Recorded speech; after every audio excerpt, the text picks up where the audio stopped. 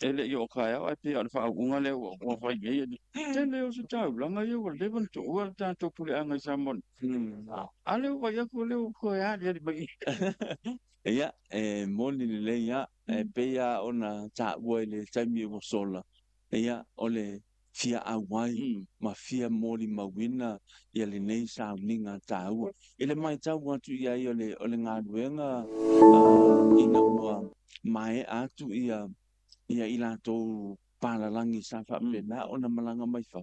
A mata mai lava ia katina pio, ia ole whalehalupo, ia ona so mai la ia lea o le fionga ia alpati lui mata ilinga o sa tau. Ia e pe o lea la ua kako ia ile nei tae au. Ia le fionga ia pante le Mosese Vitolio Tui. Ia o le sa fotu. E pe ia o sa la fai lea whapena ona matele ia tai ole ekalesia e Samone. e man to pule o fianga le so va ile tau mu Ia e ka milo ala ya se va ko le ko fie e ko ia man to o le ka ngu mai ia le o afio mai na fionga ele Akiepikopo fi ya salo wa tau na to tau lang pa yo misa Usalo se tala fiele na le ngata o leua to ai tau nu ia fa pe fo le mamalu o le wons tau langa ia pe ia le sa eta o ke le ila to o fa pe na na nga lu ia tu fa ia o la ko langi ia le o ma kwa fa o lo ina la va ia le kampangi va le ale ANC ale ia fa pe fo mal fiji ia que le sa le dio ma pa que le Moses en la compañía o le sauninga le la vele so ia o pe o vaenga ia fa penga nga kilo e ui la va inga fa tau ma asi o tanto o tun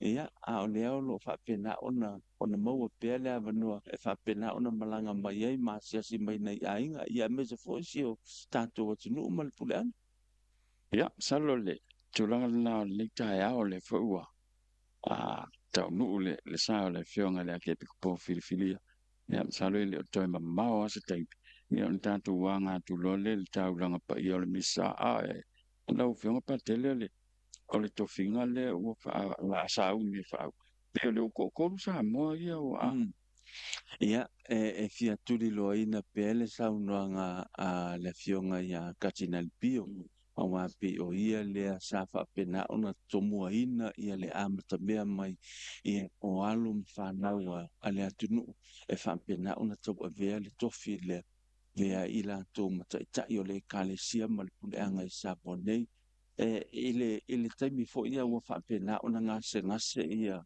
ia le katina ia tau sa ili fo ia pai mai ia le ekalesia i Roma fa mai e kaung sau se palangi la le upua akatina le pia over my dead body ia e pe o le le matango fiele o le u fa pena ona fonga ku mai pele sulu matau ave pe ia ele Samoa la pa ia la ia ngā duenga ia o ngale o le fionga ia katina le pio o i o le manisi ia o le fionga ia matailinga ia o le puleanga ia o le uha pena ona tu lima atu ia le sulu ia e tau ave le tu ainga o salsio ia awa e pe o le tu ainga le fa pena ona malosi le i tonu so tatu nu le nei vai tau ale umi le o fionga pa tele ona tali ole failo nga mai ole tata ia e malia e moni lava la vea ia o ia tunu e maua lava le fa lima tausanga o kausa ili a e whaftai le lofa malanga leo le atua na te le o tu la fo ina pesi o tato o tunu e maise fo i le kale sia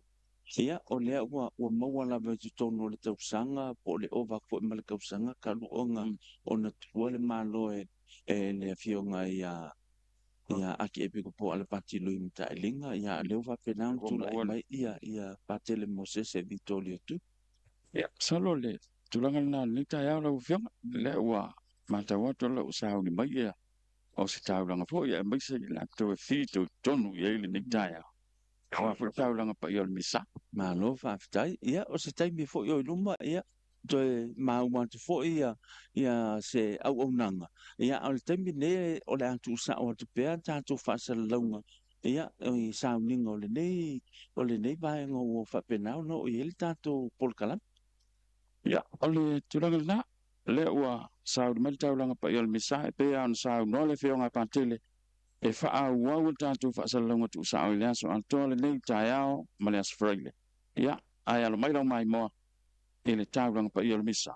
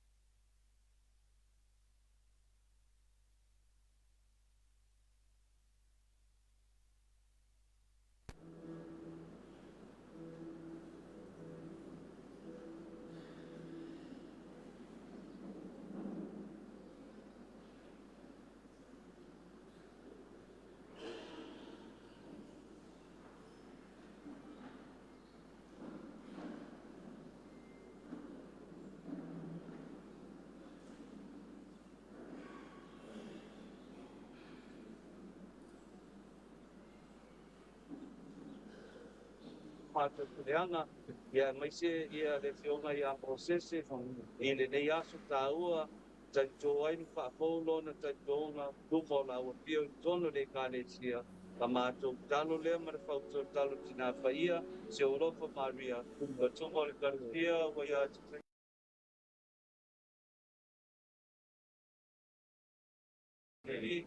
pio e pene uma leo i e sole polo wano Mari, le tua che tanto si ma tutta la sala, io la volevo nei tuoi soldati oggi anni, io la volevo nelle che guarda stesso caso fantastico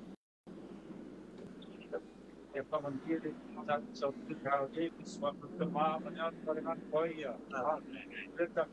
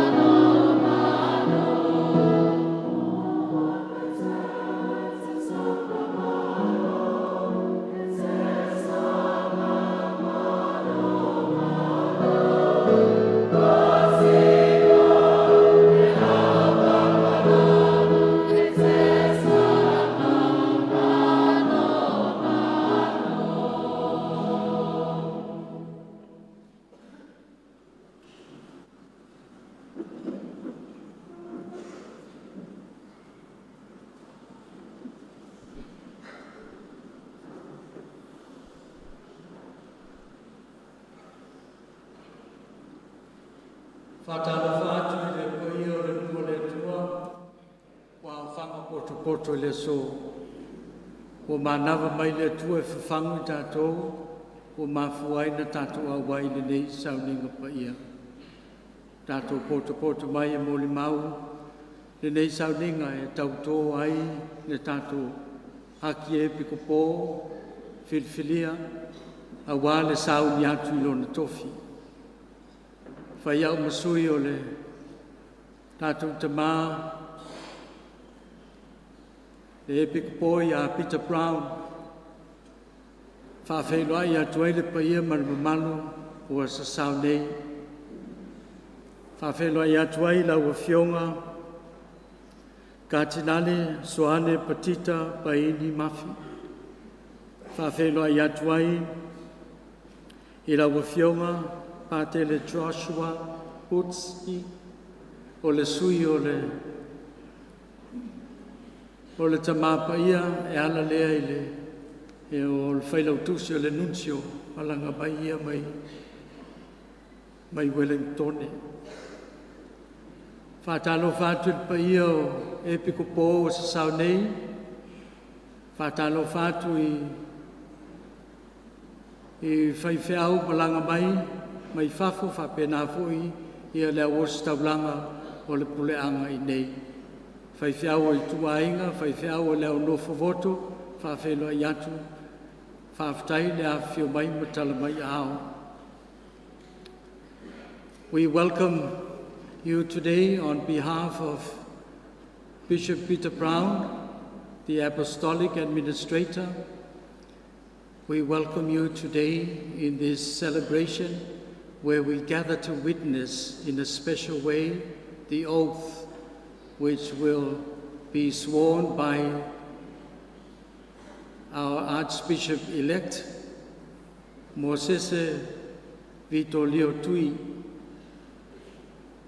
as he gathered to commence today in this 3-day event, we will present him to the Lord and ask the Lord to bless him and guide him in his journey. We welcome in a special way all the families and friends who are gathered here today. This celebration, we planned we were just going to gather to Aole poko e awai le nei sauninga pa ia whaiaila na tautonga. Sa whapele tumu whapea e tele wapele tala.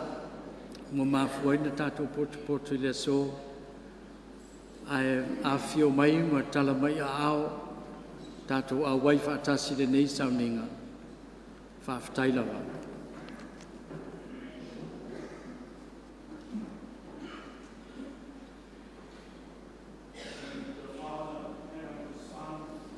Spirit. Amen. Peace be with you. And with your spirit.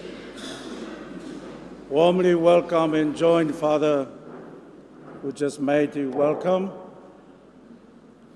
as we come together to witness Bishop-elect Mosese Vitolio in our midst, in the presence of God, before something which is one of the sacraments of the Church, the ordination, but the ordination to be a shepherd, to be a bishop. His profession of faith is essential as he going to perform that in our midst this morning. And of course, it is our continuous prayer for him, as tomorrow he will receive that call to shepherd this Archdiocese of Apia. But let us acknowledge that he is also a sinner, one of us, weak as we are. And yet we have the Almighty as the completion of our weaknesses, as he would give him strength, as well as ourselves, his pardon and mercy, so that we be worthy to celebrate the Eucharist. Today we do the liturgy of one of the great shepherds of the Church, Saint Pius X. We celebrate his memorial in this celebration of the Eucharist. Let us ask God for pardon and mercy. I confess to Almighty God, my brothers and sisters, daily sin, in my thoughts, in my words, what I have done, what I have failed to do, my fault, my most grievous fault. Therefore I ask Blessed Mary, ever Virgin, Jesus, my brothers and sisters, pray for me, the Lord. May Almighty God have mercy on us, forgive us our sins, and bring us to everlasting life. Amen.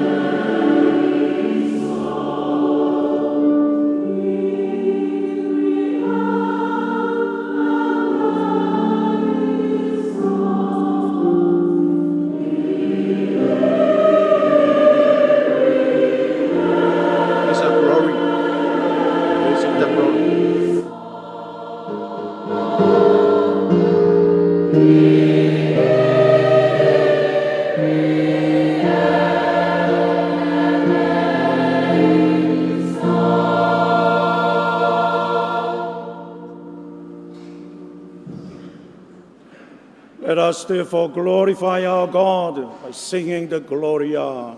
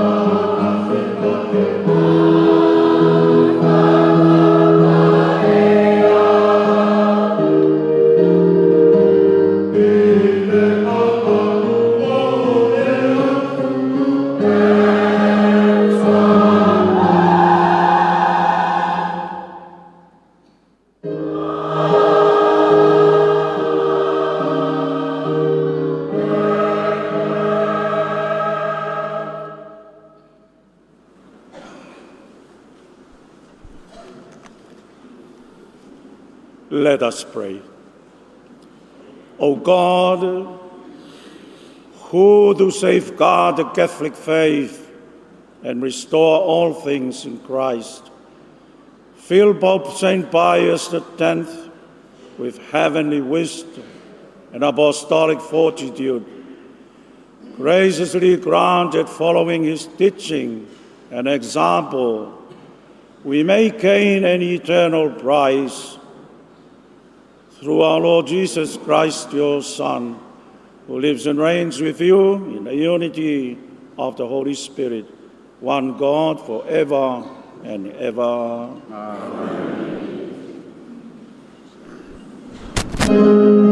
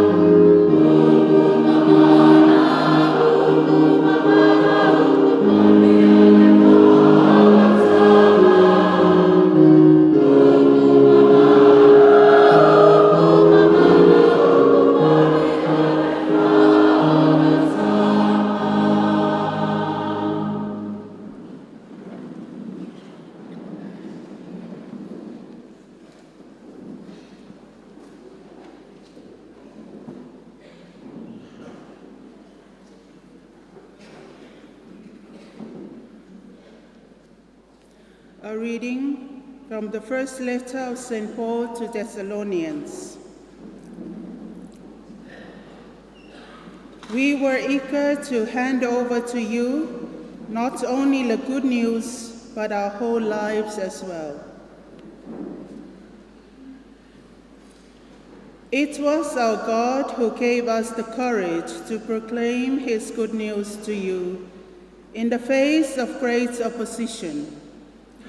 We have not taken to preaching because we are deluded or immoral or trying to deceive anybody. It was God who decided that we were fit to be entrusted with the good news, and when we are speaking, we are not trying to please men but God, who can read our inmost thoughts. You know very well, and we can swear it before God, that never at any time have our speeches been simply flattery or a cover for trying to get money, nor have we ever looked for any special honor from men, either from you or anybody else, when we could have imposed ourselves on you with full weight as apostles of Christ. Instead, we were unassuming, like a mother feeding and looking after her own children.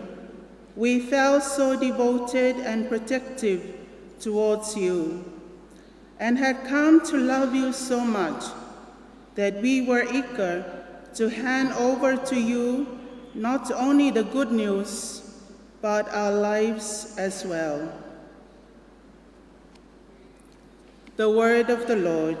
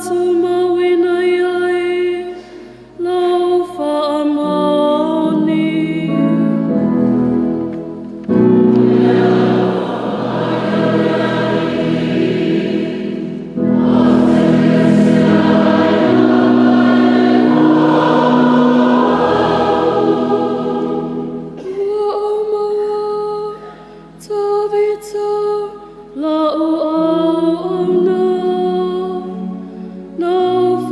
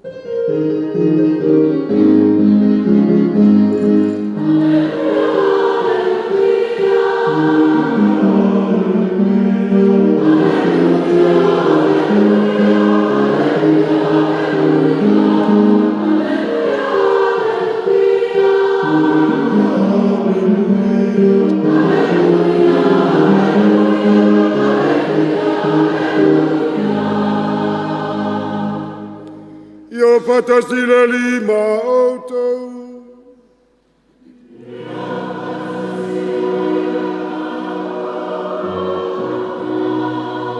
Ole talalile ya le lima le vengelia Ioane.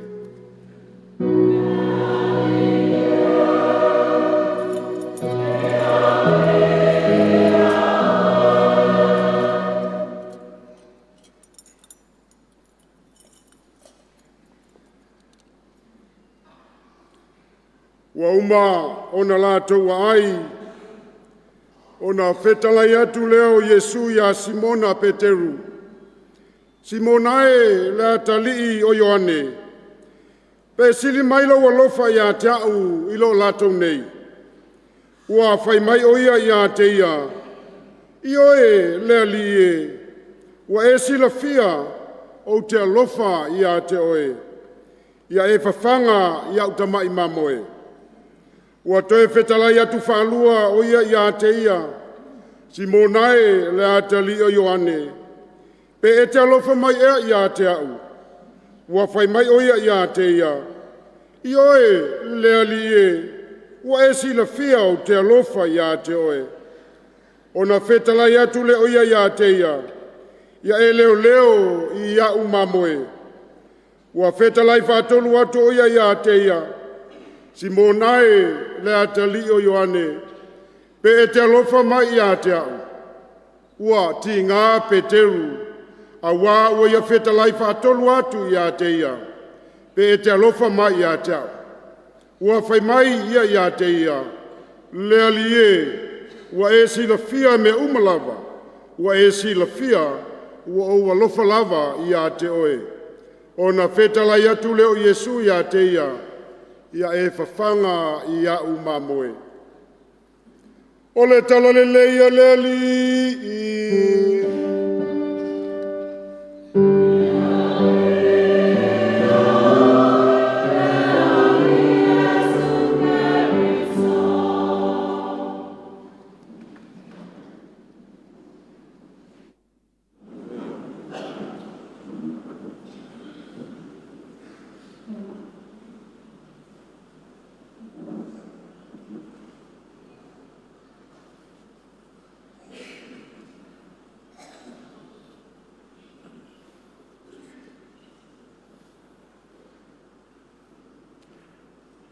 At this time, I would call our brother, Bishop-elect Mosese Vitolio Tui,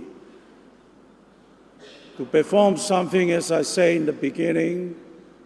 It's always fundamental to our faith, especially as we are going to receive through the church and from God and through his son Jesus, something like an ordination to the bishop. So I'll ask Mosese to come before the altar to profess publicly his faith.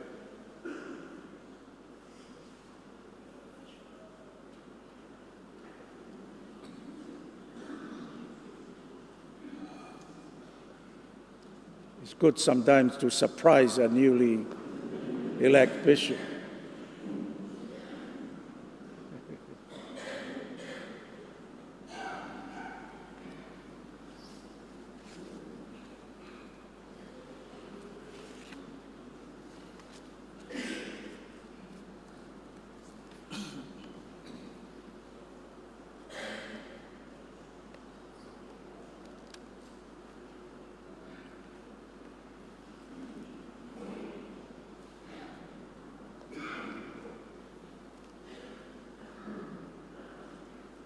I, Mosese Vitolio Tui,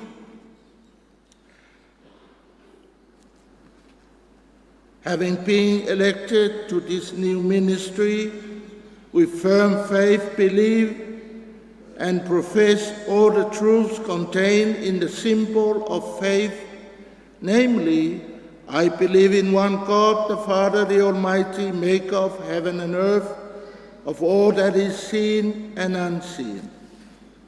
I believe in one Lord Jesus Christ, the only Son of God, eternally begotten of the Father, God from God, light from light, true God from true God, begotten, not made, one in being with the Father.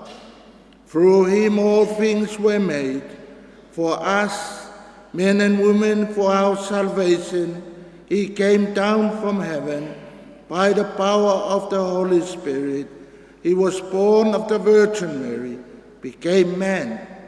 For our sake, he was crucified under Pontius Pilate. He suffered, died, and was buried. On the third day, he rose again in fulfillment of the Scriptures, ascended into heaven, seated at the right hand of the Father. He will come again in glory to judge the living and the dead, and his kingdom will have no end. I believe in the Holy Spirit, the Lord, the giver of life, who proceeds from the Father and the Son. With the Father and the Son is worshipped and glorified. He has spoken through the prophets. I believe in the one Holy Catholic and Apostolic Church. I acknowledge one baptism for forgiveness of sins.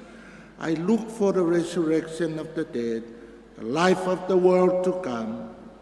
Amen.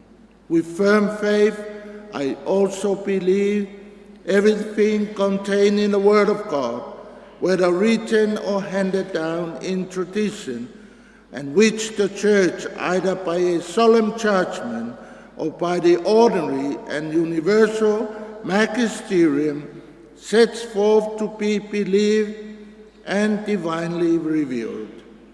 I also firmly accept and hold each and everything definitely proposed by the Church regarding teaching on faith and morals.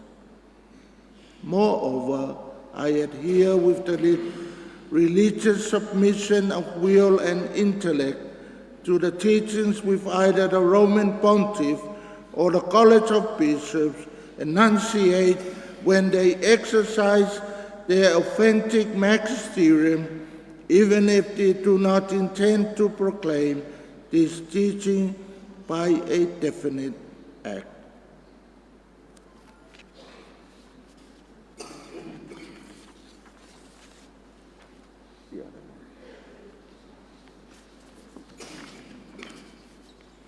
I, Mosese Vitolio Tui, having been promoted to the see of this new ministry of the episcopate, will always be faithful to the Catholic Church and the Roman Pontiff, his supreme pastor, the Vicar of Christ, the successor of the blessed Apostle Peter in the primacy, and the head of the College of Bishops. I will respect the free exercise of the primacy of the Supreme Pontiff over the Universal Church, and will take care to promote and defend his rights and authority. I will also acknowledge and respect the prerogatives and duties of the legates of the Roman Pontiff, who act in the person of the Supreme Pastor. With the utmost diligence, I will carry out the apostolic duties entrusted to bishops, namely to teach, sanctify, and rule the people of God in hierarchical communion with the head and members of the College of Bishops. I will watch over the unity of the Universal Church, and thus will make every effort to ensure that the deposit of faith handed down from the apostles is preserved pure and entire, and that the truths to be held be put into practice, will be passed on and clearly explained to all as they are proposed by the Church magisterium. I will show paternal affection to those who err in faith, and I will make every effort to guide them to the fullness of Catholic truth. Having before me the image of Christ, the supreme and eternal priests, I will conduct myself conscientiously and reverently, and thus fulfill the ministry entrusted to me, so that having become myself an example of the flock, I will be able to confirm the faithful in pursuit of Christian perfection. I will uphold the discipline common to the whole Church, and will carefully promote the observance of all ecclesiastical laws, particularly those contained in the Code of Canon Law. I will be ever vigilant to prevent possible abuses, especially with regard to the ministry of the Word and the celebration of the sacraments. I will diligently look after the administration of the church temporal goods, especially those destined for divine worship, for the proper sustenance of the clergy and other ministers, and for the works of the apostolate and charity. In carrying out the mandate entrusted to me, I will show particular affection to all priests, deacons, the prudent cooperators of the order of bishops, and to men and women, religious, sharers in the one word. I will likewise take great care to promote sacred vocations, so that the spiritual needs of the whole Church will be appropriately met. I will recognize and promote the dignity of lay people and their proper role in the Church mission. I will especially concern to promote missionary works aimed at the evangelization of peoples. Unless impeded, I will personally attend or promptly respond when called to councils and other legitimate collegial actions. At determined times or as the occasion demands, I will give an account of my pastoral office to the Apostolic See, and to the best of my ability, I will respectfully accept and carry out its mandates and counsels. So help me God, these holy Gospels with which I touch my hand.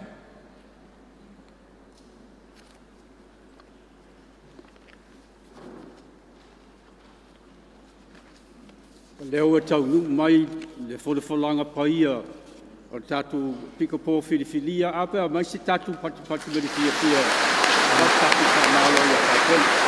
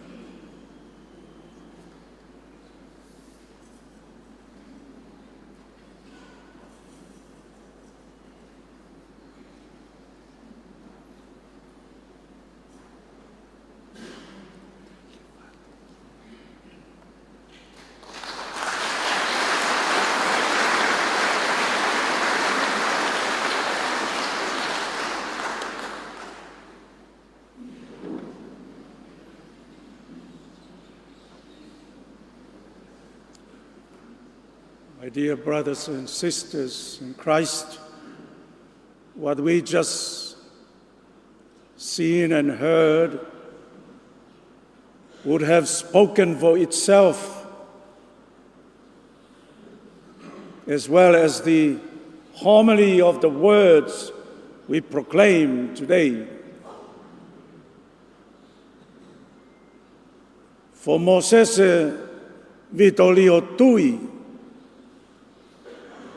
had professed publicly something foundational in Tonga, where I come from, there is a little saying, koe whare langa he maka kai tuusao. And I'm sure in Samoa you would have a similar proverb, which means a whare or a house built on rock would withstand the trials of times. We all know to profess something publicly before an event that is liturgically significant or special, especially for us Catholics, it's very important, and it is like a house supposedly to be built on rock. Because for us, profession publicly, an event as such, is an allusion to that foundation. It's bringing forth publicly what he or she supposed to stand upon, which come down the foundation or the rock of our faith. I'm sure many of you've been to Rome, the eternal city that is used to be called. The square of St. Peter is surrounded with pillars, with rocks. And every time we see these rocks surrounding this little square, would remind us of that reality. What Mosese is going to receive tomorrow, and he professed this morning, it is our prayer and our hope that his pastoral mission and duties for this particular Archdiocese of Apia would be built on something solid, not on something passed by, as our first reading reminds us of, as an advice to St. Paul, not to be bogged down by something passing, but strive to build his life and mission on something solid. Mosese Tui, in such gathering, and what is about to be happening to you and this local church, would always remind us of the profession which linked to the gospel we just proclaimed. 2,000 years ago, Jesus himself did something to the leader of this little flock, the so-called apostles. He asked Peter, though in a form of questions, but he was challenging him and the little flock, the apostles, to proclaim something fundamental. Peter, do you love me? 3 times. Peter said in their presence, yes, Lord, you know I love you. Bishop-elect Mosese Vitolio Tui, one of those important pillars of that foundation is love. Not to perform your ministry to gain for you, for your honor, for your privilege, for your reputation. These are wavering pillars, so weak, and you can easily waver. But to build on love, as St. Peter professed, though he was weak, and Jesus knows that, but he wants Peter to declare something. Hopefully he won't, and his other brothers and even sisters would never forget. My dear brothers and sisters, it is all about love. To build upon that love, to build upon that sacrifice, a total giving of the Son of Man's life. Isn't that the word that we've been proclaiming in the last few days? My dear brothers and sisters, I am the bread of life, to be broken, to be given my all. Mosese, that is the task before you, to be broken, to be sacrificed, to be given, to feed God's flock. Because as Jesus said, they were like sheep without a shepherd, and his heart was aching in love for them. My dear friends, we gathered. Hopefully, it's not a paperwork. You know, in Reno, those of you who've been in Reno and played casino and so forth, there was one time the so-called marriage by paper, a piece of contract signed by paper and pen. It's so important that there be a professionality and being official, because it's serious. And therefore, in the midst, in your presence, the people of God, some documentation is essential. But that is just part of it. The real call, Mosese Vitolio Tui, is, as St. Pope Francis said,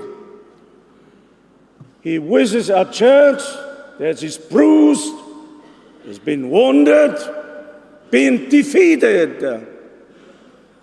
This is the reality that you are now called to reach out, even to smell like a sheep. It's easily said than done, but it is our prayer and our hope that you be filled with love. Only love conquers things, because this shepherd conquered everything. He even conquered death. So he won the victory, the prize for us.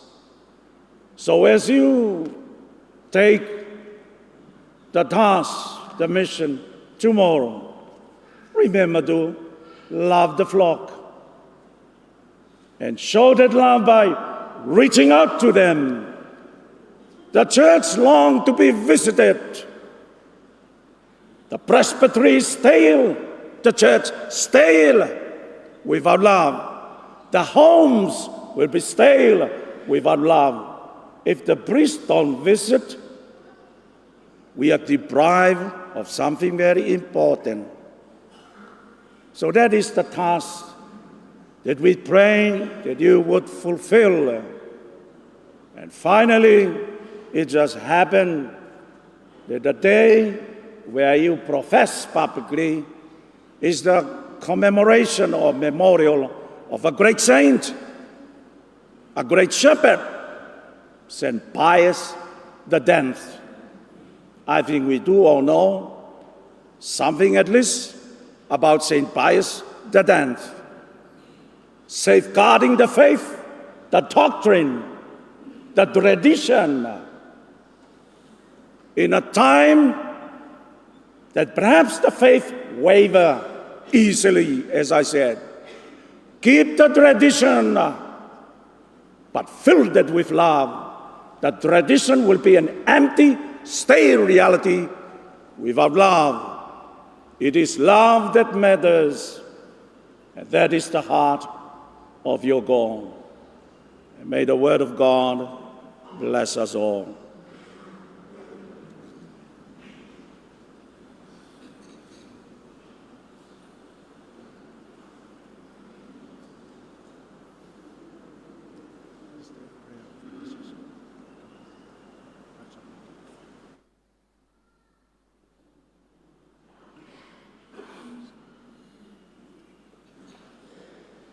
Let us offer our prayers in faith and in love for the Church and for our world, and for our family, and for the Archdiocese of Pia, and for our brother, Bishop-elect Mosese Tui.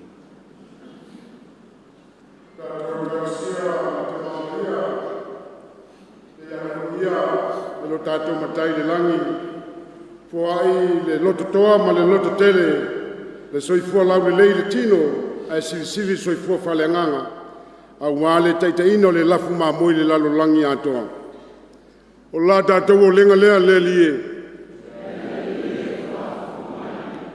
Tātou talusia, kardinali, Akiepikopo, ia meise foi il tātou Akiepikopo Fidelia, na ia maua pea, ma whaatumu ina pele fulu mai le tua, ia whangangana le tua fitalai, ia wale tala ina o le finangalo le tua, i so se tua le neila rolangi, ai maise se o tātou atu nuu o Samoa. O la tātou o lenga lea lea lie. Tātou tatalo le file mua le larolangi. Ia alofangia le tua, whaatumu teitai uma i le alofa, maleanga le leo le tua, na ia tu mau le file mu male nganga le tua le lalo langi atoa. O la tātou o lenga lea lea lie. Tātou te talo si o tātou atunua Samoa, ia na whainga malo, a mata mai, ta mai tai pālimia o le au le malo, se o lava i tangata lautele. Me o iai le whiaina, ia toto ai le file mu o le tua. O la tātou o lenga lea lea lie. Na yo tātou mātua tausi, o lo tui mai le muri papanga ma whiula le muri la. Mua pele stoi fua lau le lei. Whātumu e le tua, i le malo si atotoa, wha malo loi la tau o lo whea ngai ma mai o le tino. O la tātou o lenga lea lea lie.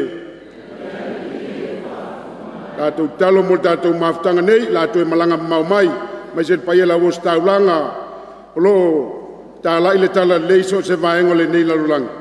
Ia iai pele file mu o le tua. O la tātou toi o lenga lea lea lie.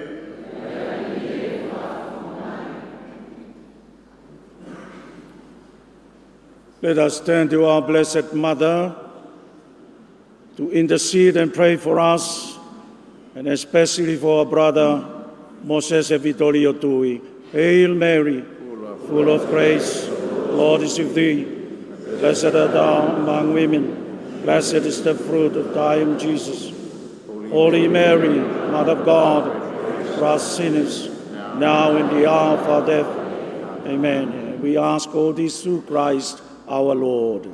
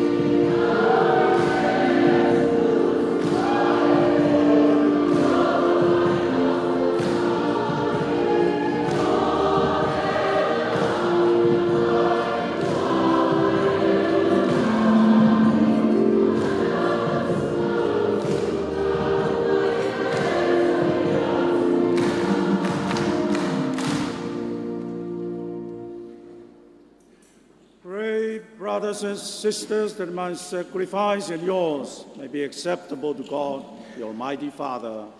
May the Lord sacrifice all your days for the praise and glory of His name, for our good and visible good.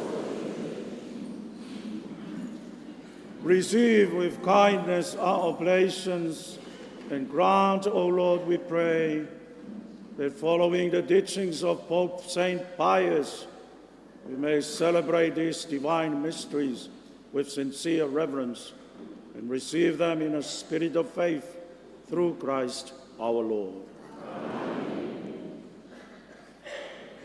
The Lord be with you. And with your spirit. Lift up your hearts. We lift up to the Lord. Let us give thanks to the Lord our God. It is right and just. It is truly right and just, our duty and our salvation, always and everywhere to give you thanks, Lord, Holy Father, Almighty and eternal God, through Christ our Lord. For as on the festival of St. Pius X, you bid your church rejoice, so too you strengthen her by the example of his holy life. Teach her by his words of preaching, keep her safe in answer to his prayers. And so with the company of angels and saints, we sing the hymn of your praise, as without end we acclaim.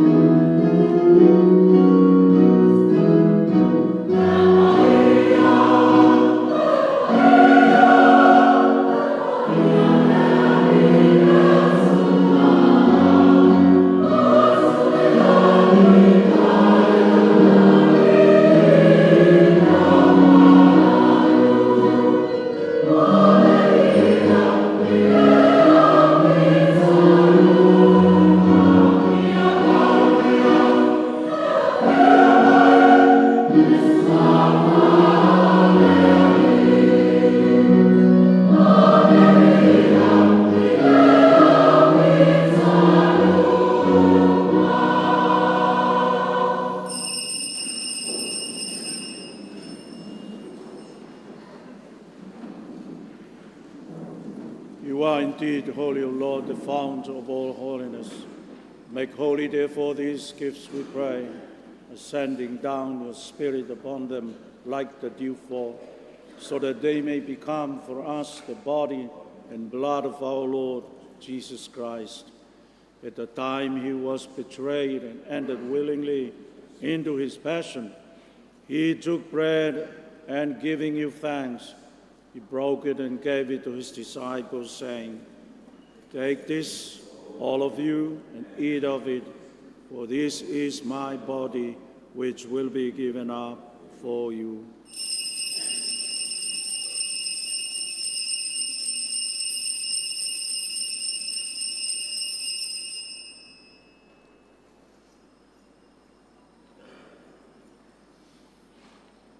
In a similar way, when supper was ended, he took the chalice, and once more giving you thanks, he gave it to his disciples, saying, "Take this, all of you, drink from it, for this is the chalice of my blood, the blood of the new and eternal covenant, which will be poured out for you and for many for the forgiveness of sins. Do this in memory of me."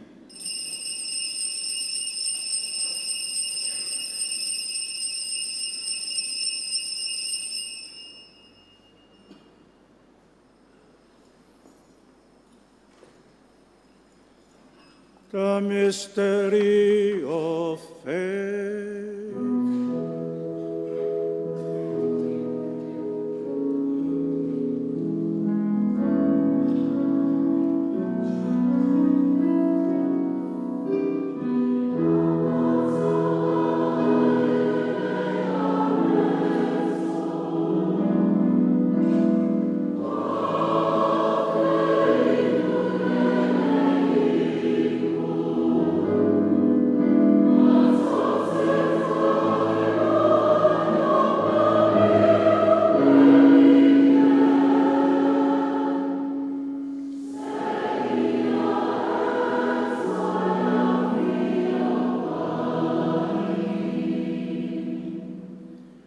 Therefore, as we celebrate the memorial of his death and resurrection, we offer you, Lord, the bread of life, the chalice of salvation, giving you thanks that you have held us worthy to be in your presence and minister to you.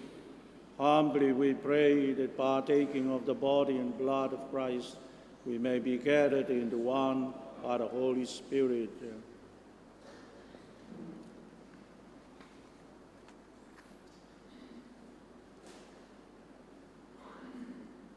Remember, Lord, your church spread throughout the world.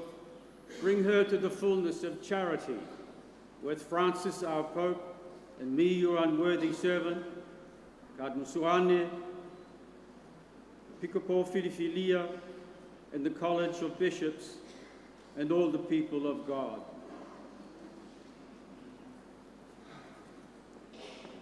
Remember also our brothers and sisters who have fallen asleep in the hope of the resurrection, and all who have died in your mercy. Welcome them into the light of your face.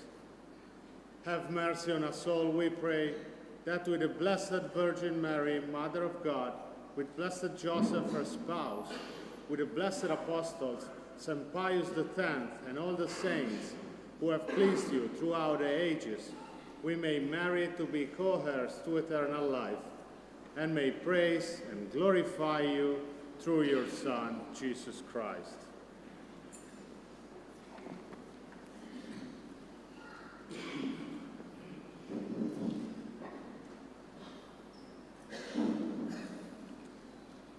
Through him, with him, and in him, in the unity of the Holy Spirit, all glory and honor is yours, Almighty Father, forever and ever.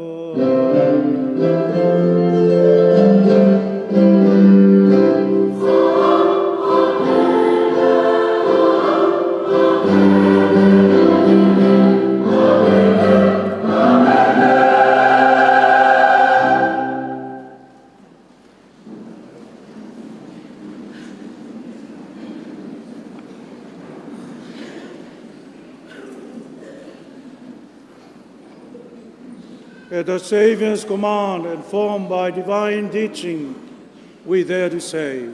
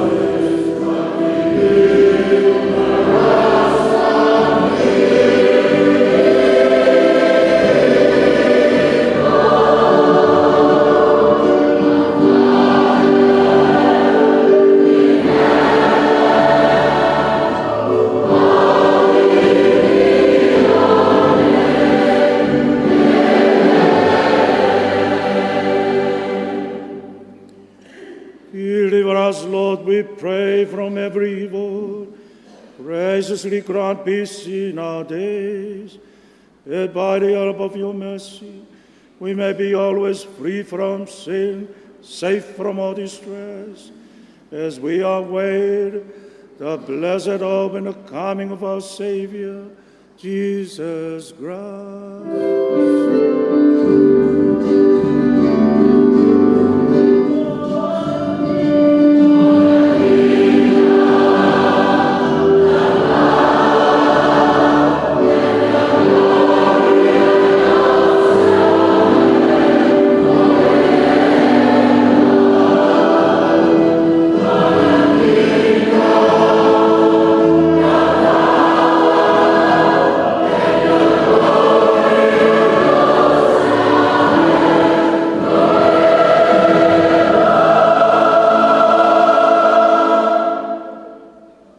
Lord Jesus Christ, who said to your apostles, "Peace I leave you, my peace I give you," look not on our sins, but on the faith of your church, and graciously grant her peace, unity, in accordance with your will, who live and reign forever and ever. Amen. Peace of the Lord be with you always.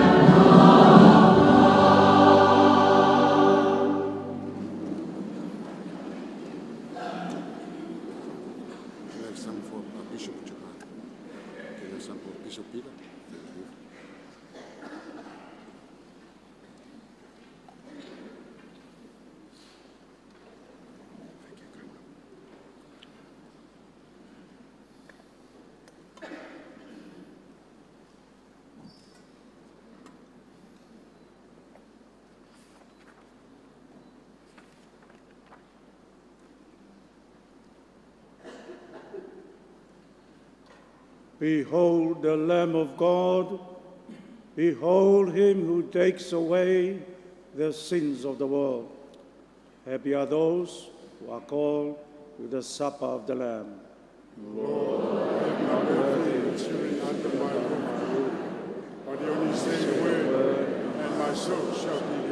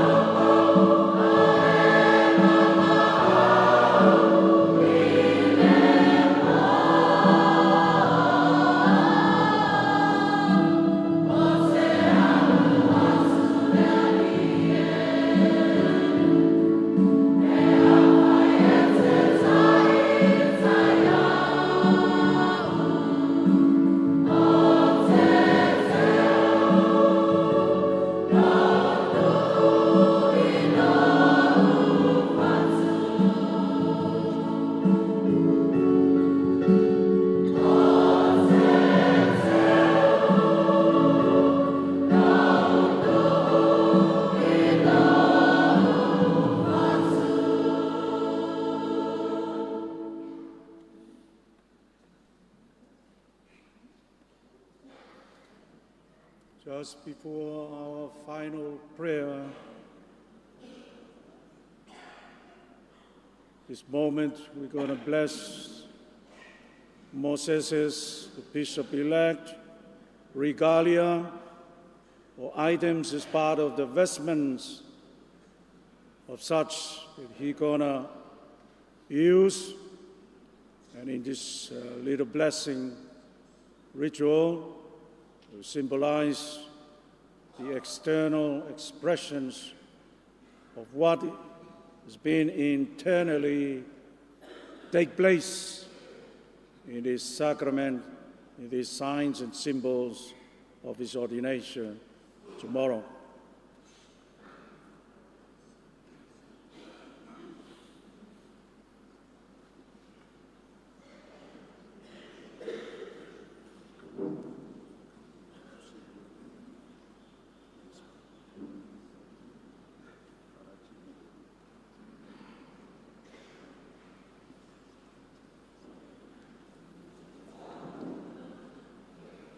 Amuia lava le tatu ahono le nei.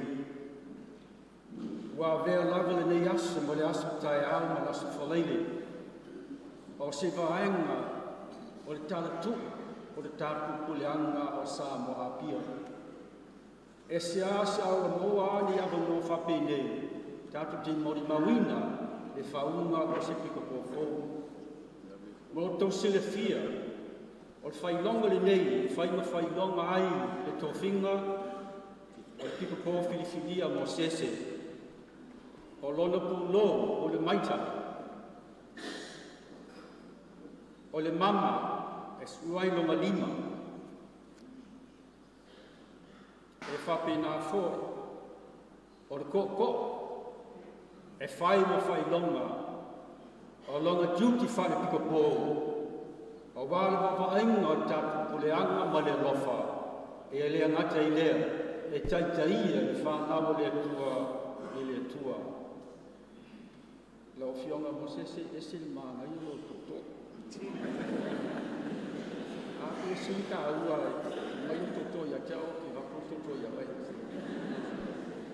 A kausaka ni whapawa ia tatu. Ka te nani soane, a wasi whamunanga, mo nei whailonga, o le ofu e ofu ai le tapu Akiepikopo.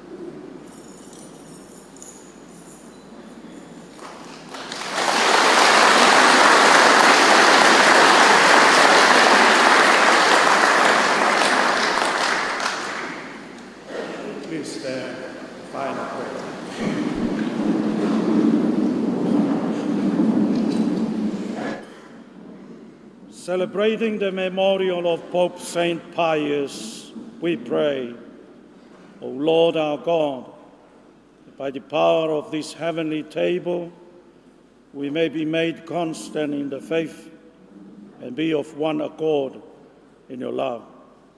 Through Christ our Lord.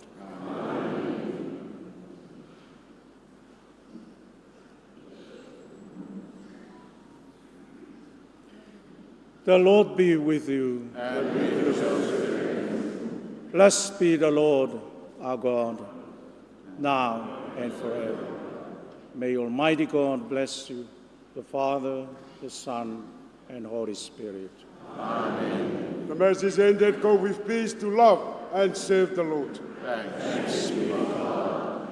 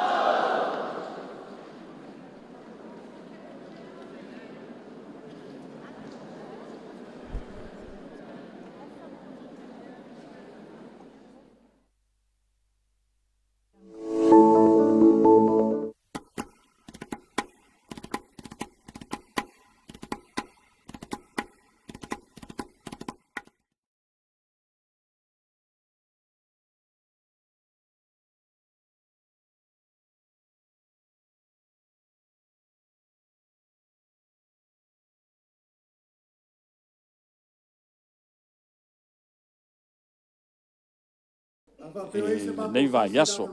Ya, o lea uanga mai le tuatu la tai o le maota nei, ia po le Malae nei, ia le tātou komiti, ale po le anga Samoa pia.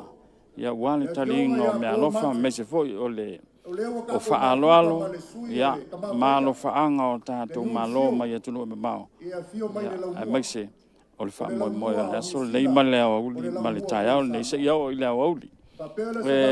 Liu mai tātou Faasalalau. Ia, o leo o se le maota le tu ainga o Yesua ngā lofa mamana mai au kilani New Zealand. Ia, ua foi le moli nātou lantou Meaalofa. O lo taitai mai le whionga pātele Michael Enderman, ia, le au malanga nei le Yesua ngā lofa mamana po le Divine Mercy mai au kilani New Zealand. Ia, ona whaau le e te le ai lantou o lo nau e whaatino ni a lantou Meaalofa, ma moli a lantou Meaalofa i le so walfa mo lea o le avanoli nei, ma le taimi nei, o tūlanga ia o mea tau Meaalofa, o le whewhiana nei le tūlai wha, o le awa whaatupu leo ua sauri mai ei le whioanga o sa fotu mai moteli sa la whai. Ia, ona whangasolo i leo whawhiwhianga. Ia, ma po le nei aso, o le tūlai se fulu le tai au, o le tauranga pa i o le misa mo le whaunga. Ia, pe o le whaamoemoe na le so, ia, maise le nei vaenga le aso o tātou tue whilo iai. Ai, awani ngalo o le antau mwhai lava le tātou au whai ngā luenga, ia ma le tātou ofisa Faasalalau. E tuusao atu ia Faasalalau ngai le Malae nei, I sauninga uma o le so ma le aswanta yao ma le asfreile ia wansi le fia le tatou puleanga ia fa pe fo il tatou tulu ia tatou toi felo i fo i se taimi ia wa le fa wa wina o tatou Faasalalau tuusao ai mo le nei vai ngole aso ia manuia le ta yao manuia fe am ngal ngole so ia wa ia le fanga solongo le kako pulkalame nge yaso le liu mai le vai o singa fakulua ia maloloinga ia le fionga ka mai Akiepikopo maten mo se malosi le fionga ia pakele maleko sunga fa fenga inga fa wa o la ko fa valo fiao lo ka kua ma wa nga I welen konge ia e mako maloloinga le lofo le kua ona Yesu amen hello ya Meaalofa kai kalai la pa de yo le wo fa fonga ia le pule anga I la faukanga ile so mai ale makanga le faukanga se yo ai o le faukanga sama ko le fala la via makulanga pe o ia ela mai ale ongi le fikia se pa ia fidim por ku wow ia ila la unga kaya ngi ela asi si foi la pa ele ma fainga ka ko anga I se kulanga ele fa madi ngai ia kulanga pe o ele so ma fa mo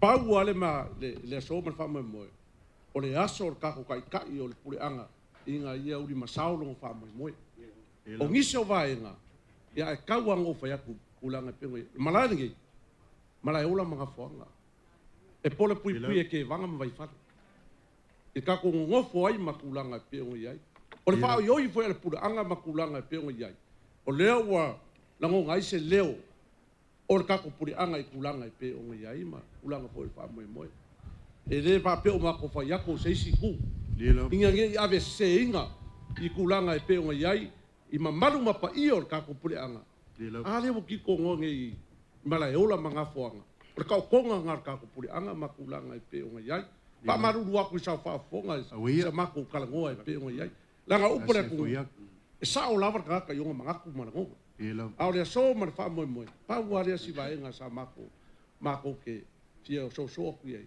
langa puipuinga o le elengi makulanga e pe o iai e au nga ngofu si fia iele le ka ko puleanga makulanga e pe o iai o le famalo lo mai la fionga patele ma le sunga le fenga inga Meaalofa afkai ele ua kasi ele wa kulasi Faaaloaloga welen konge kulanga e pe o iai le leva ko se kemi sa ka ko pale fenga iai o ku ai manga nga I me welen konge Meaalofa afkai lo fionga le staulanga la sunga le fenga inga ma farkua lo fionga te fono per pa io ma fukanga I welen konge fa ma lor kiki fai kama makulanga e pe o iai o nga fa pele so mako a le sa o pa ia mo lunga kulanga le pio aku le Tesla ma fionga yo staulanga ia fa pe fo I pa ia mo lunga senga ti akon a o kupu ma e o puleanga o mfai o mul malunga ngi aso makulanga pe o iai o nga fa pele e fai fo o ko lo fa mai alanga ka fo kan fa le o ku puleanga pe o iai pokalame le mo ke kal ngoku ai pokalame o mo fa ka ki e puleanga e le se ko fa o se fa o kanga mori o le pokalame ka ko maria mai o le pokalame o mo fa ka ki aka ko nga lue fa kasi o le a fai ngo fi ai le asole o le ka ko ma o le ko fa le ka ko fa ngamlanga kai le Faaaloalo kai le Faakupu kai le Fakamali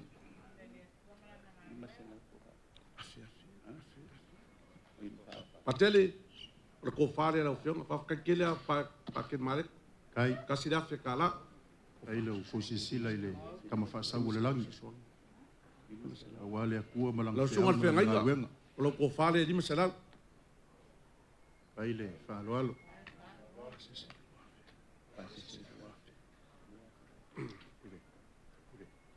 ya ole pase se lua fe kala penga blanga mai Wellington ai le pa angalele ia lo falongo angale lo la fo de ko se la kala ko dia fo ye de penga di masala fe ngai afe kala pa ke ko se la fa ka ia kai Faalongo ya lo fangia le kua I pa ia mo dunga ka ko fenga blanga ka ko mafuka ngei ya mo se ele le yo ngei Malae ola manga foanga le ngaka fo ile ya I mo le manguia le aso ka ko fa mo le mo le ku mo se pina ngalo le chancellor ia mafionga sui pipo o ia mo lunga ka ko pule anga o lo sawa mar Faaaloalo Amalole kango falele mesefole vanga fikalai falongo. O lea ua whaafonga maua i kue whao le maoka le ngei lau whalele ngā fulu. Lea ia se mea o whale kong. E mako ke asuasu aku vai malu i puenga. Ia kei ua a whainga se whinga ngalo le kako puleanga. Ia leanga i whinga kao lau pā lea kaukala. Ia o lea nganga lea ua leio ngā mako wha malulu aku. Ai kako ke le wha kau maka kao i vaenga ia. Wha malulu aku ia Malae ola mga fuanga. Ia, a whapenge i ke ua sasi se makukala. Au lea kuanga ke sila fia le loko le kangaka. Kaila pa. O ngā whapele se makukala. O le ua kaulingi usinga lau Faaaloalo le kai au malea solingei. Ai o lea fio mai o le fionga ia pakele su mai sunga le whawhenga inga ma le wharekua. E le o mea ia. E mongi ale alofa. Le angai whamele upu a ke le lau kaukala i le alofa i le se tino. Ia i lea o ngā. O ngā whapele o le se lengi lea. Le anga whain kao le wa a makamaka wha moenga so kaku kama. Pau ala maku kakalo le kaku kama. O ngā lele o fio mai le fio mele fio ngai as pakele spa male mole kuko miki. Kalo sanga aku i le fio ngai le kaku Akiepikopo Fidelia. O le kalo sanga le makanga luenga i Wellingkonge pe a kusa i manga fuafuanga. A maua se whaife au Samoa se so soangi a pakele mareko. I le maku makanga luenga. Pau ala le maku kakalo. Kalia hau mawhawhanga pakele ngiusila.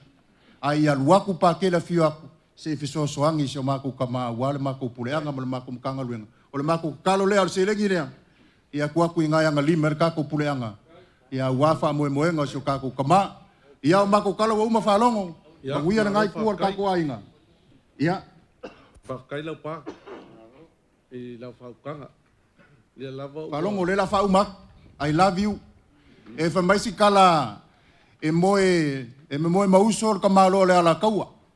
E moe umir ka malo Faasaleleanga. E moe manga kungakur ka malo Fasko. Moe savali ka malo le puleanga. Moe fa wo ka malo falfa. E moe ongol ka malo le angama. Au pa au lau pa. O ke moe au ke kakalo e manguia fa longa meser ka puleanga. Ono Yesu amen e lo la folea. Alo, patai kai lava la. Ya mako kala uma. La faukanga ku sai fo ile. Le lava ua.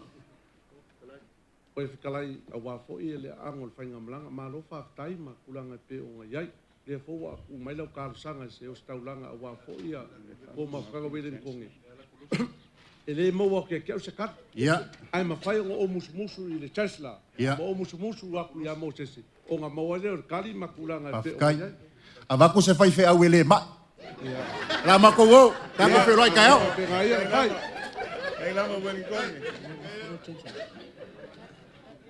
Palongo, tanga le mai ka wako le fio le chancellor.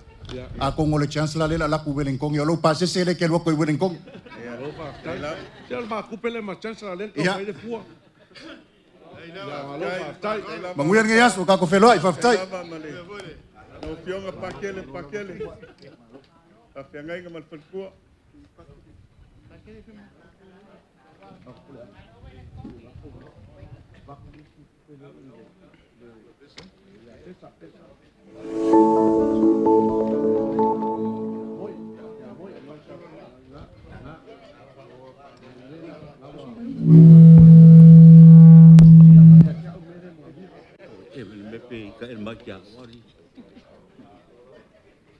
Afi mai ma kala mai au.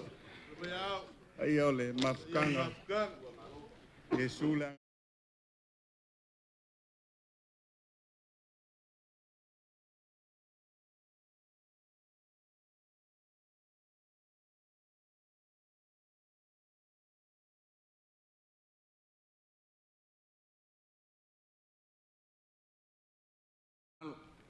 Ya ka ngi fo ile pa i maulunga le ngai ku le malu e pa ia masa ma fainga o ki ro a ko pa i o Samoa ngai ku fa pe fo ngai ya e malo le so fo mungia malo so fo moa ia ka ko fa malo fo ile so fo mungia malo fo ile folal ya fai mai ai le ila sia le kengi o singa fakulua le pai valu le ku ya ku e mo mua o fakulou Ai o ke le iso inga la le loko ngai le kukoro sanganga fale ongo male kinganga fale aka male ngafa. Pai mai nga unga ia ile kai lo loko ia anga e kai papau kua masanga. Ia pe o ke kupupu inga fo ile vai ngai mulungu mo se pola ka mo fai mai o le vai o le kengi o se ka kia. A fa mo ia ile ku ia kua. Ali ya e alo ao nga mako fa poi li a e pe o le faiva le lofisa o kui mua. Ba o ki karikongu nge yaso wa mai o nga pai ulu fangua pa ia o le so. Panatu fo yo leo wa mai o nga seu le akumua ma fa lele le lupe mua o le kai ao e pe o nga kako walo ki ai le maoka o le tua. Ya la le kaulanga pa ia. Ala wa ke ilungani vi inga ma le fa aftai le tua. Ia o le ngei aso matango fia wanga whakasaungia mo i kākou. Natu lea o le koe whangoka sango le ngole i pai o Samoa. Ia. Awa o ke karikongu a lea ise mea o koe liro ngei aso o lea o mangingo le whaukanga ngei aso. Awa o pai a ia e mai le vavau o le whavavau. Pai a maka mai le kai sama kui mangua se ia pa ia fili mo pure ku fa mai ka wiro e mangua malo ia le pa ia inga malako kama malako ainga kupu ainga oe ainga gofo ma ainga papa ia ka ngange ainga ka faifa ka ngi foi le usonga ia ku mo pure ku au malaka ainga kai ma va fonki suo ma le vai fongo fo mai ku langi sa ole msale o mua ma le la uniung sai lua. Ia ile fio la au ngā mukasi whakui o le moku ma waa koko. Su foi le mukua ma le au alo, ka waiku ma kau ngaka. O ke ilo pa ia ka ai le so. Natu leo le angu ngu ia ia umbompule le lako whakua inga kausi. Ile lako makafa yo ilea.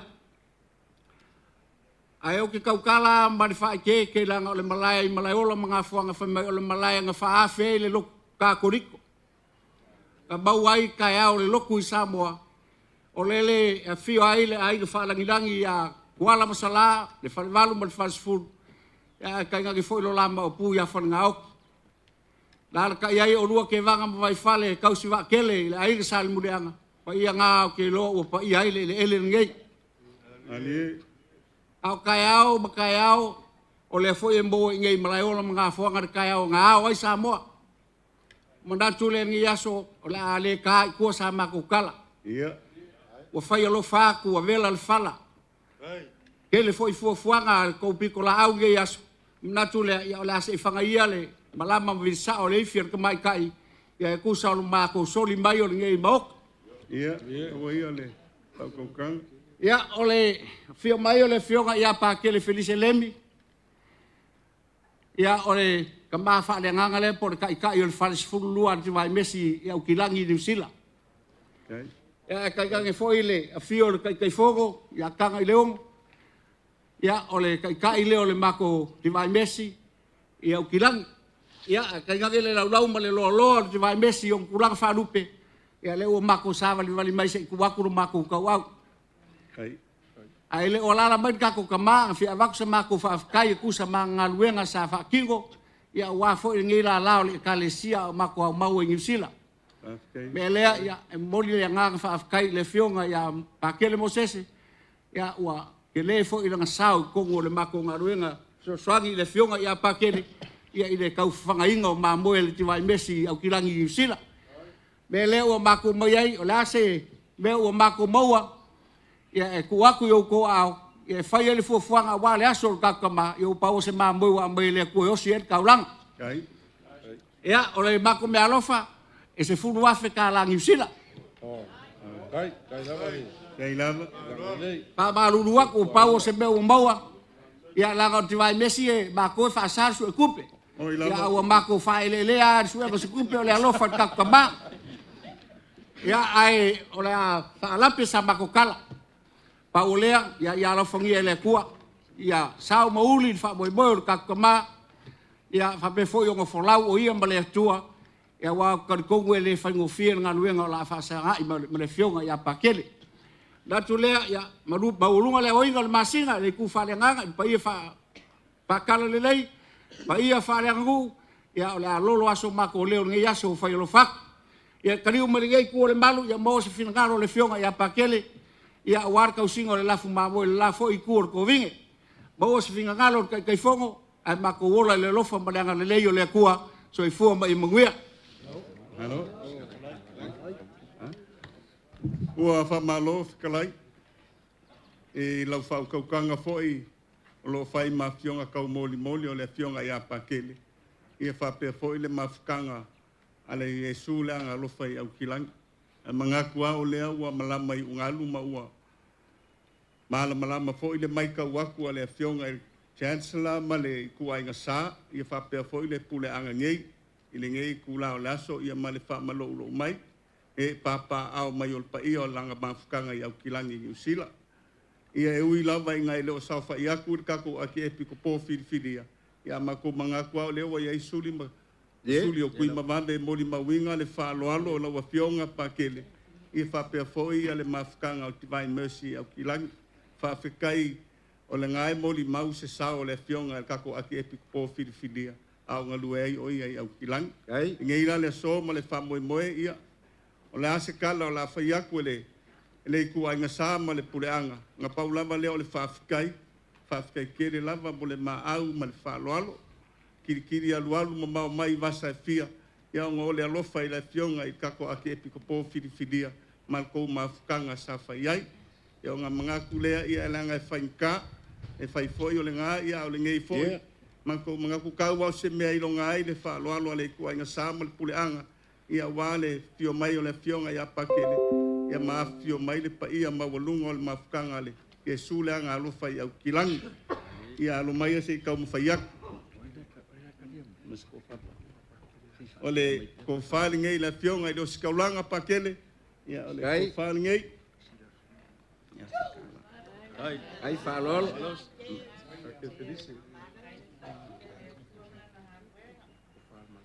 ia o le kofali ngei ale au malanga ai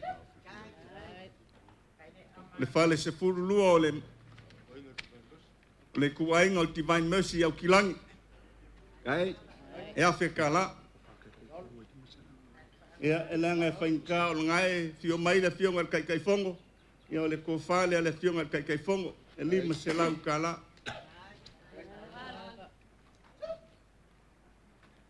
mata pase se lau mana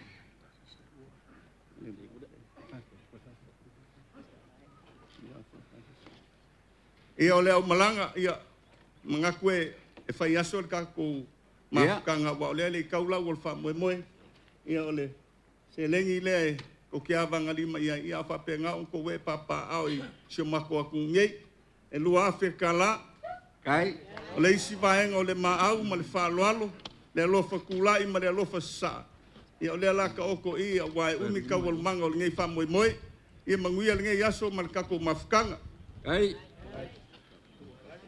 o le whapu kako ia whaialofa o le kou pulele ua mako kau aoa e o foi le fionga ia pakele e pea o ngamani e le saunga anga le kula whalen kunga ia o le alofa ia mongi belea anga whape mai o ngi saistu baki o mako ala ngai whaasa mako ko aku giusila mangkupe belea o se lengi a kole aga ia e le whaiasa nga le kuainga wale sa mo fufanga mako kakama whawhikai le Faaaloalo whawhikai foi le anga lelei ia ala whauma kako upu ia mako kumuli whapenganga whai whawhikai lava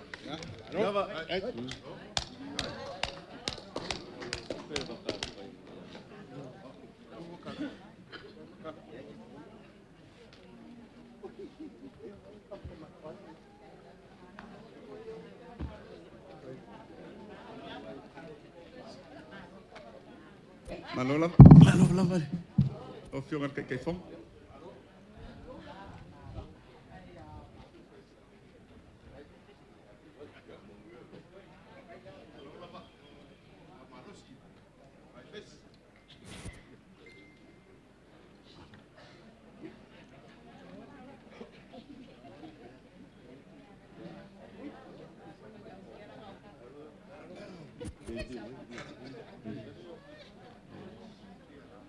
Malol kapua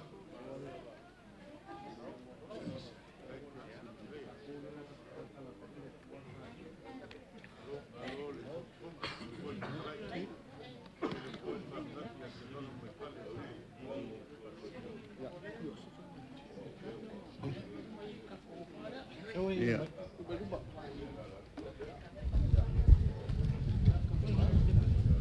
Yeah.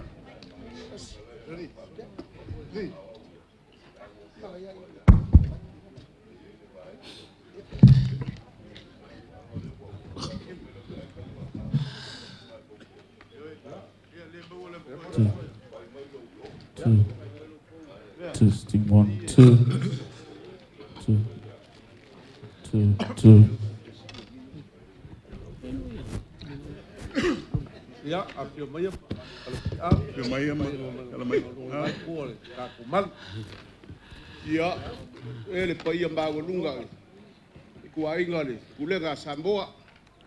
Ai kupu mai ai mai se foi ole. Ko insa. Ko insa. Au fionga ile. Baru le lau. Ule vikaria ko Mai se foi ole. Akil spa. Ulanga Falupe, suga i whawhengainga. O si kaulanga. Palole o se whamugia. Lagi makafi. Lau kele ole. Kau kunga kangi awa, dei kupa ia le au si kaulanga, mau kou kawhai. Kai ngange le fio ti a Kongo. Pa ia maurunga i kamari i ma ainga. Pa pia fo i whailaunga o le kākou. Porkalame i Malae o la ngei mga whanga malo se fua. Ia, kako ko pai whamalo, so i fua maua malalangi ma, ngei kai au fau, i mai a makala mai au. Ia, ua lewa o na nofo ma mātou whālongolongo mai, i tuawhale, o lea fo ua toe fio mai le fionga i lo mātou, tasi o mātou te maa whale nganga le fionga i a pātele alipia, Mikaele leo wa uma fo na faila na si. Ia matulanga wāre wha moe le ala. Wa lewa na faila ma ko poka i kua i o. Kere i roa pe ko fia e roa mailo o kamai kangaka. Awa o le wo umara wari ia. O a ufo e whaife au leo lia. O a ufo e le boss. Wari ia. Ia o kala lava e kau. Kaka ele aisa e peo le upalangi. Mena lea.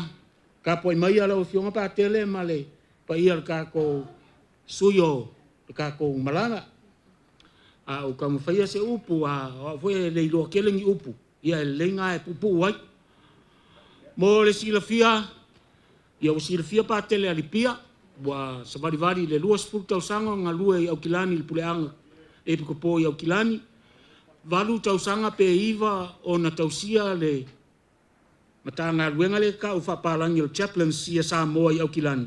Lea e fina waile au waa. Mamato o Malae ola lai o Malae ola lau wa. Lea e se alama ko Malae ola i o. O mato Malae ola ni papite. Mai el to ina le o Peter Brown le fia lua ine i e fio solo i. Ia tua ila ia Peter Brown wan saufa mai ia tia ele te me pelo wa leo tele le so fa longo mai le ase ngole le mai ia vai fa ngo ia le upule a place of life ia le si up Malae ola ia accept lol me ai mau ke le fa o aku Malae nge ia o ila ia ngang kala fo ilo ngafa ia mangaku ulanga ia wa mika lava langa o inga na to aile le ni wa le fu o pa tele mai falani wa le taunu mai ole lo pope i Samoa le la le matu fia le wa bo mai Malae ola au kilangi ia fio yo ai Malae ola mo i manga fuanga ia ka ko we kas ili ka fa ku fa ila se o por kai fongo ko ki kilo mai lai ki ia kai fongo kama le la le fa ka vingi ia wala wali ia ka wali fe lai ki kupele ala va Mena le pa ia ngai aso o uma ngau ka ngo ak le am kanga pa tele lo fion pa tele sipa pa tele moe ma le yo do tuusao le pitelo va tu le lo fetalainga farongo ia male nei aso ma walunga nunu watu ia tulanga fa lupe ma mea ese a wa fa ila unga lato tafa yo pule matumua le fo ia nei te vanga paulo le te fiu sue e sa we fa yo up kere i ropo feo iai. Nela lea, ia o toua, o mātou foi lea tu loua. Loura. O le mea pito i sili o na manao mia. Ia o le seleni. a wale mativa le wa tofe ngai nei o Mosese le si mativa le anga a le o toi tuli mai nei o le mela le ya o te le lopo le ale umi o wola le tu a le o va o ka so fa tali mai o ia nga forfolanga ai o fa ya mela le o matu mai o mama ko fa ma vai vai ai le anga ngai Akiepikopo Fidelity o mama ko fa ma vai na matu ia umba nga fai lang ka walunga ngo fasi va ma salong ko kilo ia i Facebook ma haore kupe kere lang kupe pe fia e kanga kupe nga mauar ngas a ese alma ko kupe tele nga ave ia le ai tala se yo tawa fe yo wale lavo matu sava le mai ngai kai ai fa pupu i lau ke talainga fa longo ma le te inga le sa fa inga fo ya wa o tato tama i awosta ulanga ole peso so ani ne tu sai ma le tau avatu nei tusi le mana ia yo tusi mo e fa tele al tusi na vatia ava ko le mani mala ola la kiki or kupe le nga ngakuri mai ya o le me foi ma sani nga mai uma le ofisa ko mai uma kama sa foi lo fu ko la kiki ela ale wo kuri mai nga fa kai pa kere ia mai ko inga ko fa yo le ma ko fono i mala ola me la lea ya o sfuru afe le wa fa siaki mai le nga va ko kupe ko foi mai o ma ko mai ar kupe ko o ma me la le va ko siaki dia que lo pole ngo ile wa ru fa yersia kai lava le fionga telefon ya va ku marsia ki mo ile nga sia ki fai tv sia ki nga ya per ka ko ya nga wala ku mafal nga o ki le sia ki mo ya avel fal kupe ar sia lava se kupe ya e umi upu pa ya ma se me follow kwai ai farongo ya fa maiar ka kalanga ma ko esele mal fangua pa kai ya Meaalofa tai sa no la fionga le tai fono o le lava fa vai lolo ya o kamao staulanga tai gali o le foi maua ia le pai e pule anga i le sangwanga maka ngofi gali o le ale awala le molinga mai nge sangwanga ya au se kala foi le fainga malanga Meaalofa tai i kulanga e peo ai se vakal kala le kusilea o le wingo le valaudia o mai ka ko aleanga o le ale me maua e pule anga Samoa pia i le chancellor ma sui Akiepikopo ma ostaulanga uma ma ki a kongo ma le ofenga luenga mamako fai le aso Mosese o le winga nga le kusi ye avise inga se sia kulanga valaudia o mai ka ko fia le aso le o ka penga langa mangaku le pule anga i Samoa pia o ame fai ngai ko ke afio mai fa malu ia le aso kai da mo ele kai ka wanga ua so ko ka ma inga makulanga e pe ngai ai mai kau le o rufia au le fio ngai staulanga ai mai se fai nga malanga malu o nga fa pelea ya la fa yer kalale ka ma lo ma ko wa o ke lo ka kala o ke lo la uma le la ma ga ye fo ia kulanga nge ka ya ko sai fo i ma fa mai mo e pe ngai o lo fa la lo le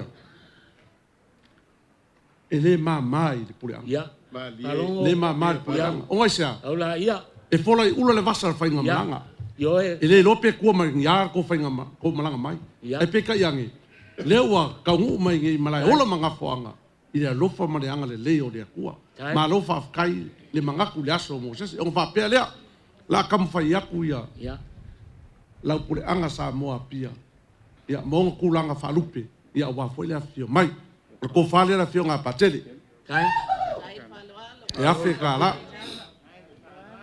ia le puleanga Samoa ko fale al ka ko fainga malanga kasi le Afrika la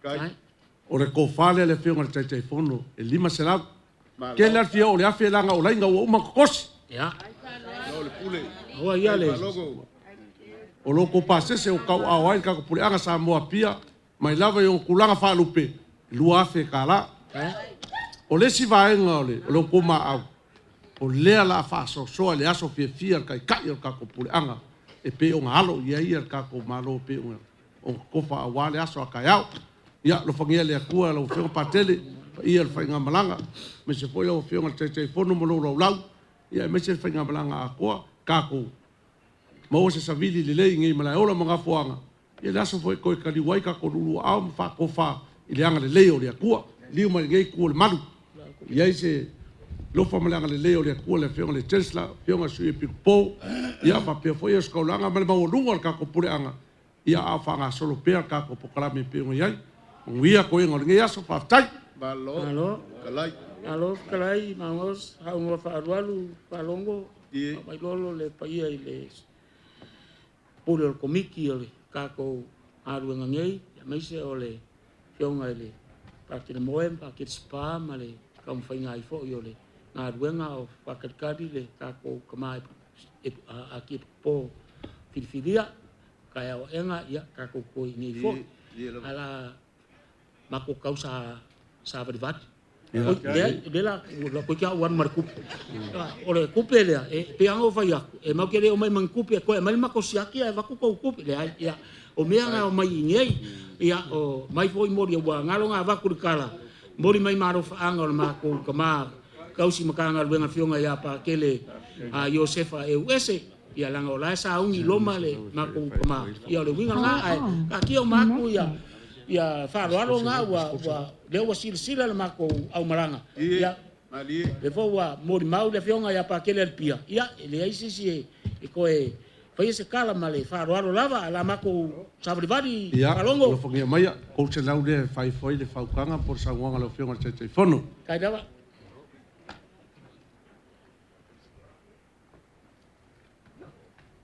Palongo. Ya.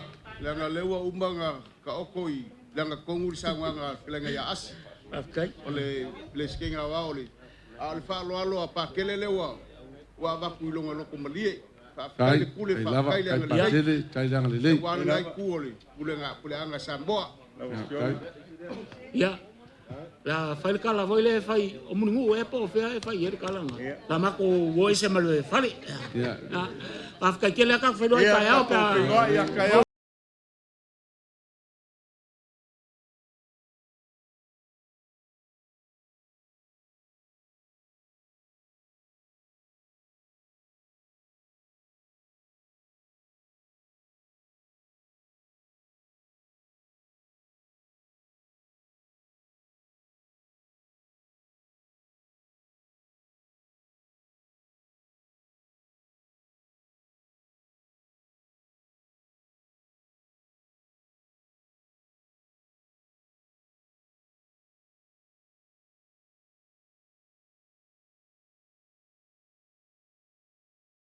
Ile uma ko ya salor ko tinho spale ama moele bakulang kusida kal Faaaloalo fa kai ya kal kalau dia Faaaloalo bakelo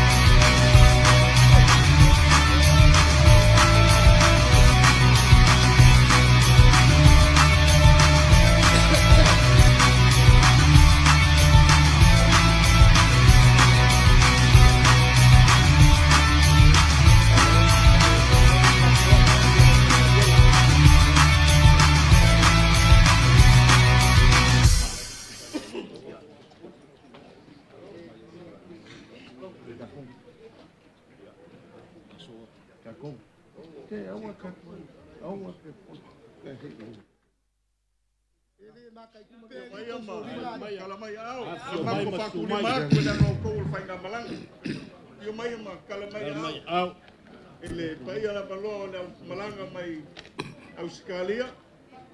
Senga o sikaulanga ia kai ngangi po ia. Le paia la silasi la malanga mai Australia. E mapapa au le paia o le puleanga. A le fio mai o le fionga i le po. Mai foi le fionga i le Akiepikopo.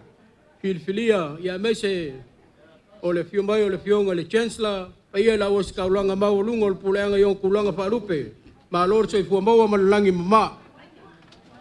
Malo.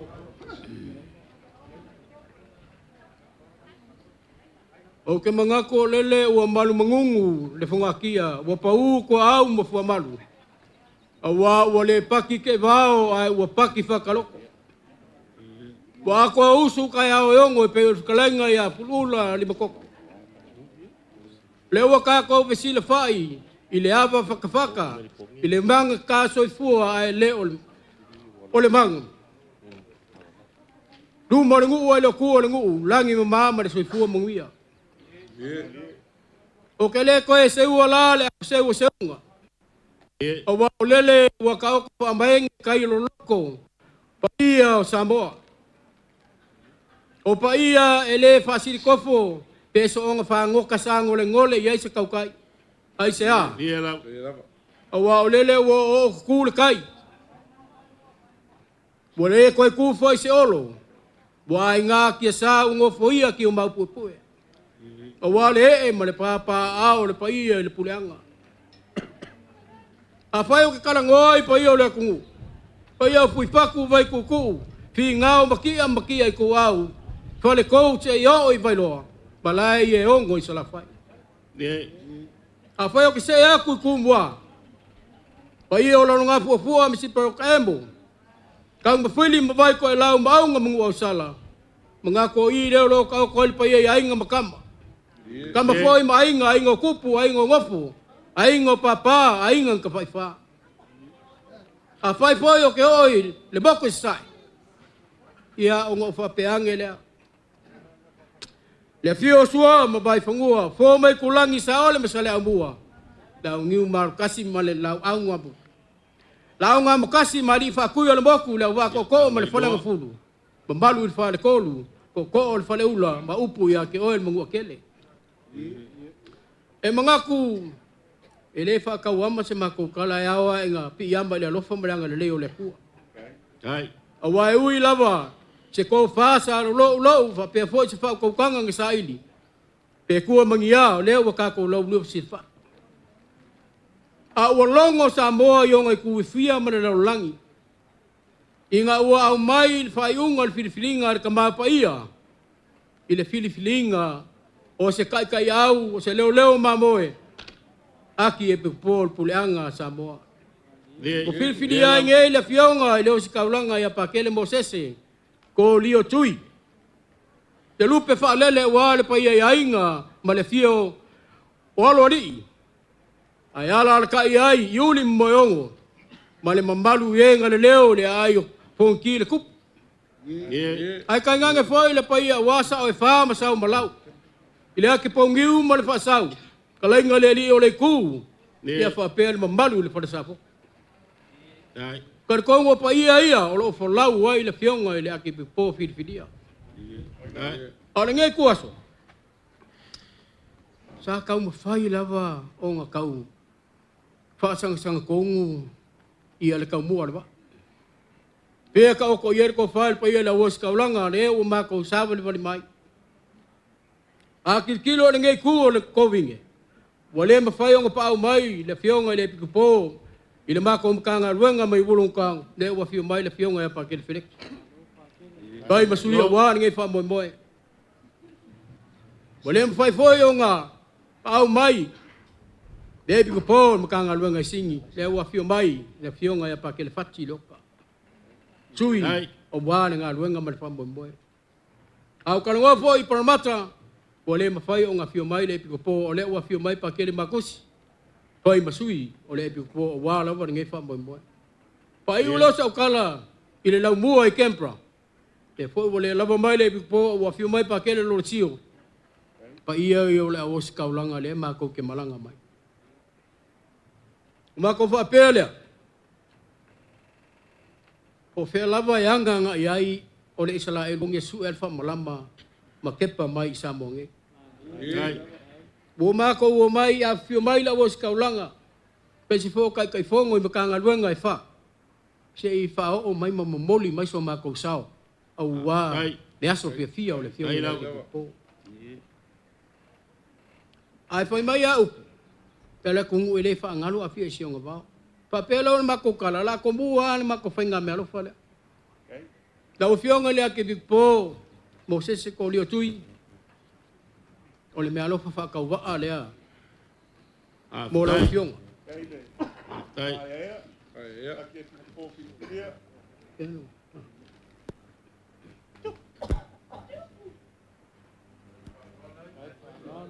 Ai.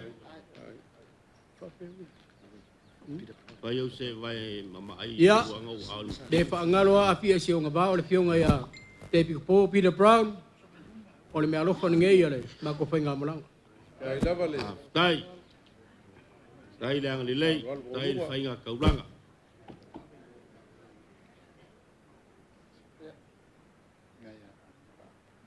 Awe o ia. Ua saungia foi, se Meaalofa mo le whionga ia pa ke le spa o le chancellor o le kako puleanga. Tai, ma au Faaaloalo. O le au ngala o ke o le so. O le la mo le moni aku se ma ko whainga kaulanga. I le puleanga, a wā le whaafoinga o le aso fia o le whionga le Akiepikopo. Ma ko se lengi, pa maruru aku. Ko ua pau ala fua ia le kua. I le mamoe osi e le kaulanga. Luas fulima afe lea la mo le moni aku i o kou ao. Ia wā le aso fia o le. Whionga le Akiepikopo.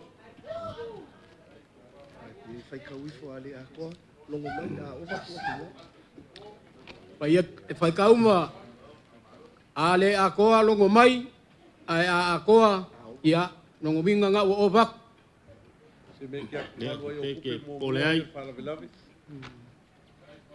ai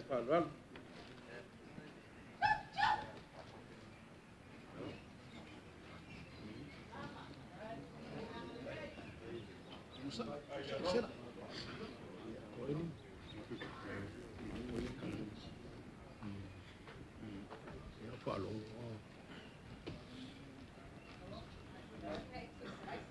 Lia lava, ia, vai kou se vai ki wa fia yo kou au se fau. Ngaku ngala o mau aku se fai ngā Meaalofa le mako o malanga. Pa ko wha marie u ka marie o mako le ka la se konga.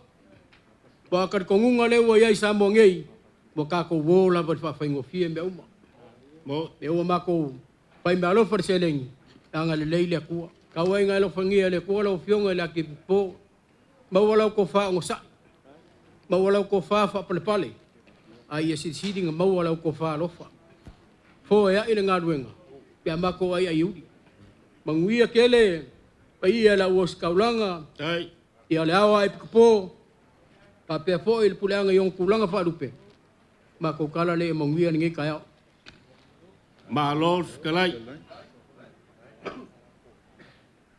O ke la ngongo la veso mako le whai mafafongo al puleanga. Maadie. O le su le chancellor. Whionga i sui Akiepikopo. Pa pea foi la uosi kaulanga. Ea whionga i ki a Kongo mo lako wharekua. Sunga li so swangi mo lako wharekua. Ai maisel mo malu al puleanga Samoa. Pa ia o Samoa le wako i ngei. O pa ia foi o Samoa o ngai ako i ngai kua o kako madu. Ui ango ko papa au i akungu mo mau. Ale ko keo lava ma pa iyo si o kako wakungu. A ko inga pa iyo Samoa male so. Pa iyo Malae lo mga whanga. O leo kako ngei mlalo mga whanga o kako unkimea. O lewa ngof ka karo el puleanga. O ai se o la filfilia ai. Kai ka puleanga le wakali le akua. Kofi manilangi le kai o kako puleanga. Wa vea pa kele Mosese ko Vitolio Tui. E fai maka mal ka ko puleanga ka kama fa kasi u malea. Ai malo le alofa. Meaalofa kai. O karikongu e mamau melo ko au mauai. Au ko au wasa mai lava le wasa. Ongolo ko alofa mal fa mo maual ka mal ka ko puleanga. Moli a ko fa malo mal fa kai kele lava. Wa iyo ka ko wa kunguro pa au isingi ya pesefo yo paramata o Canberra. Yo le lopo facing ui ang ka umay o Australia. Ia o leo ko fa kasi le so. Ia leo ko fa kasi ko au mo gorima. Fai nga kaulanga. Ia leo mu le so. Si le fanga le kua Meaalofa kai. O ka kalo el puleanga. Ia lo fangia lo ko au mau ya kungu mau. Ia ia puinga le kua. Fa fu lo le soifua. Mau wala ko fa mau wala ko fa kanga. Awa kungu mau. A whionga ia wos kaulanga ma lau whainga luenga pa ia lea kuro ngā lua i lakungu o ka kalo fo le ngā le pureanga. Ia mauolo ko soifua manguia, soifua lau le lei. Mauolo ko whaukanga wha lea kua. Ia wala la ngai ngole o le upu soifua le akua mo ia mau inga nganga se kele. A wale akua mo longa fia ngalo ia kungulo ko wafio ai mangalu lue ai. I ko venge u filifilia o ko le akua ngā lue ma aunga iai. O le fawai le so, o le kala pule anga, e lo yese ma nguia ingei. Ngā o le akua soifua pulpul ke kele o lasi sira langi. Faasau ko se lau, faasau ko lasi me o ko au. O wal fa moe moe le so. Ia ai. Alo mai. E fai foi ala ngā o le ngei. Ia la ua fionga pa ke fati. Alo mai. O le ko whange la ua fionga. E kasi le afe ka la. O le kepa i malo konga. Ia ua mako fai atu me fafile mu. Ia wale o mau ngi vai kau o sui whanga o wha moe moe kako pureanga. Pa ke le fereki. Alo mai la ua fionga. O le ko whange la ua fionga. Kasi le afe ka la. Kai whalolo. La ua fionga pa ke le makusi. Alo mai la ua fionga. O le whaaloalo le alpureanga la ua fionga. Kasi le afe ka la. La ua fionga pa ke lo sio. I o le ko whafo nge la ua fionga. Kasi le afe ka la.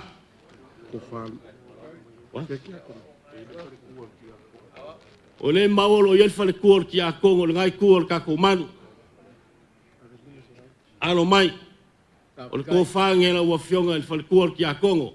E lima se lau. Al malanga. La ua fionga kai fongo le o malanga. Alo mai. O le whaaroro le alpuranga la ua fionga malor kai ingo le. Ngai kuor kako malu oi sengi. Afe ka la. Ko whange al kako au malanga mai Auskaria. Lango le uminga yaso kako mafuka ingei. E kasi le afe ka la. Ia o loko pasese. Yang ia ko me ko ingofa ere al kamana ka pulang o bola ngongol ngangol fia mal ngangol fa afkai. I loko wa fio makala mai au. O loko pasese le so. Ful wa fe kala. Kai fa lor. Yang fa bele so mako kala. Fa manu wak. Ya o la fo so ko fia me o mau yel pulang. Yang o Paul me o foi mai le kua. Ang kakalo al pureanga. Ya. Ya mangwia kene kako fa moe amaka kuleso si apa ia las forele. Ya fa sango le mu le kuai le kau mo le swingo le kau ngai vai kai mo kako mafukai. Fa malu le kual so ifua mo da wo skaulanga ma le fainga le. Ya mal pa ia le fainga malanga. Ya o mo foi kala al pureanga mangwia le so. Malulo. Kalai. E anga kongu mangu o le visit. Ya. Ile loko mawalalo. Ia awaya. Ia, o ai le fonga le sa. O la vea le sa. La vea sa kalai mo le so. Ia, le ku. Kai le vea. Le un baua ko le kalenga le rio le ku. Pa te ket. O le Faaaloaloga maulunga e le ngei kuaso. Mangaku mo le Liauvaa lo lupe au kiunga ma Faaaloaloga. Wa fai a foi me sili ma wa e Faaaloalo la oskaulanga. O nga whapele o le skala le au. Pawale o le vaenga le ai inga o makukanga kanga si le fia le kalenga le bea. Ya wei al whangape whakalai. Ai inga painga Meaalofa le o skaulanga. O le pasese leanga au mai. Male ko wha. Le ainga mako mai a wha makiki e le aso le fionga le Akiepikopo. Kai lava. Ya magalima yei lo ko paia malo ko mamalu le puleanga. Ia a whaolioli le faunga le aso kaya. Le la koe fo i makuru se lengi rea mi o ko wao. Tai. Ol me o marino loko pe ko ma koe fa popo aki si me o koe fa fo i mai ai. Le vea ke masangi le lei loko ko. Le anga e fain ka la ver ko finga. E a fo ngom ale fi o mai la Akiepikopo. Tai. La kalenga ke kausia le pionga la Akiepikopo. Ole Meaalofa le o fa o mai e kia ngei. Banga le pau ole le maru. Salo e ko kolu a perkua yo ke mai kau ko o nga lulu e le laurau. Ie. Ia ole aso le kinga pa ia. Tai. De la faia ko se fainga Meaalofa. Kai se lau ka la ia. Kinga ia. Kala masingei. Le aso kinga pa ia maru. Tai. Ngaku ka mai kai o mo. Ai lu ngaku mai. Ole be e o kau sue sau ka mai kai. Yoi, ole me ngara o pe kau ese au ai kia ngai kau fai mai i a. Ia woro foi, pai mai a foi le si fai kau konfiki e mau ai malo. Malo. Tabea, lafo le ala ukalenga limi se lau kara. Whawhikai.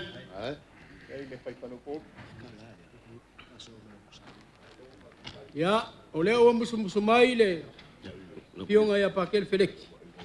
O lea la momori aku o lea koe lai o urumangei. Le lua se lau.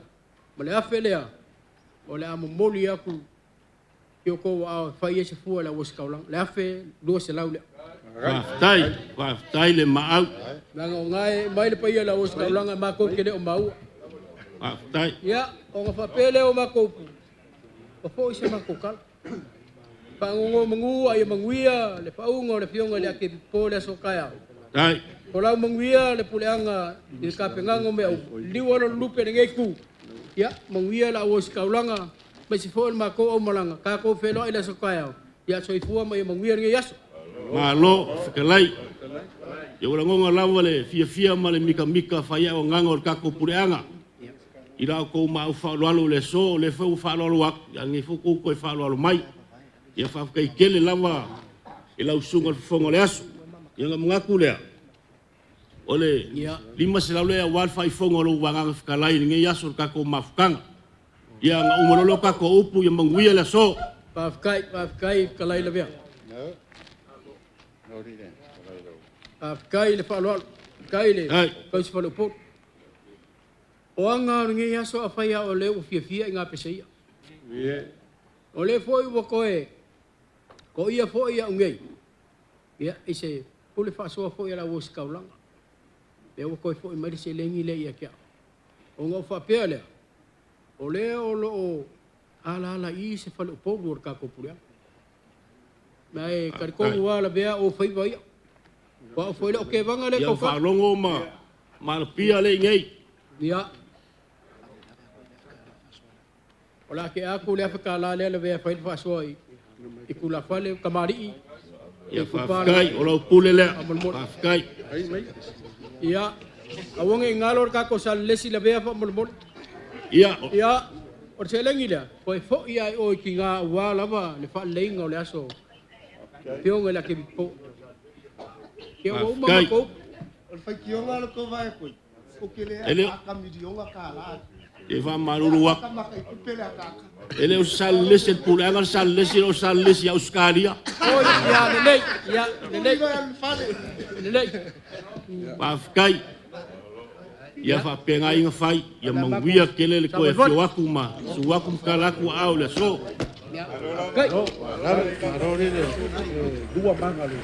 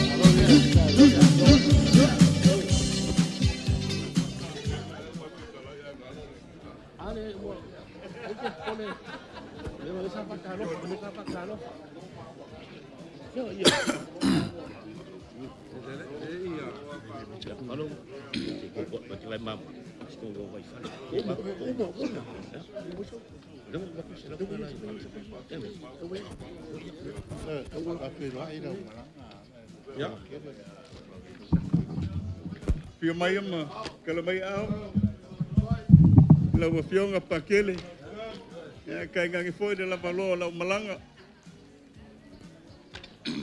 ia va kapu kia kongo malu mawalunga le ko nga sala fio la wo se kaulanga vayang le fio ka ko ba Akiepikopo filfilia fionga ya pakele Mosese Vitolio Tui mawalunga la wo se kaulanga na pengalenga ko kofe le kua ai mese pulenga yung kulanga faalupe ia pakarufaku o forofaku mako kamala fio pakele molesi malanga mangi sa wolesi Australia e mese foi le kuengo Yesu la ngalofa mai prispengi leo mako baba lua mako mai se mako moli fa kasi mal pe pulenga ka ko ngaka fa kai le kuela pule ko lewa sapi ai Samoa ka ko ma fo so fu manguia malo le la ke mama ka ko fa malo la ko kai mal fa pe le Pionga i skaulanga man ki a Kongo fa pele mamalo la faiga malanga mai singi ma prispeng ma lo lava le langi makafi ma soifu mau alo ma for kapua ma lo sa o vela le la nge yasu pia e manga kuava o la le ko kai ku ma au fa makalanga o mai o nga papai ul fangua kupua masa ma la ai ka ku ngu mal bulanga pa mako kalango isa ma fa ngaka Samoa e karko ngwal fa moe ele ko e ka nge se mako fa makalanga ai kalava mako fa pe o lewo o ko blaiola mga fanga pa io la ku ali awa po fe ka ka ile so o le wait for ngiu le pala pa ya le por kor ka ku kasili le langi ko fia ale pionga ya Mosese le pionga le uskaulanga fa makama o le puleanga Samoa pia so ole fau mar fau penga paula koa upola kungu kula ise koa kulanga ngai kayao kele upe mangu wiki upe mala ale fia mai pa kele molesi ma fio mai le malo Samoa poko malesi ku Australia ai meso ku le pale fale ai ngai Yesu la ngalofa mai ku selangi ya ma fio ngai ki a Kongo ole ngau lava yang ka ko muli mau fa kasi le lofa malanga le leru ka ko kasi le lang mga kulai o la le koe kau ka fo ingar kala makaso o le wa e papa au le maunga ma le malu ma kupua ma le la ai leo ka po vai kasi ai pa mo le puleanga ka koliko Samoa pia ma fo sia ma fo o le fa mo leo wa ko mai le langi fa mo ka ko puleanga sa ka kalo leo ma le po e ko fo la so ngai e le Samoa ka koliko e ka fa fior kalope e lo ka kalo mo la so ngai wa leo kingi ka lau fa mo le vinga fo ile ku wa malanga mo ka sanga le fionga ka kingali la bo ka langa me pele ku ngasale ka langa ile mo le ku ke mo sola o fa ka isili le o le mako kala ya ka wie nga le ku fu fuanga ka penga ngal puanga wa le aso fe fio ka ku kama o pa ia masa ma fa nga Samoa ya pe mako ka ngoi pele ai o le kingi ka wa Malae ola manga fanga pai ai ngo kupu ai ngo e ai ngo papa ai ngo faifa ai al mamalu le usonga ko mo mapule ku au mala ka wa ngal kai malwa fonki o lewa nge a la sia fo i la wo fo wa mo ku salaya ya sua malwa fongo sa ole msala mo mal ngi sa lua e la nga mokasi ko ko fa le ula ma upu ya ke ol bongo kel o pai nga masanga lewa ko li ol masinga nge mala ole mga fonga wa fa mo mor ka ku kama ya masa mo poko ka fa fior kelope apela ia ole so manga ku maulunga ale fionga pa kele molesi o mako ko mapule ia ngole fionga ile oska blanga le fifilia ve makamal pulang pa poisia o ka blanga so ifua sa fama ang sa mala nga maso ngi fasilia sa fama kalanga ile malai finga nga kupunga mail ka ko mafo ka se va kele la vea ya wa sa fama ang sa mala ali ole ku mo pu ya sa foku ya fa pe foi makakalngoa ku o mo ku lo nga fofua ya o Malae ya fio ai ya o makua me se ai nga maloli ya ku ya ku makanga ai o fonkir ku o o whakamunga o le soa wale, whakamoe kaku kama, a le puleanga yo ngā o kele, leo mako kalangwaka. A pere o la, fui mese kala pa kele, ma ngei kua la o pele, mako kaungu mai se, vaku se mako whainga Meaalofa, ala le Faaaloalo, le fionga pa kele, ma pa kele, pa ia leo skaulanga mai puleanga. La se meo mawhai molesi, ma le fionga i ki a kongo, ia mese la foi, i kua ingo Yesu la ngā lofa mai kui se langi. Ia mal mafukanga i whele i mauso mai singi Australia. O lewa kuku la au whamangulaiki mai se i kuakula mako kawau le puleanga o mawhale venga. A pelea, e kele a whainga e whai, leo ngala ngei ma soi whangeng, ai ku maua whawai. O ka penganga le fionga pa kele, ma le mafukanga Yesu la ngā lofa mai kui se langi ma le mafukanga i whele i mauso mai singi Australia. Nā ka mwhai aku maumua al whainga Meaalofa i kako kamaa. Filfilia le fionga pa kele Mosese. Ia lo mela fionga le Akiepikopo filfilia. O ko whare la o fionga. O lai mo ngai ki la langa i o le mako ko inga wa e kere le kumakai e langa le malo. Ia ko whare la o fionga la Akiepikopo filfilia Mosese.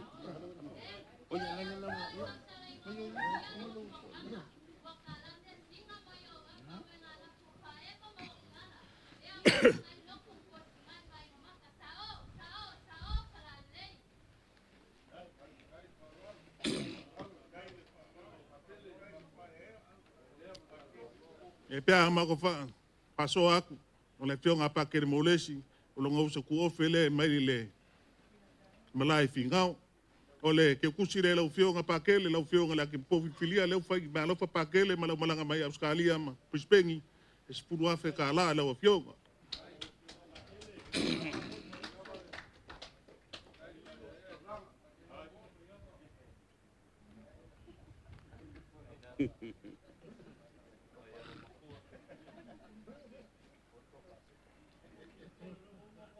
Mako mangaku e inga ua kua kamal puleanga kulou pa ia puleanga unga ku kele me ku kalangi vaenga la was kaulanga ole fionga la Akiepikopo fa malu ya pira proud lenga fio mai ka ko luan nga luenga ka ia puleanga ku malosi me ku maulunga alu mai la fionga la Akiepikopo fa malu ko fa le la fionga la Akiepikopo fa malu pira brown.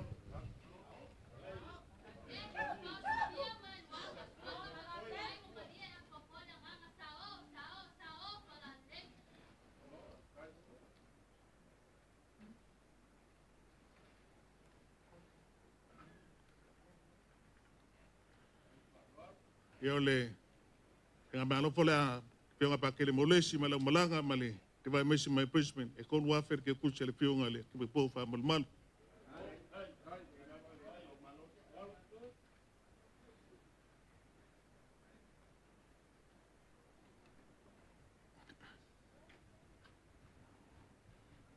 Ole fionga le chancellor le fionga pa kele spa e ngalo lau fionga. O lea sa kui makangiolo e ka wawele ngā luenga e ngau ku malo le fionga la Akiepikopo. Ia le mangaku fwe ngau pakele marangi ku. E mangaku le kula i mai whafkai leanga le lei malo le lofa ia Samoa mai puleanga. O ko whale la o fionga.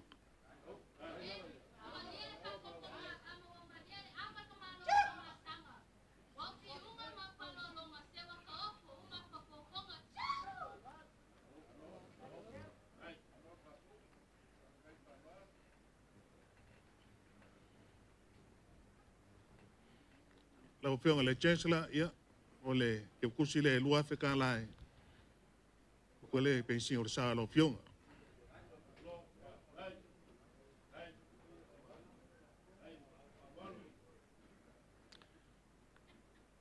a longo mala vea ma malo puleanga vaanga le fior ka ku mama pa ia la wo si kaulanga ia o le aso ala ngeo le aso whainga Meaalofa. Awa penga mako kalangwa ko le se ka ko li ko ka fa fior ka lope le o sisi fam lama msisi mai i Samoa nge pola mele kupu malaula mga fo o le amakali o nga luenga le fionga ka mal puleanga ya akele Mosese Vitolio Tui ma mafa foi le ko fa le fionga ya pakele molesi ma foi sia le ka ulanga soifua sa fa mainga le mga ko pakele lo ngauso se ka ulanga le la ku mkanyola vem ka ma mor ka ku puleanga tu fenga ma no fole molesi male malanga me Australia ma kunselang e se fulu Afrika na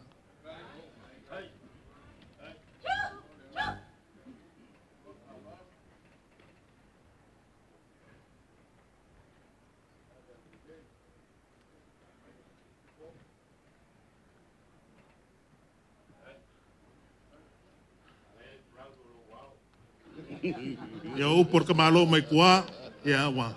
Hoi mai tfa makalanga lo mako ka mama faiga malanga. Mga kuang ifufuanga makapenganga mon fa mo le aso ka ko kama. Ia sa mauli fufanga umat puleanga. Mai ser ka kalo le kuanga sa. Yang ia fa manguia pe fa makiki le aso le fionga le Akiepikopo fo. Pa warnge lo fionga le Akiepikopo mako. Ta kulo mako ku alalo lo fionga. Ia aso kalo fo malo fionga. Ole malanga mai ku selangi so ka o mai awala ngaluenga pa kele molesi. Ia maka miese la ko fa pe au Samoa ku selangi ale ai. Ia ko fialo ia molesi nga ke vai ku selang. Ia pe nga nga. E lewa kalo ko lo fionga. A kula uma lo fionga. Ia mako ko kalo fa vakas Samoa ko.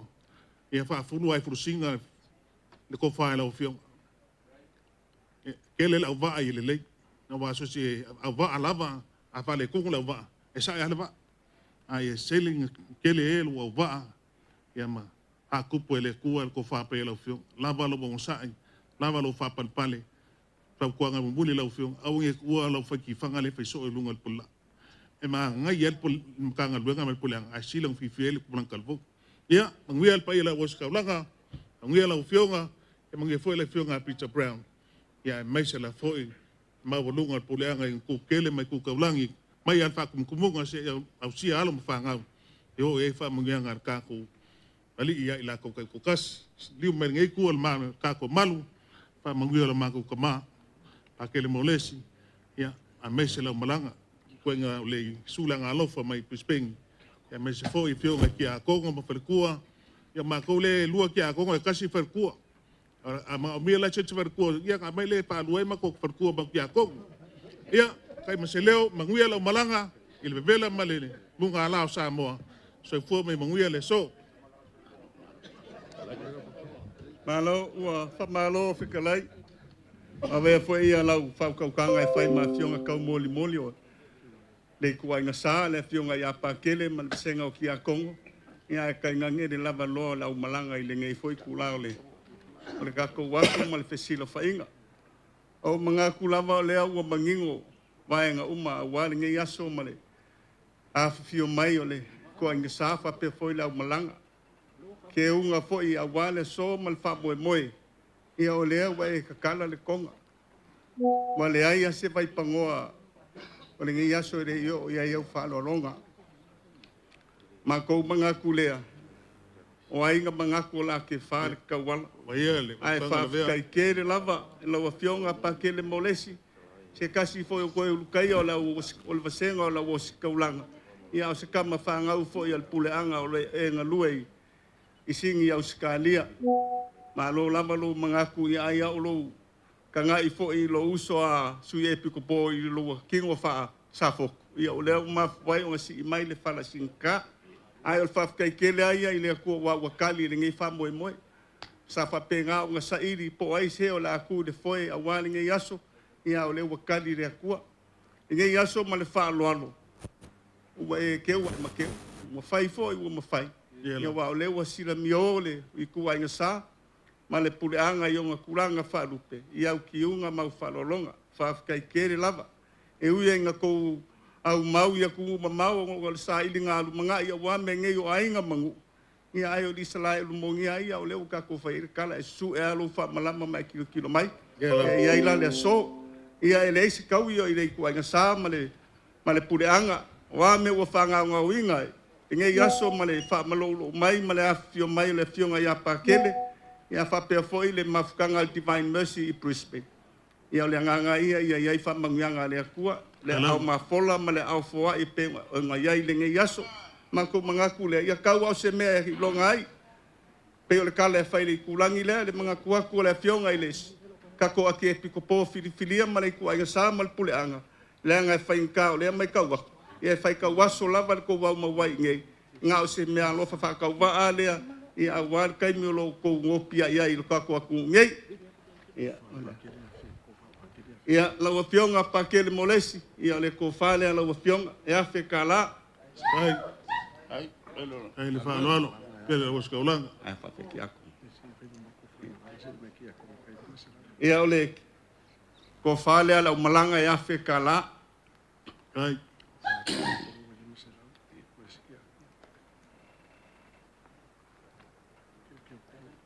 Ia ole ko fale alisi ki a Kongo le ele se farkua.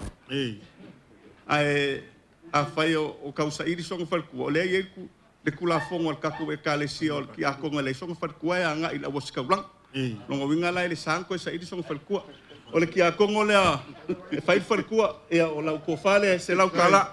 A kai lau kala ngala vea. Ia. Ea ole pasese le o lau malanga. E lima afe kala.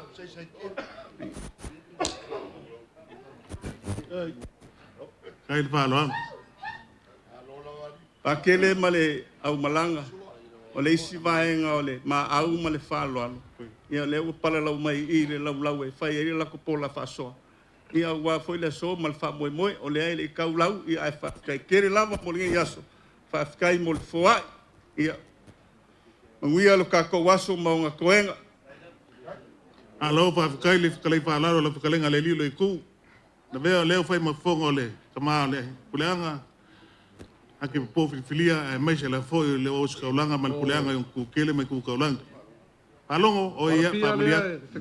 O ia. Alpia ia familia kule muenga o la lengua. A Faasalalau ia sala ia vala. Yo o kulanga Malae ngi manga foanga le. Malae o kala le lei o ka ku kali wai. To se me ala vai se le nganga o leli. Pa kai musunga le nganga o leli. Kulanga la ngi yaso. O le Faaaloaloga le al. Pa io le puleanga ia le o kauling usinga le Faaaloaloga.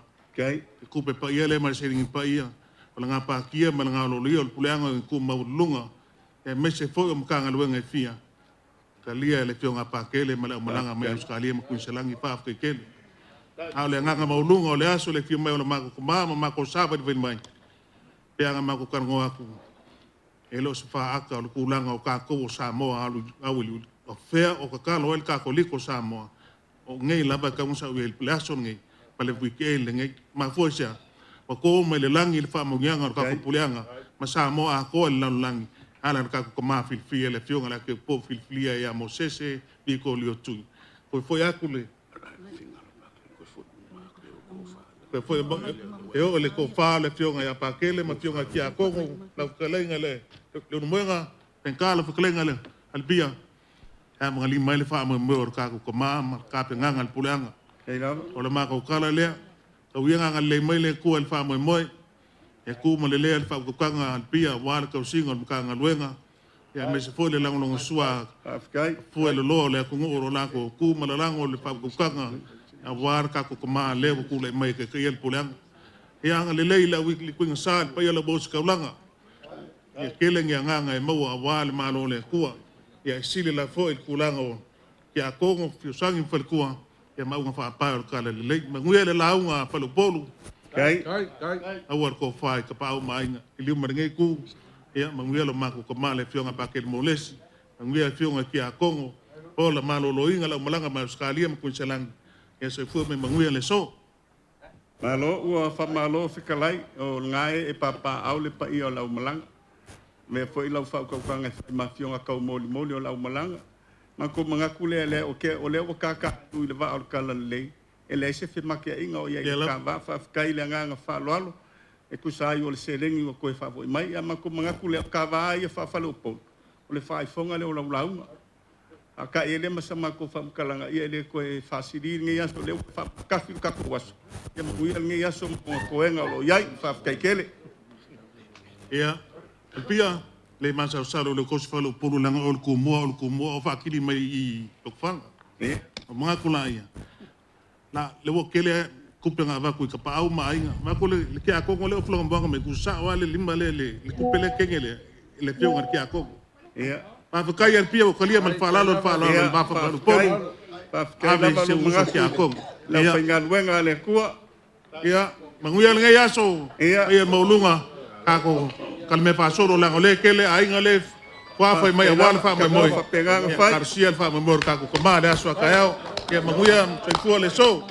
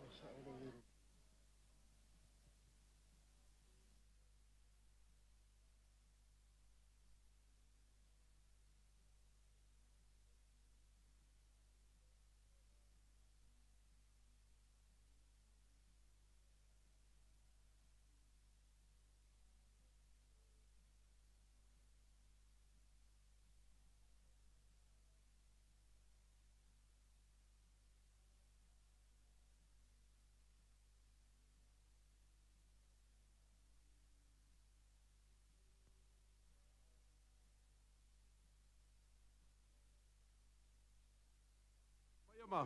Kala mai au. Mai su mai kala mai au. O ia ngai kua ka ko mai. Ya. Ai mo walunga le ngai kua le malu. Malu le ngaka la nga koa. Le fio mai o le kako kama Akiepikopo fionga ya Mosese. Ya. A mai se fo i le pa i o kupu mai e o le ngai kua le malu. O fua kofi. Fionga kulanga SS. Ma lo le soifua maua. Ma lo le langi mama. Ya, ma lo fo i le. Kola manguia man nge kai a fo. Ma lo fo i le. Kau pe au mai ma le fo lau mai. Le ala. Ya. Mga kua le ngai kula o le aso e. Ka liua le kaukai e poe. Le afaua ngā karikali le ngā kaifale mau maka lupe le seunga.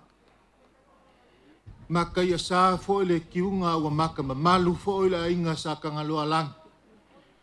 Wa le fio mai o le kako kama ma le pa ia mau alunga o le ngā kalanga a koa. Lea lea la wava ma le nganga Faaaloalo ma le mingao e kakawai. O ke kaukala fo i ma le whaikeke. Ngangi meangi ua kalele le laua mangu kuli mafua o ngā wha mang bale lea o le ngafo. Ua se wha whonganga o le ngai kua o le malu. Ia kulou ngaia. O le aso le wha whikai. O le wha mangu foi ma le wha ngekanga ua kue kaukai o le vasa inga wailunga le ngafo. Kau lau o le wha moe. Ua langa foi mangu kali malama. Ua sola foi le ngu kukai. Au kako kuwai mangalo foi se eki. Ai saa manguli puo. Onga o le akua malonga anga le lei. Via la ia o le akua malonga anga le lei. Wa o lea ua ka oko ilango ka ai le wha moe o le ngai aso. Ai lea o lo mako mangaku. E le koe kausulale i e me mea. Mai le koe kaula e ia fo i le makai feo Sofia. O kukongu, kukoa, kumawalulungo le so ma le wha moe. Kai au mangingo, kai au kokoa, kai au whaafia ngai aise ngā ula. Alu kai au fo i whai mai. Lele wa ko wha aisi ngā mga ula i longa whaka. A wā pa ia mamamalu whaka ko oko le asol ngai. Au lele fo i waka ko lua kai mama ki la whai ngā i le vai ngai ngā mō. Au a whisila whai fo i kuia kua fo ngā ula ula. Ma kuia kua fo ngā ula kea i le vai kulua i lufi lufi. Ai ui ala i ngā se li lia u whangua se se. Mai o lele o lo ka oko sa vea si uleo le aliki kai. O pa ia mama malu whakao ko oko le aso le ngei e elo mako mangaku. Lele au malama i ulungalu le whekua le kapuikea. Ngai fio mailo kako ka maa Akiepikopo le au ngā mane wha moe ngā o le aso le ngei. A o se alo ho e whasingo. Awa le fio le ainga sa whengungu i bau masala i asa. Ya mai se fo i le whaasuanga o ainga ma kama mali le wha. E su fo i le alo ali i ma le alo kuia vi. Ya la ka i le ayo fongkir kupu ma le whalenga fua. Ma liu mai o lua makua o yuli ma moyongo. Ma le mamalu ya fulumua nga whale lima i aifkalainga o le ai. Ma upu i puko ka ngaka o le kuia kua. Ai ale a fia o le whaarwha o le ainga sau malau. E la ka i aifkalainga le liu le ku. Lau ko whala vea, le mamalu le akipo ngiu ma le whaasau ma upu i ko o whingau. Pa ia ngā, le au mafuai o ngō kako fisir whai le asua ngei. O pa ia o Samoa, o le vanga o ngofo ma u whalongo longo mai pa. A o koe whai ako ngei pa ia o Samoa, e alua le asua ngei, pau le mesiri. Le au whai ako, pa ia ngā mafuai o ngō kako. Ka lolo la pa ia, mai ai le whaafokulangi ngai makasaua. Se ia pa ia, si ulangi ula le moka o ngā whangua. Ka oko whaapeau makalolua. E le koe oa iai so mako kala whaapea lea. Mako ke le koe kai kuar kiri pe koe kuku ma mau sa mako whaamkalanga. Wai au ngā moku le pā, wai loa ia kai a fwoi ulungalu. Si la fia le ngai kua le malu. O ai ngei ka ngaka e pisa o le whangua. A o le ngofo ngā kapua whangua. Whaapea lea, o le makanga luenga le ngei kakoliko Samoa me Wellingkongi. whaamaluluak. Wale fio mai le fionga le Akiepikopo. Wale fio mai le fionga ia pakele sabes sio. Ia mali pakele ia pakele pengese. Wale a fio mai fo ingiso lau whainga luenga. Pe o le sunga ia ngafa mali fatkua ia se finge. Pe fo le sunga ia ameko mali fatkua ia vai palolo kala mai bau. Le fionga ia koleki kangi bauliko. Pa pe fo le fionga le fatkua ia suainga. Ma pusua la faele, ia male a fionga al falkua ia ai ungolosa. O lupe faalele ngā o le makanga luenga Samoa ka koliko i Wellington e pekai. O le aua fio mai la fionga le li faipule. O le fionga ia i inga se ke fango pusa fonki. Ia o se lupe faalele foi o le ainga sa kuala. Ia me se foi le ainga kaulangi e pola puipui le falea anga. Ia ai mai se le makua whikalai a Malae ulu ma le mamalu ia sa le muianga. Le aua fio mai le kia ua loa le mako makanga luenga le fionga ia fingungu i vau. Ia po le fionga fo i whalkua ia surianga. O se alo fo i whasingo a waia sa fingungu i vau ma sa la ia sa. Ia ma au le ngewa ko sila mai o le kai fongo le mako makanga luenga. Ia au kang wasa o le kamaloa mai sa fokula fai.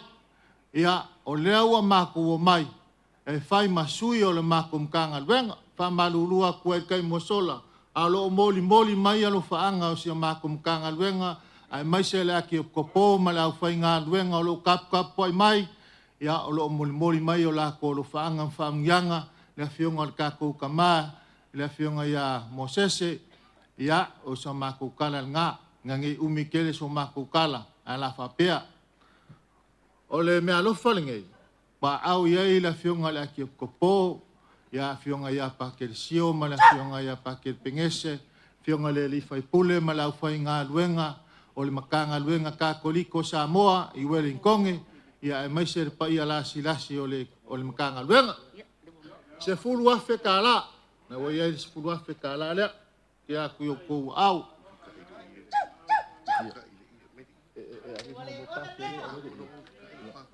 Ia.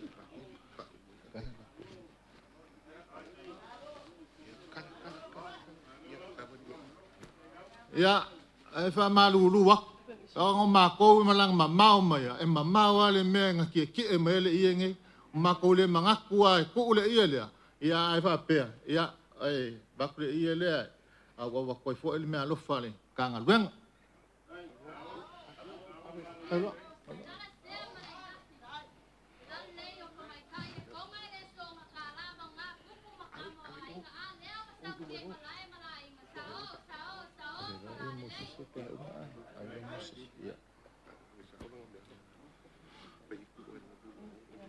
Ia salo nga o ki a kun nga vaenga ai ai le up Samoa esel pungi loa esel pungi makakongo o le Faaaloaloga makanga luenga kusai fo i Malae fia o le fionga kako kama kopo ia wa pele so mako leo a la wa fionga le Akiepikopo Mosese ko liosio o Tui ia sa o kilo a li kai mosola kele o la e nga sa ngia li kako puleanga me se fo o a inga mawo sa ia li kai mo kako misa e kai o mako manga le o mako sa ngia le se lengi le e ku aku sa o ai lo au ia mako kele lo po ia ngisi fuanga o fa mo ia la ko fa ia ale ai fo ia mai ka ma fo se vai fo ia fai pa pa yengi o se vai wale la pisi mo lo ko finga ia ke a ko se lengi le Lulu pe ya e ko lua fe kala ela pele wale lo ai o te ne o lo wanga soloma o matai tilo e te leo sawai. Alo, kai, ia, emsalo, o maso maku leo. Pako kalo pakele, ia, ngamaku o mai a, malifangunga fo o sia maku makangal beng. Salo fo ia, o o kilo mai lunga o penga ka whailangi nge o ule whaia lako mga ong. Ngā ula kule whaake a ule makanga luenga. A ule kakalo ule makanga luenga a Wellingkongi. Pia mauangi o si kaulanga. Ngā lulue kongo sa mako makanga luenga Wellingkongi. Sa iai le kaimeo le awhionga ia alpaki. Peikai ia ele i kaungu ule whamoe moe. O mako fia o leua. Kula i maila ua whionga. Ia whamole mole ngang ku aku au kafu. Ia whai aile ko wha o lau whionga. Ia e manga ku aku le makanga luenga Wellingkongi. Ia maungi whai whi au. Ia ngā wakele anganga. Ai le ingi whai whi au. Mea lea, ia malie lau whionga. Ia se kaimi. Ia o ngā. Raku leongi o si kaulangai. So soangi foima. O siangi kaulanga mo mako Wellingkongi. O masa mako leo. Koe wha uma pa. Whai waka ko up. Manguera ko waso. Ia, ua, whamalo sa ngoi lau whionga te whono. Le lava ua whailau whonga ma whonga tau mori whionga leo si taulanga. O lea whio mai e le whaipule ma le paia maurunga le tō whainga malanga ma le laulau o le tātou tanga luenga i Wellington. O lea whoi wo lau sa ngoanga i le lupe sa whaalele e le kako akungu o Samoa. I le kalikali inga a wā se kofi a la kalitsia kako pureanga. O paia mama malu o le whionga le Akiepikopo. A lea ua e whaalele le asoringi. Le ai lava se whaenga i kue fia. Ua misi lau sa ngonga ma kulanga i peonga iai. O ki karikongu fo i ma kulanga i peonga iai. O le kofi a lea ua kuinga mai e lea kua. Le kaika inga o le kako pureanga. Ia a wā fo i a le Faasalauga fo i o kulanga o Akiepikopo. Ua mawhai o ngā lue kongo o le kako pureanga. Ia o ngā whaapele so mākou kala. O lea lava ua kala le au afa sa au afa e whionga i o staulanga i Wellingkongi. O roko mangaku le whionga le Akiepikopo. Ia o ngā whaapele so mākou kala. Whai mawhonga anga le whionga le Akiepikopo. O le Chancellor Sui Epikopo. Ia whaapea fo i o staulanga ma le pa i o le tātou pureanga. Ia o wā fo i a whio mai ma kala mai au. Alo, tamua.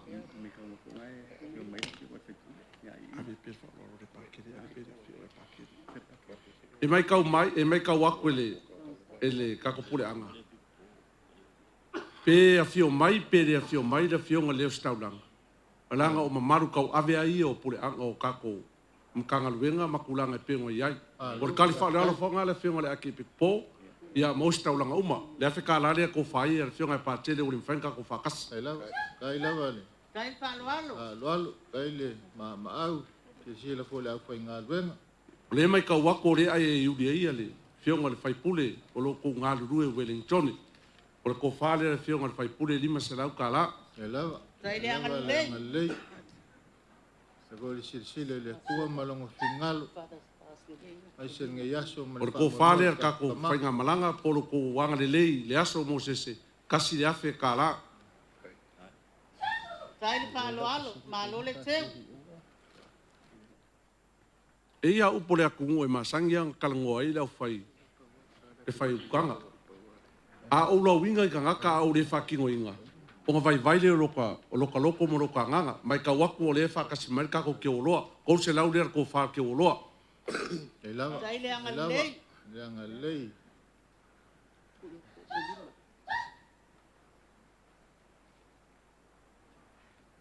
Malo le whae. I ei se o lau kong wasa i misi le sa mako kala ele i o klo whionga te whono.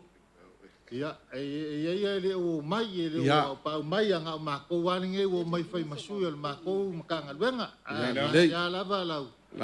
La kako word kala ka malo vavai. Ia. O le aiar whasanga mai. Ia ngā. Ia e ola. Ko whale ala o whionga te whono. Ngai ale. 5 selau ka la.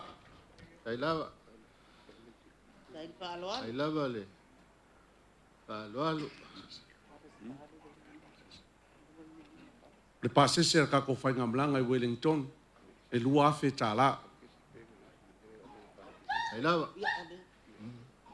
O skam whainga vai ngā le whionga le Akiepikopo ma le paia o ulanga whaalupe mo skaulanga o kako pureanga.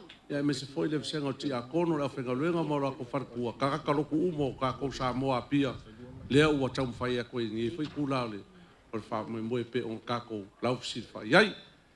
Ia, o le isi vaenga o lau maau, o le la wha o ngā kakau le aso le, o le kakau kama, a walo ngaso fia la ka kuanga ko i kai au ia e lo fangia le kua la o fionga te fono mo so finga ngalo le mai ka wa o le e ka sanga mai mo se o staulanga ia e kulanga e pe o nga iai i le nga foi nga e ka sanga mai o staulanga ai ako o staulanga ai le lenga kosia kosia o staulanga au ke pole o sa ngia me uma wala o skelanga o ka ko faku ai nga kausi nga o la finga ven ia le o melange ka nga e faia maka uma mai Mosese ko ke yo o ia le fale ngo foi los kaulanga o ele ka vale los kaulanga a makara kuskupe los kaulanga sfua fe ia fai uma me uma nga ia nga mangai ala ia la ukalsanga le fa fo aku ka ma a kongo la le kare kwali mai ngar ka ma kalsanga ele ia inga ma ku kangaka a le fa fonga pure anga la ukalsanga o le foi fa fonga ka ma ilanga polo fa soa i sui o le akua o mfai o nga vea moskaulanga ia i loko mkanga luenga makulanga e pe o nga iai a mga mia foi nga ka aulok ia le mako avangoa vaku mako fako kerer ka ko aulok ia mangu ia kele ai ale ka ko fa moe moe ia e pe o nga malanga mai iai ka ko lau mua Wellington askapo ingar ka ko pule anga Samoa pia ia o nga mangu ia leo le ngai ku ia mangu ia foi ale lau nge le fionga le Akiepikopo mostaulanga ia e mose marosi le pe nga Lulu e mor ka ko pule anga i le lofa maleanga leo le kua so i fua malo kalai ya wo se lingolingwa lo si fonga se vai malu ave fale lo fonga la fo lingi kula le aso ya esa fa mo ki fo le fua ngo lo longo le ki nga la fo la lo sa sua i le faila wa mali se fa fonga ko le fai pule male fo i kalanga a koa pelea malo fai faiva malo malanga Faaaloalo malo kalai lau Faaaloalo lea fa afika kele o mako kalia fa pelea i fa mako kala ole mau aku le fio mai le fio nga pa ke pe yang o fa os fa penge ia ka ka fe makia mako kele o mai ka le ia ku fo le nga sa fa inga mamalu ia fa pe fo le o mangingol makal va ngai ku ia ai mako ka makia ku fo ngai ku le man a pelea pa kele ai mangako ko so ai mangako ko so yatu i nga pe nga fai ngo fien nga ia fa mole le fio mai la fio nga ya pakele ia la fio nga le aspal chancellor le ia le fa la fio ku pakele pesa ia ai vinga mai a kia la kamfai e fa ki ngoko lo vinga mai ia on sai mala sai wala ale se fa so ulang al pe nga bo ya ko le make ko mako piko ai ya on sai mai la va mai pe on sai le ko mo wa so fa pe ngai ya o le si ya fionga le o skaulanga ya wa mai ya o si la kala Pamalia ko lengi ko kusi langa ke kusi wala iki wa kaule lo mai fa penga ya ke kele fa fonga mai la wo ila ese si pa ke le fa mol fa fonga mai la wo ka ka ngi la inga la kwasanga ia fa kai o le sui e pikpo o unge pe te lo une o lo isala fai o le sui e pikpo ya losi ia a malua o pakele maselingo ya o pakele siolo o le mafuai nga le o kele ka ko Faasalalau a ye ho ngis pakele fa popo mai ngis pakele ya maselingo ya ya o mai ya pakele maselingo le fa mo maselingo ya e vai mangai or ka ko nga lue fa kasi as pape le ko ma was pape ngai e makulo ngai ai finga ngalo e aula foi ki a Kongo la kalango foi ki a Kongo ia tau ki a Kongo ki a Kongo ya liva ero fa ai nga ka ku mai a ko fa sanga ku fa pe ngai bomba langa ngofo ma makamaka nga nga ko mai ai ngofo ma makamaka ia le ala wo sa ia langa le ala wo langa malua I fale ya kako o fua kofi e nga hoe nga malu fafu ya ole ase me ngar ku mai ya Afrika lalia ya le ya o kali kong ngai ke I wala vale la Faaaloalo le wa mo ki a Kongo Lea lava ua ko sa mai foi ro kamau ainga. Ia ikulanga pe o nga iai.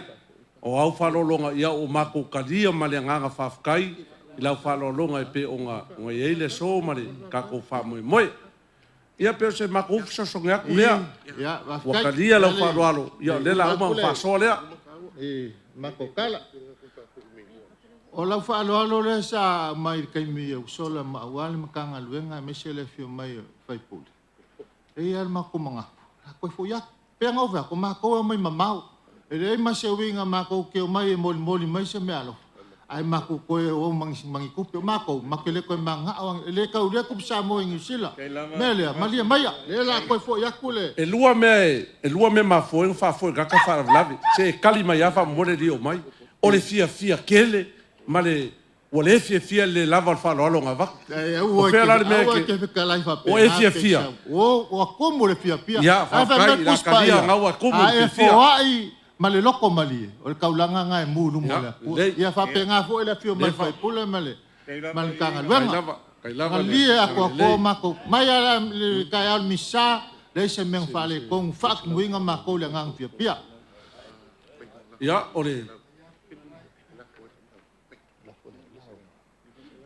O makofia umakua o lau lafo lea. Oh, sorry. O lafo lea. O makofia o le Akiepikopo e. Au Akiepikopo. E faifua meo ki faia. Ia, lima se lau lo lafo.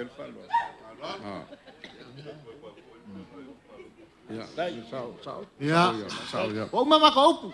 Kawan mangai ol meo le, kako karkal ngofia fia. Bewa wako, ele koe mawas wapengei. Ia, o lafo lea o saugia e le fionga le Akiepikopo man pa ia pule anga. Ia, e fai foi la faukanga, Meaalofa aftai, le fionga te fono. Hello, tai. Ia, o mako upu. Mako kalo mkanga luenga, me se foi le Akiepikopo. Pa ia le au whainga luenga e Wellingkonge ma le mkanga luenga.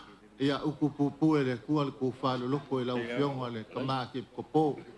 Kala inge pea le kua punga vai o le musai ma le whapalpale o lea le a maka lau ngā luenga ke le whawhika uli o le hanga mai. La ngā so seisi a e pipi le kua o le ke le fo inga whawhika uli o le hanga. Ai maua pea lau o musai, maua lau ko wha, whafua loa le kua lau soifua, ia ua fo i lau wala awinga, kula i kai kai le kako kule anga Samoa, ia mese ngisi a nganga se kele mo le kako e karisia kako liko.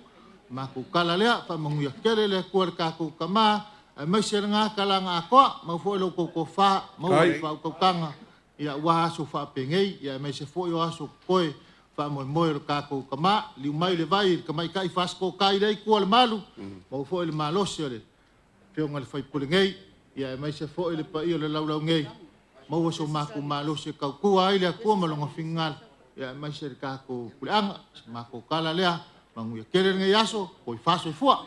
Ia, kako whape ia ngwhai. Ia lava le. E wei sa lesie. E wakulau se lau ka ala lea, mahalo ha pia, o ngalu e nga uma, o ko finga mai lea kua, mahalo po i mole. Ia, kako wha, kako koi whiloa, e voi se skai. Kako koi whiloa.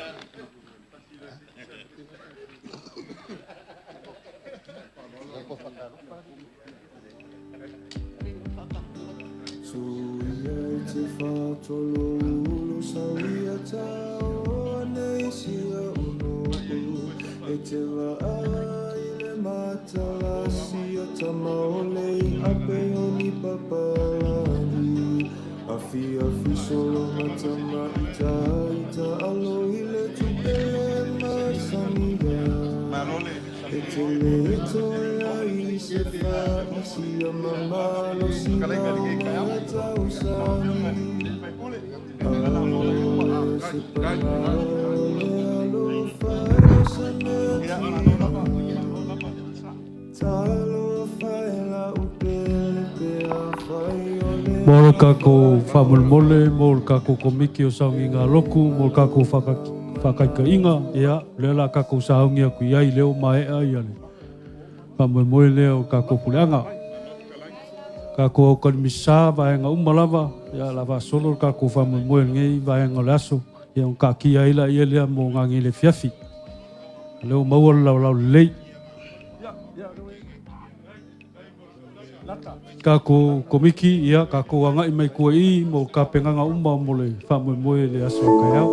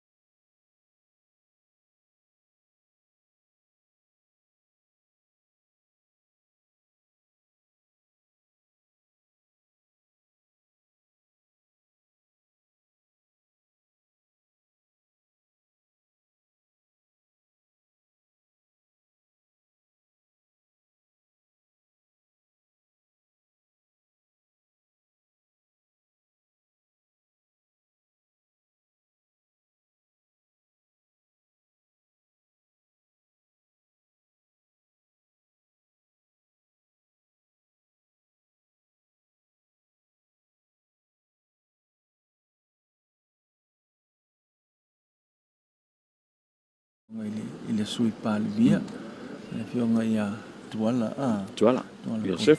Yosefo ia Leauvaa pela ona tau no mai o le mai tau matua o leva ona ia le fionga ile fonga fetala yole o le Malta ia fa pe fo ima le fionga ia tupua ta Mosese efi ia fa pe fo ima le masiofo ia o lo fa pena ona se ia male to tele lava o mo pa anga ia le ngata ilea ole au fai ngalu nga tofi le tu ala le wo staulanga o lo fa pena ona ia i le monta le o fonga le langa o fonga le safo ia elenga kai safo kamale le fionga ia patele Mosese Vitolio Tui ia au le fo sa ungi mai fo ia le fionga o fonga le o tupuma o lima fai pule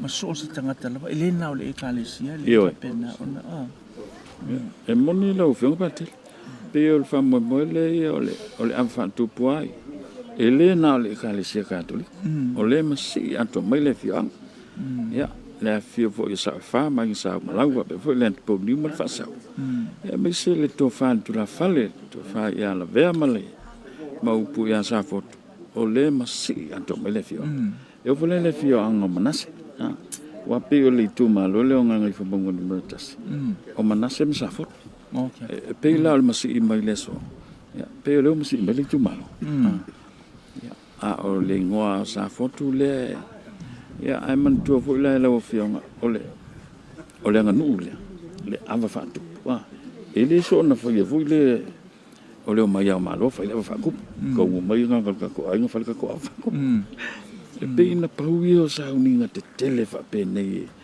e tanto te va ai go fa tino ya le ava fa tu ya ai mai se la ya pe fo la tu la ngale wo ya o se mitanga le fioanga ona tamale le wavala au le tu ta ila na la fuma moi e pule anga Samoa pia ya pe o la to ia mitanga male la to fa ya ya wo mai ai longa o yengisi o ko ile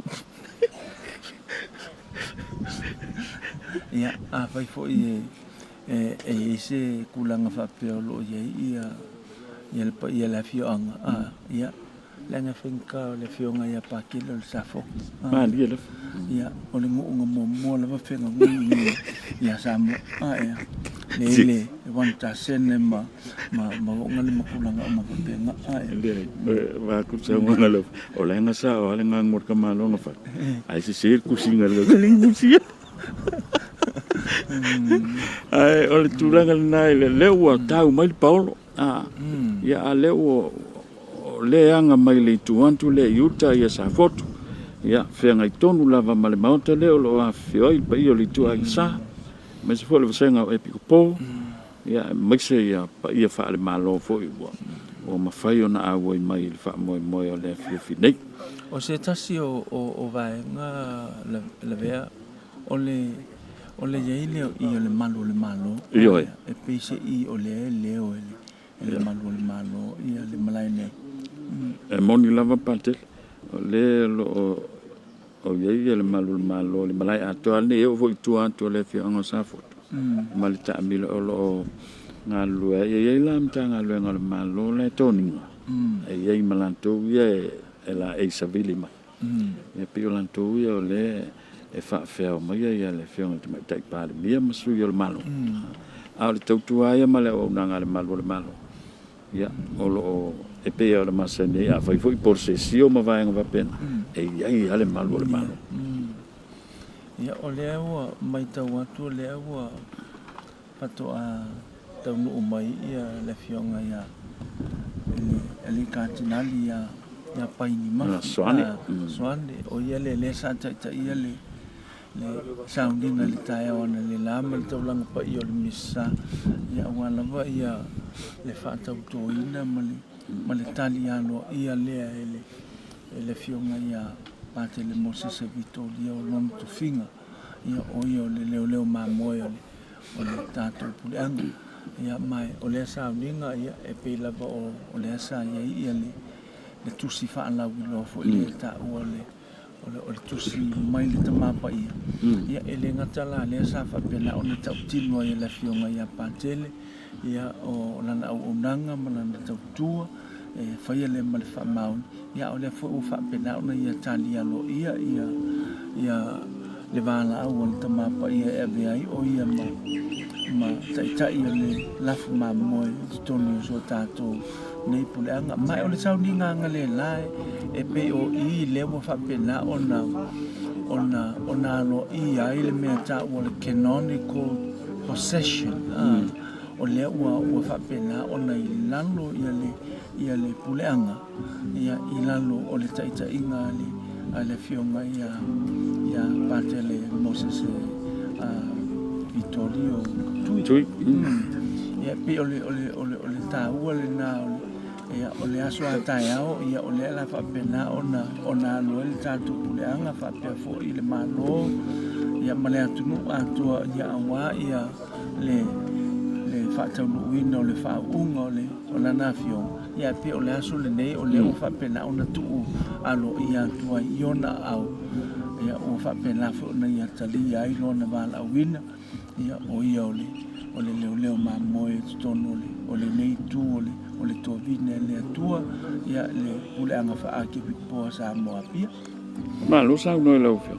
Peila o le so ya o le utu ina tu le tofinga e Pikopo le fionga o tai ao lai na o fa u o lona tu a le so le utu o tu ile takta ingole o le na fuma mo e le na fionga e fonga le mai tau ia le mea e pe o le tanu mai lava ona whailangi le fōlaunga le fionga ia alpati tailinga ele i tūwhawina lava ia kuleanga le fionga ia pate le pionga le malemana o ia lea sa whapena ona veama taitai o le kuleanga i le nā fo i vaitai moli fo le whaatai le fionga ia pate le pionga le malemana ia i le whaonga ina fo i orona ia whaatau waa ia ai mai se fo i ona ia tāleni a wale le tau aveina mo le tau singa le o le puleanga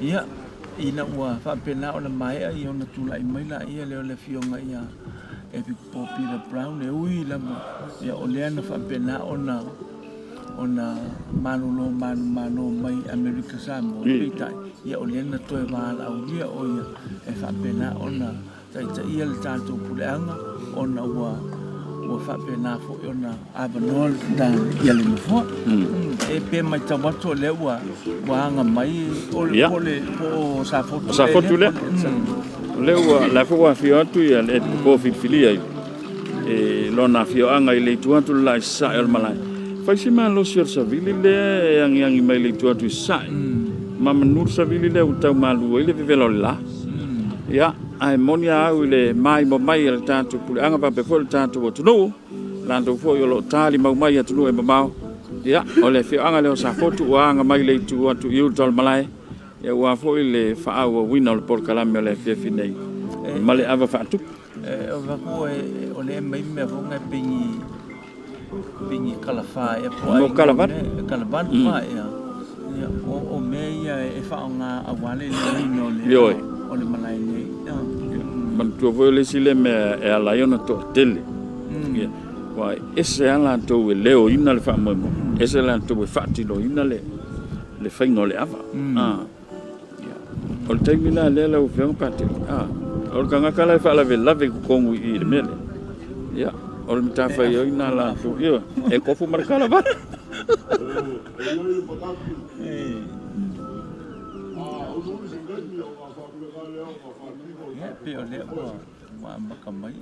ya ole to mai Malae ola mana fuanga fiona te vanga vai lua le o fetalai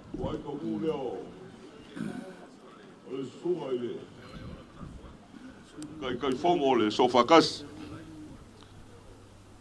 ya o ngaka kongu le o sa mako fam kalanga ai mai ka wako ya o le o le Malae ilo mo yava mo le manga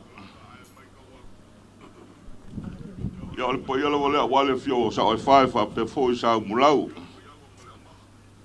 ya lau fkalenga ile li o le kula fkalenga lo vea fa pe fo ile aki pongi mo le fasau ya manga ko se kaimi o nga fa pengale o nga fa kingo lo ko nga luenga nga mako fa pa ya ku malenga nga fa lo salo ko ilua minguke o nga ka ngumai le ole kai fongo le sofa kasi ya o fa pengale o nga ka ku amakalia ma wa ku sa mako fa amkalanga wal pa ya sa ku fa folinge ya fiafi ya le mako fa pa ya ku le malenga nga fa lo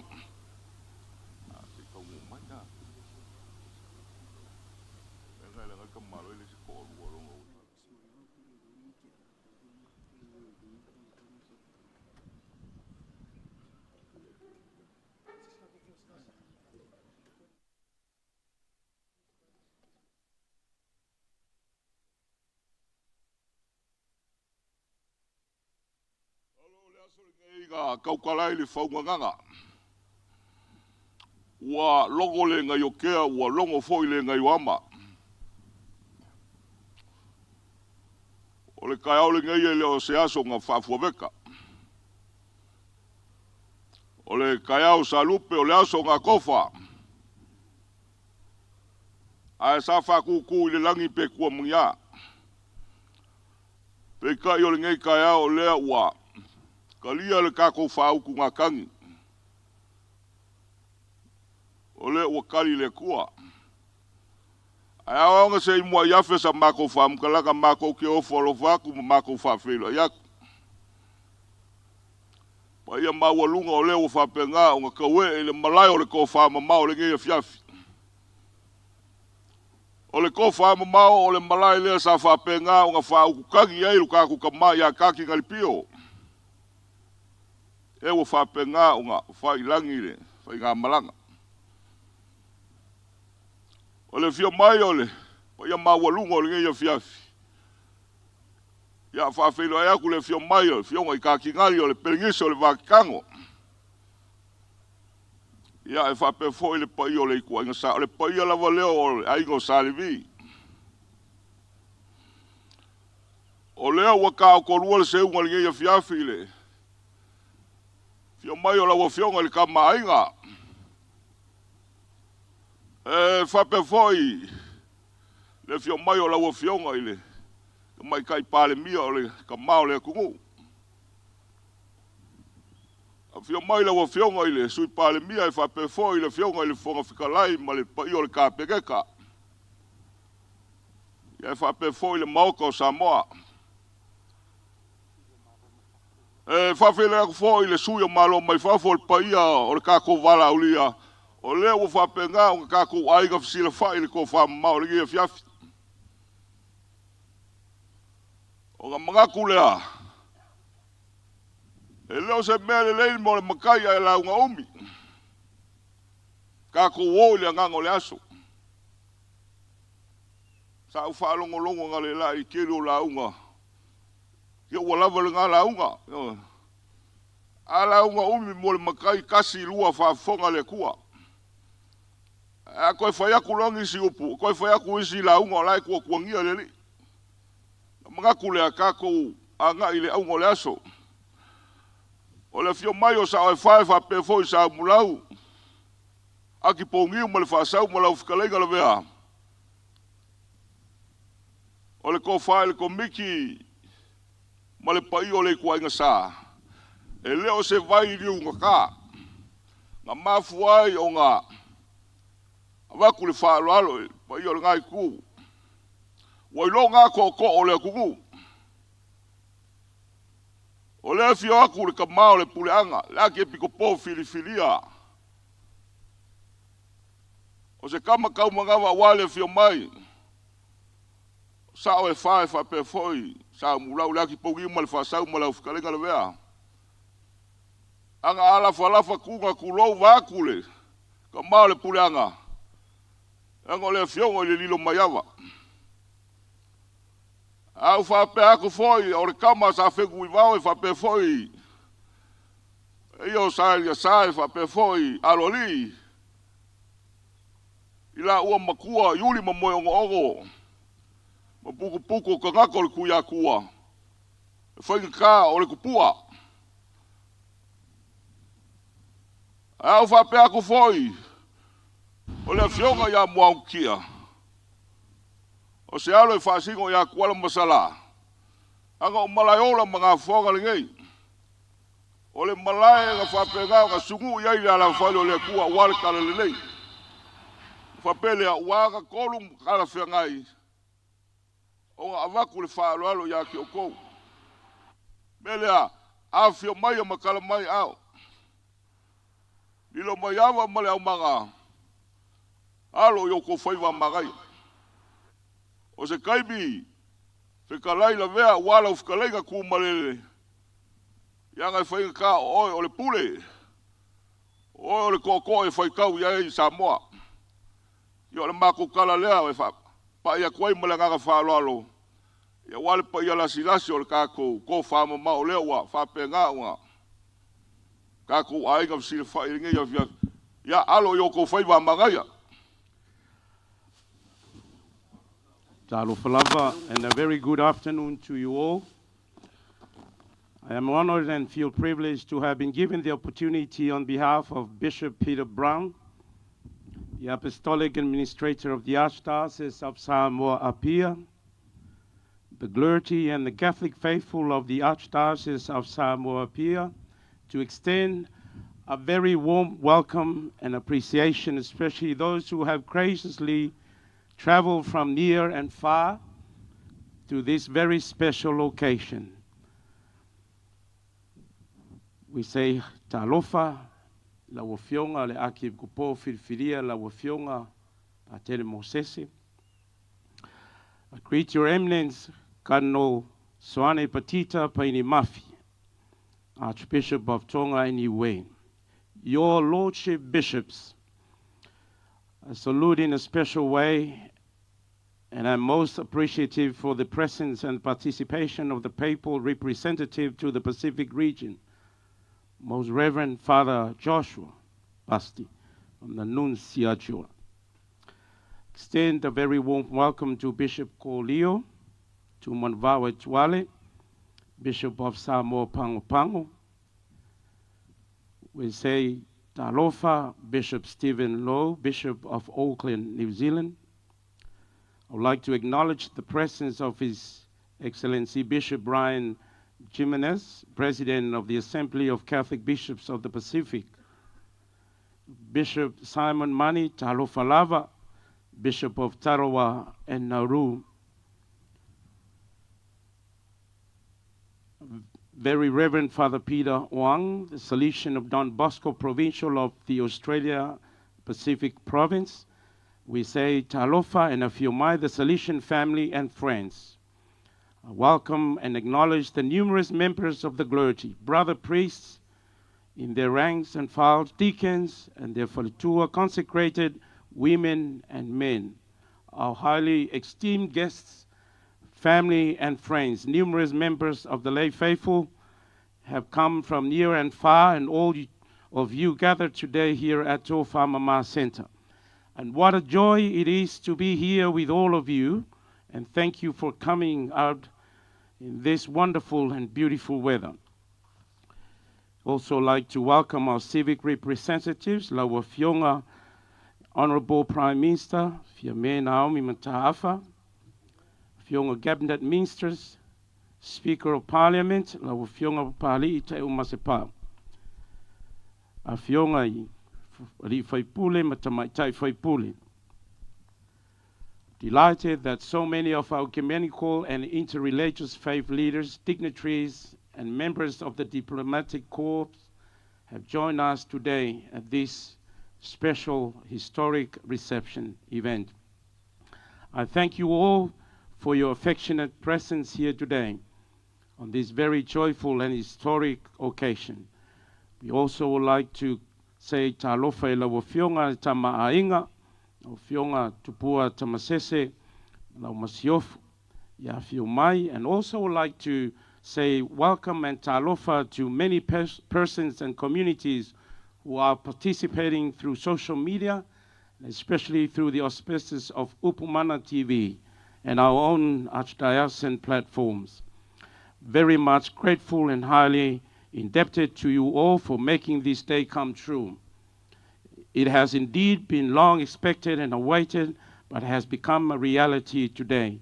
Fatalofat foi io ainga le fionga le Akiepikopo filfilia ia maise ia wa ia la ainga sa fenunu ivau ia sala ia sa ia fa pe foi aloli na mtua yulim moi ono ia male putu tangato tu ia tua tainane foi io le ainga Akiepikopo filfilia wal pa io ainga sa fa mainga ia le li o le tu la lenga po niu mar Faasalalau ia ma oipule a fiomaya. We now cross over to the parish and the village of Safotu for the cover ceremony.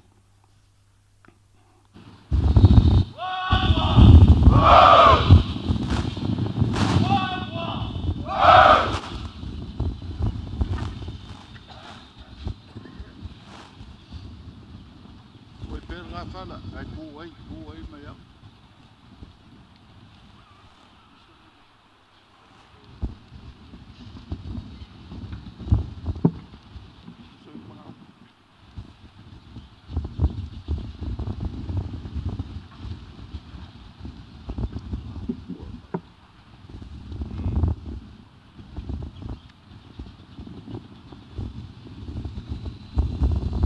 Le kala e fai mangua.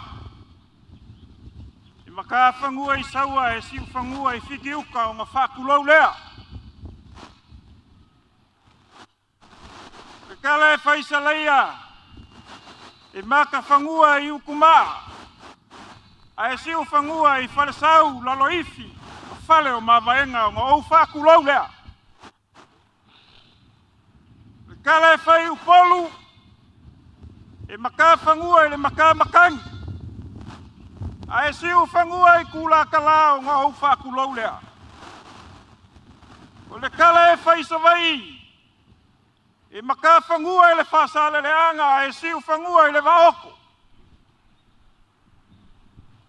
O sa ia, pa ia ma mamalu kaua o le aso ma le aso. Pa ia ma mamalu. Leauvaa kiki kongoa. Leauvaa malu kawe. Wao le kupua ma le lau ai. Malae ola mga fuanga. E afio ai. Ai ngā whalangilangi. Fio ai kualam salam le maupu. Lalakai ai ro lako lue a ke vanga ma vai fale ma mamalu ya san mulianga. Le so. Leo le alo li lo maiava ma le umanga. E afa whenga inga kaulangi a sao e wha ma inga sao malau.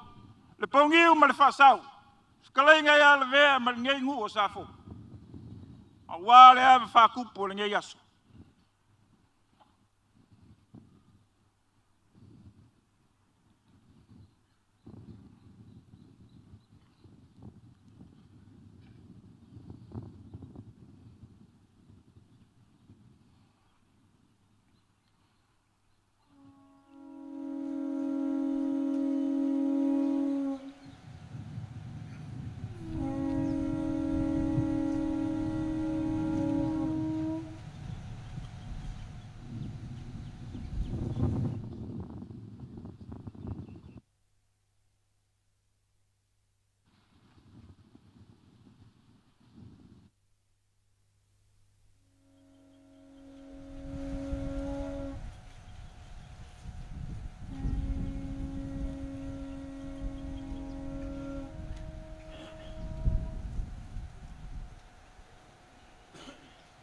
Wasale sami. Wasale vao. Sale laulele. Wasa fafo, wasa fale, wasa. Salava. Leia se koe uku vai kofu. Pe koe kulingiu fiki. Wale wa malu kawe. Malae ola mga fuanga. Apeleo se makukala. Lilo mayava male umanga.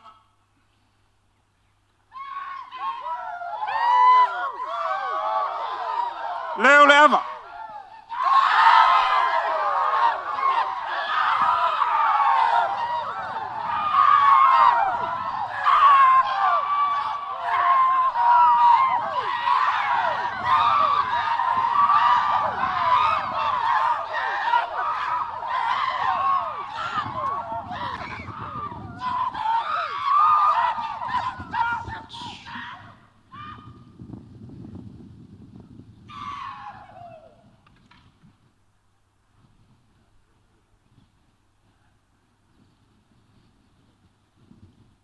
Lilo mayava male umanga.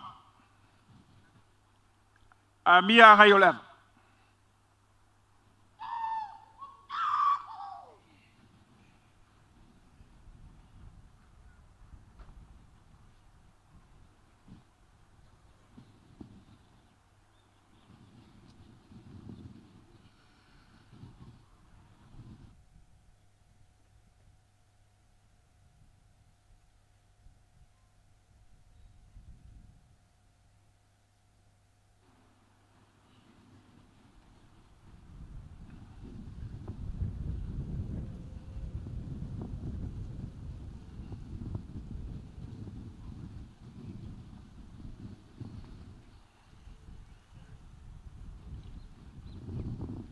Lea wakau Malae ngai o le ava. Au lea mamoli aku ngai o le lilo mai ava. E pui le alofa sa. Au manga. Amia ngai o le lilo mai ava.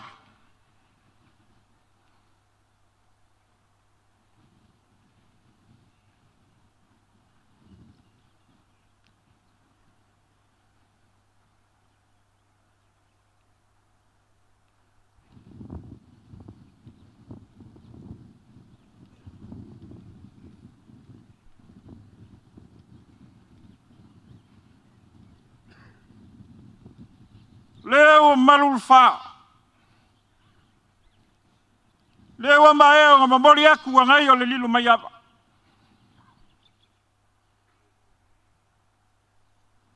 A kausa ili se ava. Kia le fai kaua Samoa nga mua. Whamea le ava kangaloa langi nga pui e le kua masanga. Whamea le ava nga ia kua ia le ifi makau kolo i kua. Ua leo lea. Leo lea. A o le ava. O le alipoia i le alofa sa i le kai au nga lua. O le ava lava le lilo mai ava. O le ava fai mai. Sa kui fingau. O le ulua i ava i Samoa. O le ava sa kui le maunga. A onga la sa malua i kaukai o le vasa. O le ava e fiki o nga aka. Nga ava ai Upolu. Ava ai malimoku sai. Ava ai masawai. O le ava sa kui kua maoka o lilo mai ava ma le au manga. I le lau ele waka ua o ko lua i ava. Au manga. A mia le ava.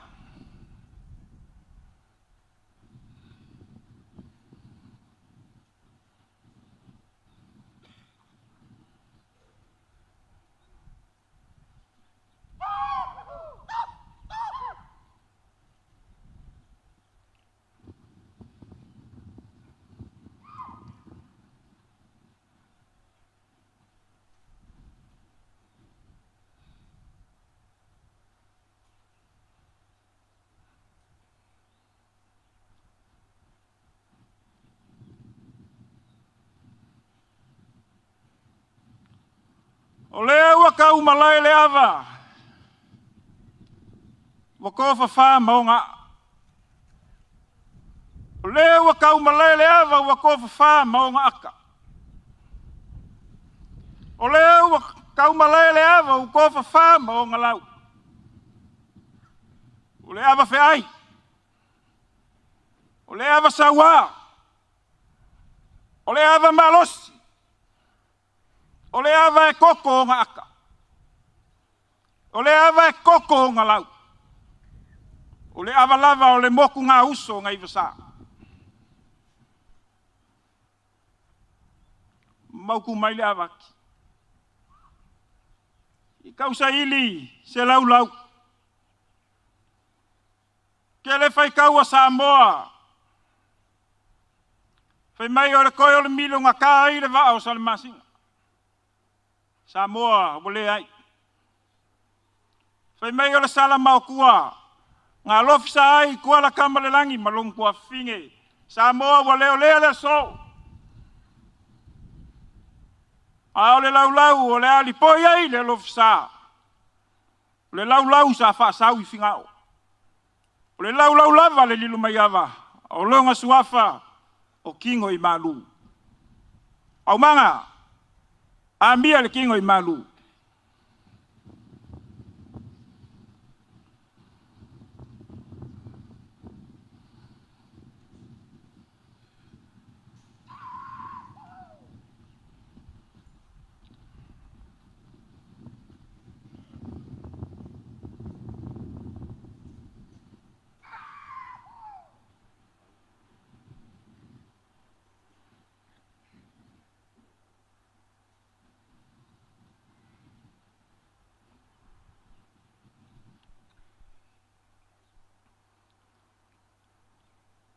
O mau ku mai le lau.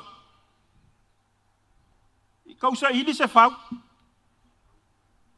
Fai kausa o a moa ngamua. Ke leo fau. Fa mei o le fau ngai paau. O le fau ngai lalau. O le fau ngongo ai la ulu o ka le lio ka mang ka vai. Samoa o le so.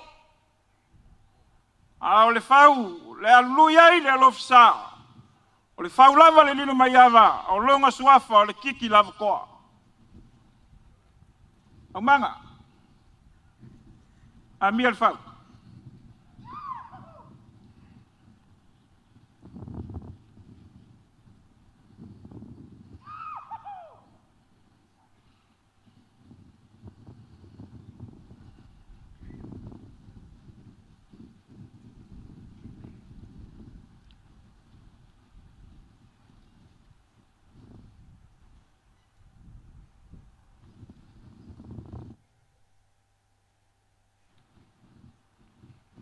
Leo mau ku mai le fau. Ai se kausa ili se vai.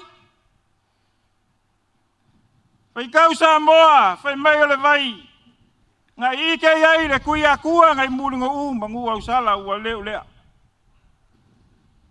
Fai mai o le vai makaiva nga whamalu ai le kuia anga. Ua leo lea fo.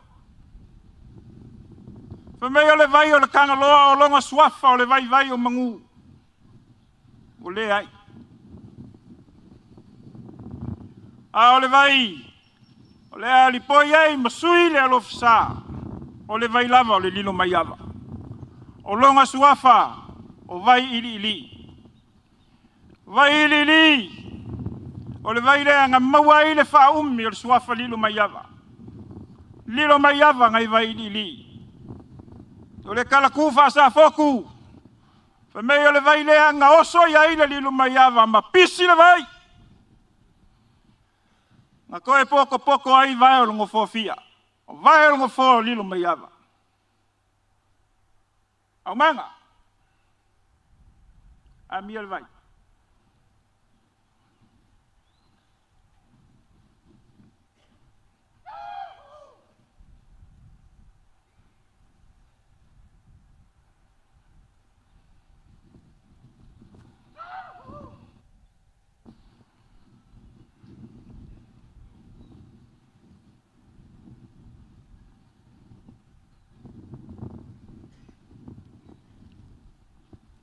Leo kau Malae le vai.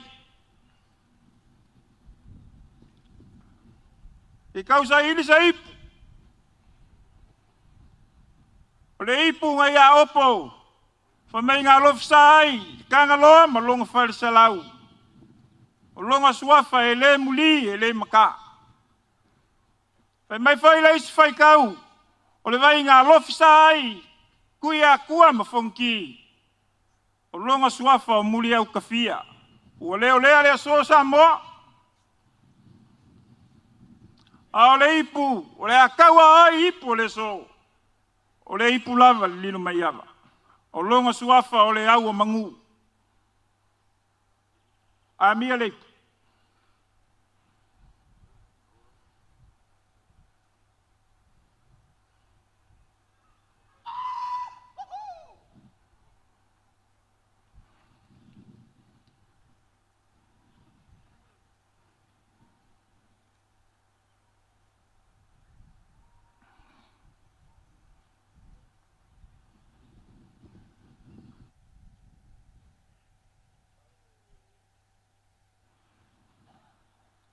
Lewa mau ku aku le. Sa ini se kausala. Kele kausala e fai kau ia ili lilu mai ava. Ale a fionga ia ngai kafili. Ale a fionga ia iliui. Ale a fionga ia kau pau. Ale a fionga ia fuakai. Pikai o le so. Wa filifilia e lilo mai ava ma le au manga. Lea fionga ia ko anganga mua, o lea fionga ia lavalea ia foku la ki kele o Samoa. Au manga, a mia kausala.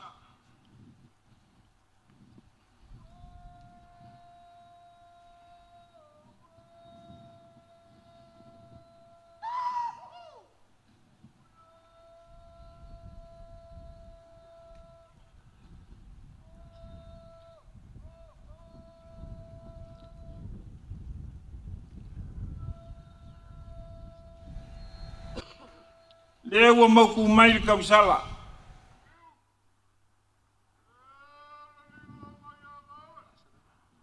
Au manga. Asa leava.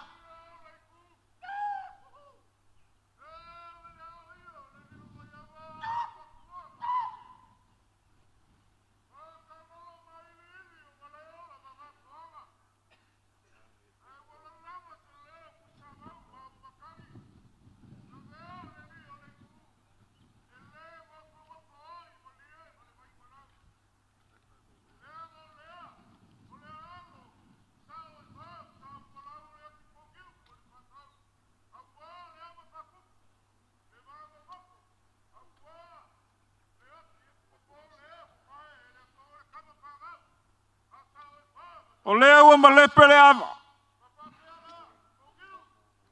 O le ava sa ko Faaamao ngalau. O le ava sa ko Faaamao ngaka. Leo le alo lino mai ava ma le umanga e pula le ava. Ko le ava kungase.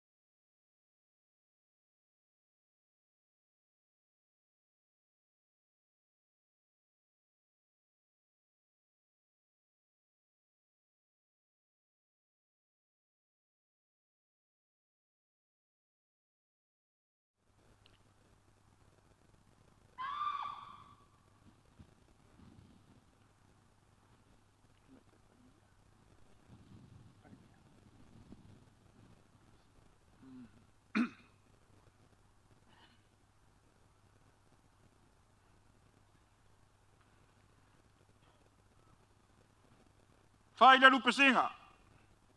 Le ava le ipu le fionga ka mai kai pa le mio Samoa.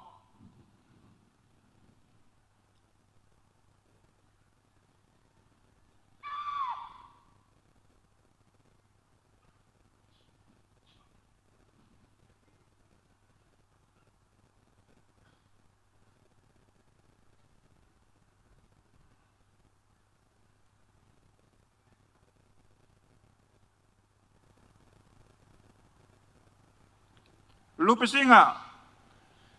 Le ava le ipu le fionga le Akiepikopo.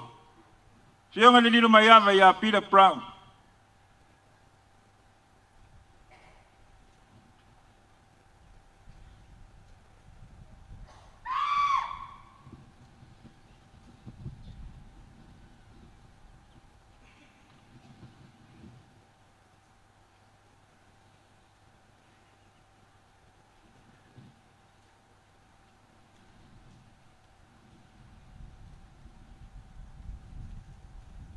Fai le lupa singa.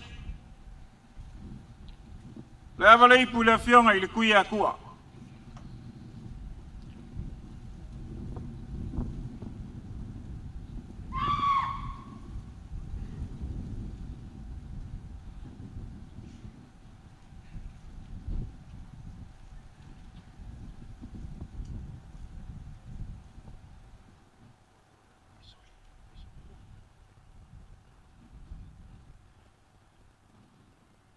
Fai de lupe singa. Le avare ipu le fionga il fong fkalai.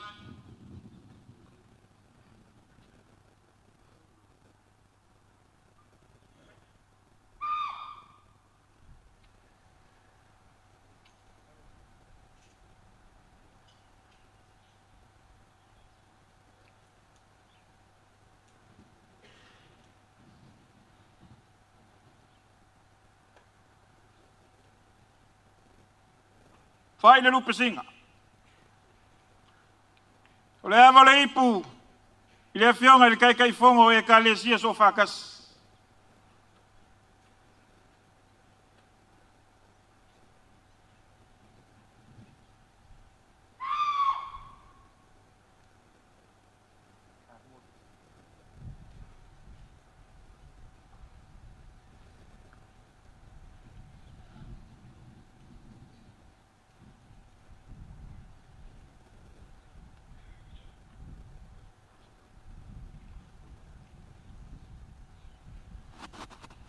Fai le moku ngā uso ngai vas.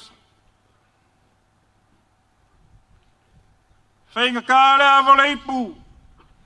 I le fionga le Akiepikopo Fidelity. Fionga ia Mosese.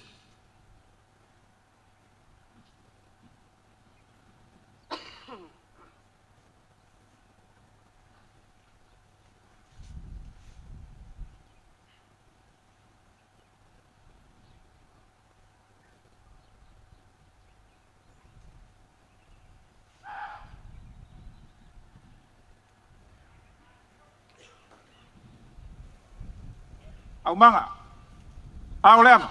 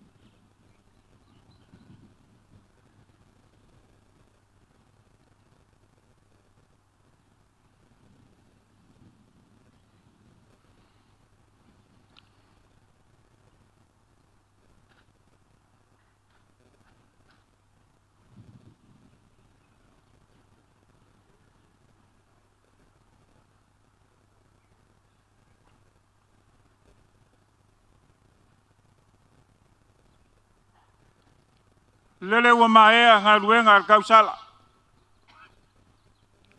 Leo le a kofo e a ngai o lililu mai ava le ava. Kofo le ava.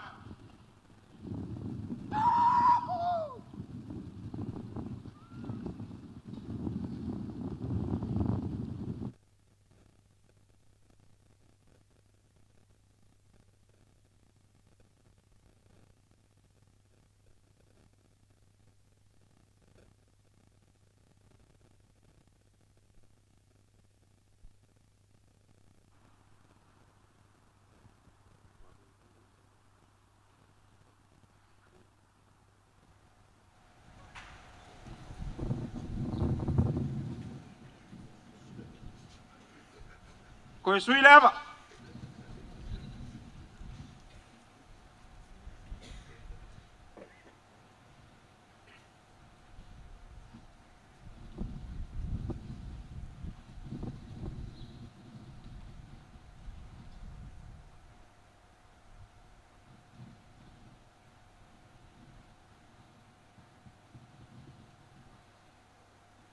Koe kofo leva.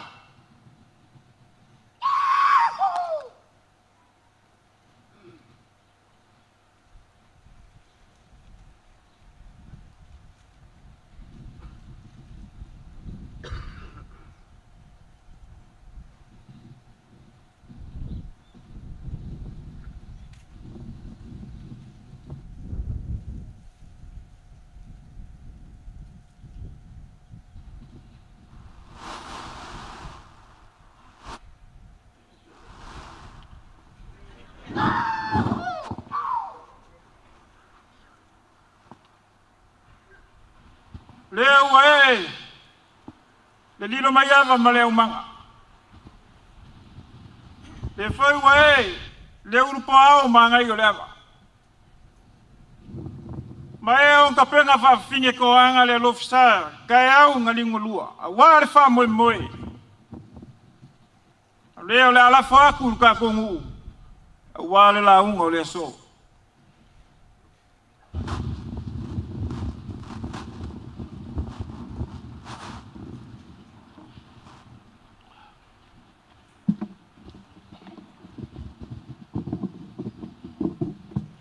Mau foi se o cole mingao o falelo quando vela fai fa mambo mo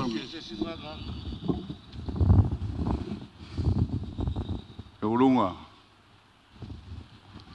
ele ia se vave ia se fa pengai le anga o madu mau o mamadu ya fa pelea Ola sa ufa ukanga, uok mga ore kaya.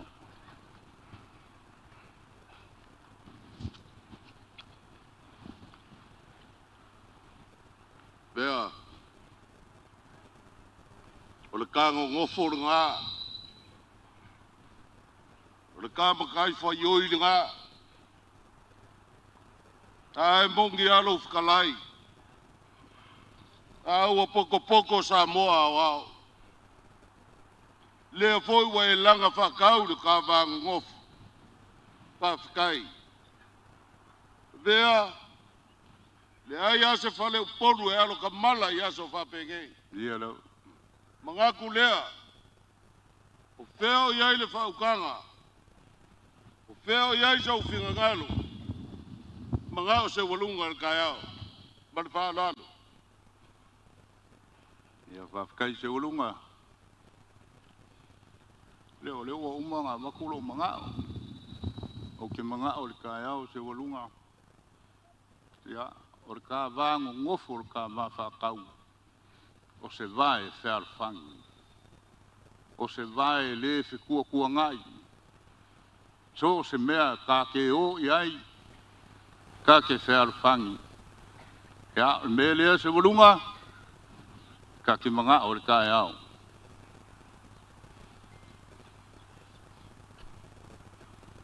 Vea, o mga ko le so a poa ka fail ka fa kau e kakau. Ie. A fai ai po gisa o fail ka fa kau e kakau. Ai sa. Kulanga ese an ge gaso. Kulanga ese le ngai ka ao di unga lua. Ai pangalea. O mga ko la upulelo loko. Kai. O ise ngau. Ai ngake ya vea mo la pero kava. Vea. O leo la uga poai. O leo la va manguia i lau launga. Kai. Ia manguia lau launga. La uga poai. Kai se ulunga. Fa pea a umbiar ka fa kau e. A fe o ke kei mai fol ko miki la se la ko pule mai. A fai o lo fa ukanga lea. Ya, kapo ia malmanguia. Alo ngafkalai. Ya, fafkai.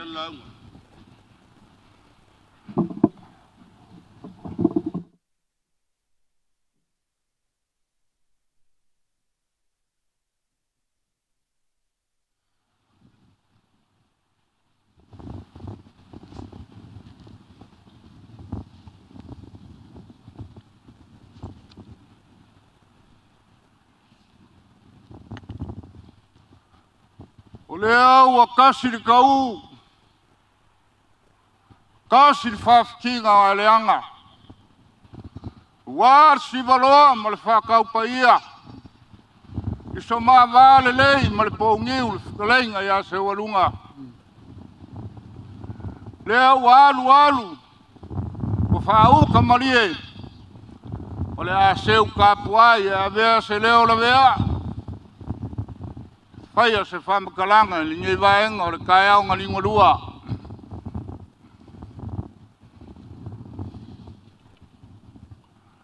E mga kua e loko le whalinga ngai loa e isaia le maru.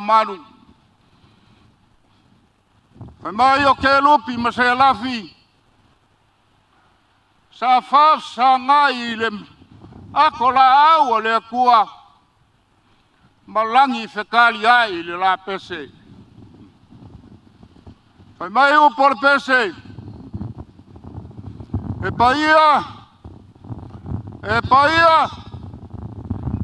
paia le akua au. Pia kau whapenga le asuri ngei. Wa paia ma ua mamanu. Le anga o ngare ua manu kawe le maoka. Ngā e fio le fionga. O le sui o le kupsa mai loma.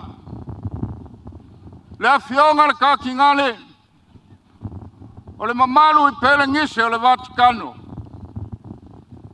O le paia o le ikua inga sa yonga vaenga ese. Ngai wa manu kawe le maoka. Ngai fio le fionga le palimia o Samoa. Ngai fio le kamainga. Ngai fio le kaikaifongo a Telesia sofa kas. Le malu la woska uranga o lea. Lea fio aku le fionga le Akiepikopo filfilia. O le mamalu o le au whaingandu enga o lo whawhale le malu I whingao. Ka kalo le po ma le ao e karo sia whangau o le ngai ngu. A leo wakali. A leo wakali le kua. Se kama whangau o leo wa whaia. Kofia. Whai makaikai o pule anga. Samoa pia. Lea fio mai kupo le nganga I whamaunga. Lea fionga I le lauli. Pa ia o lea wakhe. Ele kupua ma le lao ai. Lea wa mamalu ai. Malae ola mga fuanga. Lea fio ai sa kuala. A fio kuala masala o le ainga wharangilangi o Samoa.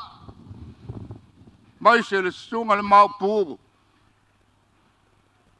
Alala kai ke vanga ma vai fale. Ma le mamanu ia sale mulianga. O Malae whai kauinga o pureongo I se la whai ma kuumua ngei. O Malae whai kauinga o le moku o salaia. Lea ua o whakingi o kausala I Malae ola mga fuanga. Lea ua whai. Ma Malae o le Telesia ka koliko. Lea ua whai ma whauku ngā kangi. Ale Telesia. Eli poi ai upu. Wa se manguia o le Telesia ngei makai au. Kai me o sola sali uliu ko whael komiki. Lea ua whinga ngano malie kai fongo ma le komiki. O le a lafo mai ai sa foku. La kou ke whaia se anga kongu. E pakia ai ma sula le alofa o le kua. A ele ngaka I lea. E whawheilo ai ma whakarofa I a kako malo Faaaloaloga. Lea wai ai le so.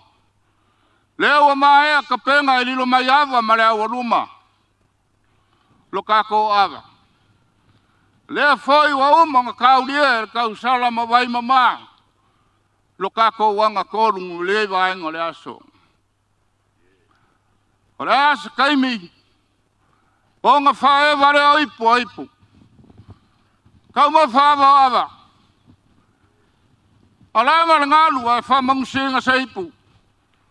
A wāra sui ar kupu sā mai loma. Se ipu mar ka ki ngale. E ipu mar sau whainga o Akiepikopo. Le mamalu ar rau o skauranga. Kapa se ipu ku ia kua. Kapa se ipu. Kai fongo so whakas. O aingia kako maro Faaaloaloga ro el maoka ele mauala mako vai. Kapa sa ko wipu. Laua fionga ele pale mia ma le kapengeka. Laua fionga ele mingiska. Laua fionga le fonga fikalai. Ma le mamanu le pale menge.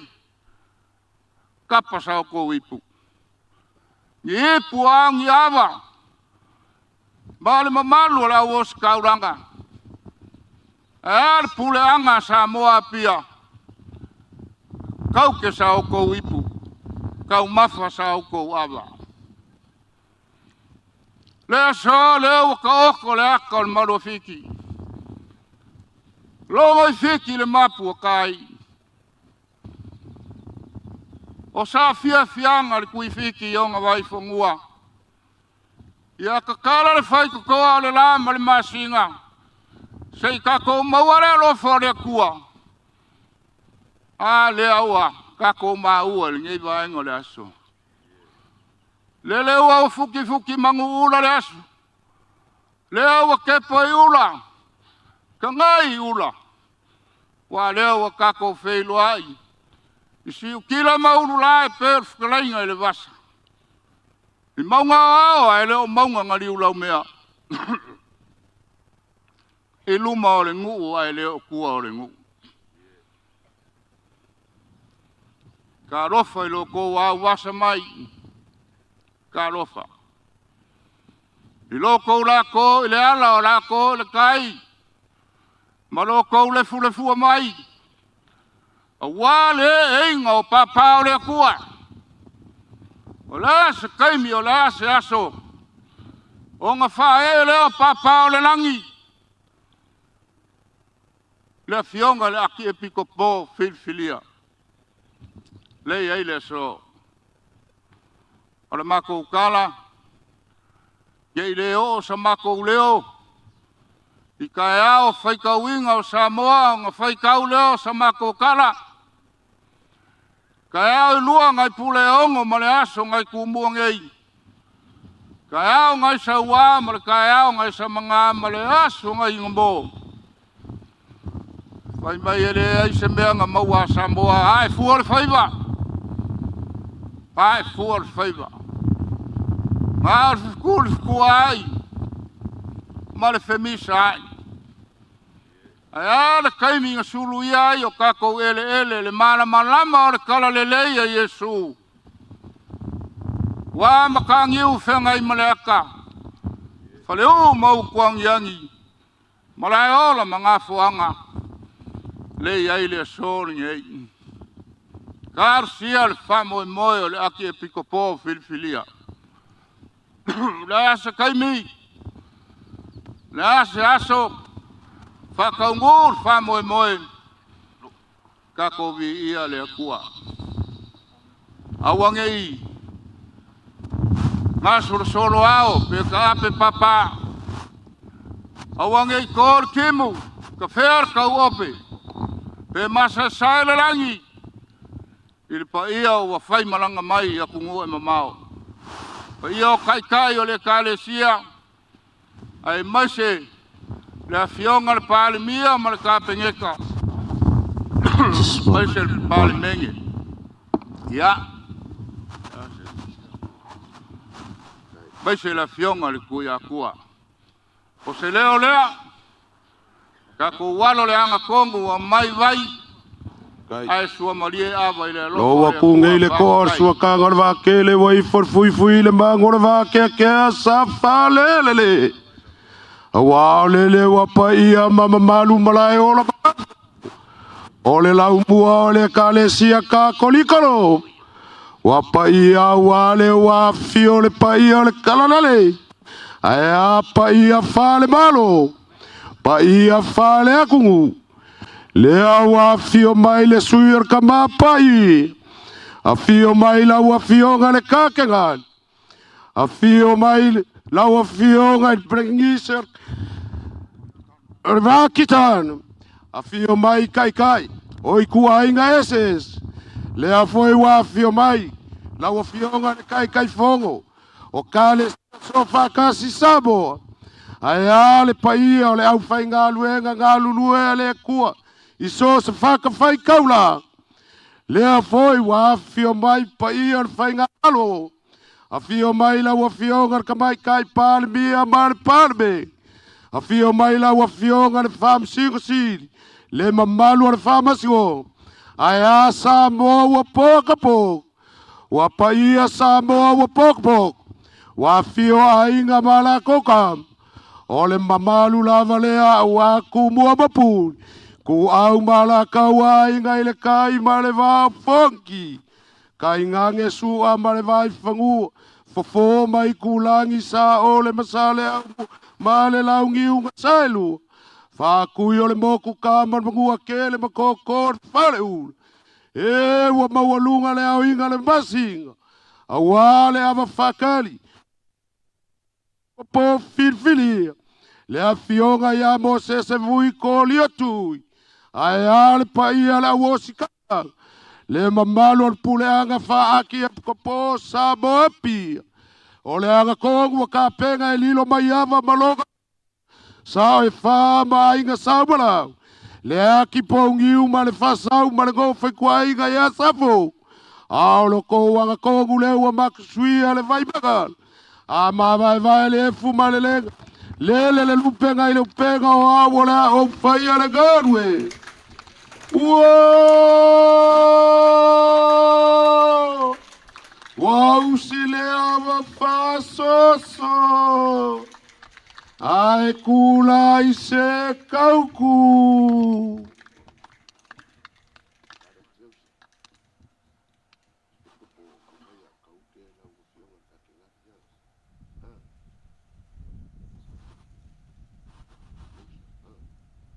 Au maia, kau ke laua fionga le kakenga, Johnson ta.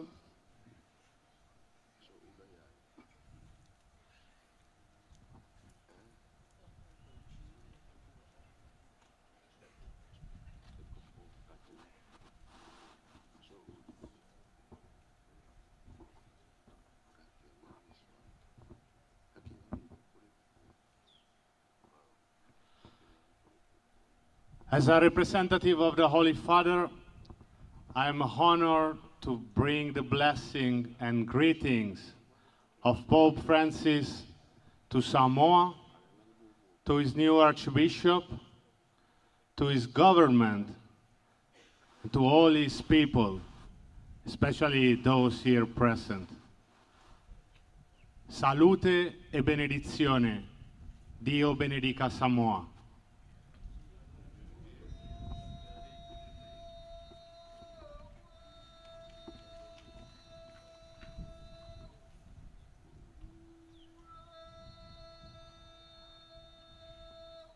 Au maia, au ke laua fionga ke ngale soa.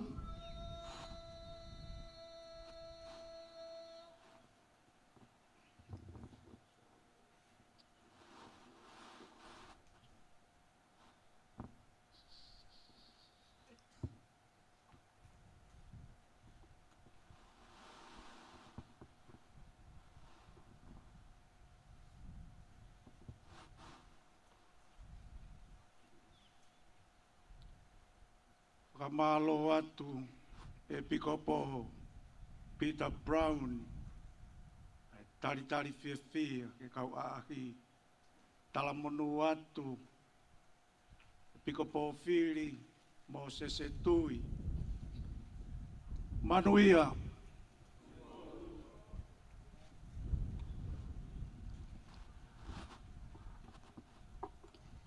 Au maia. Ke la ua fionga ka mai ka ale mi.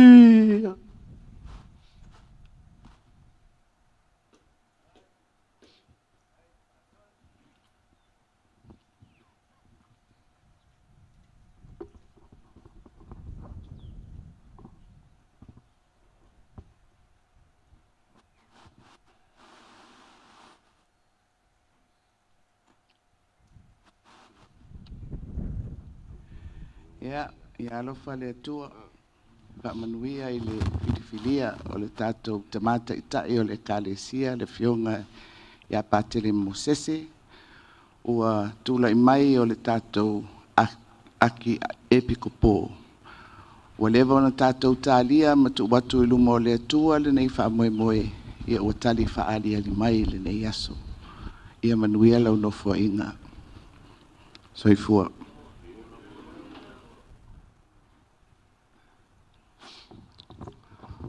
Au maia, kau ke la ua fionga le kui aku.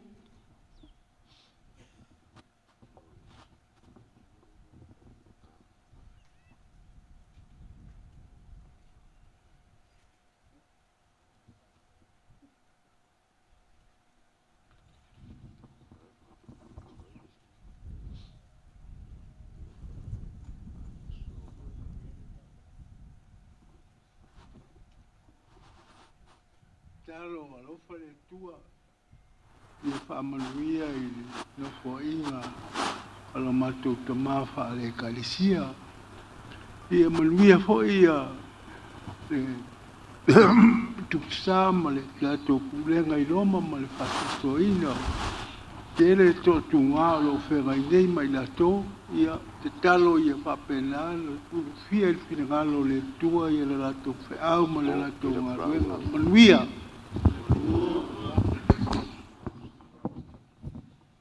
Au maia, au ke la ua fionga le Akiepikopo, fionga pila bra.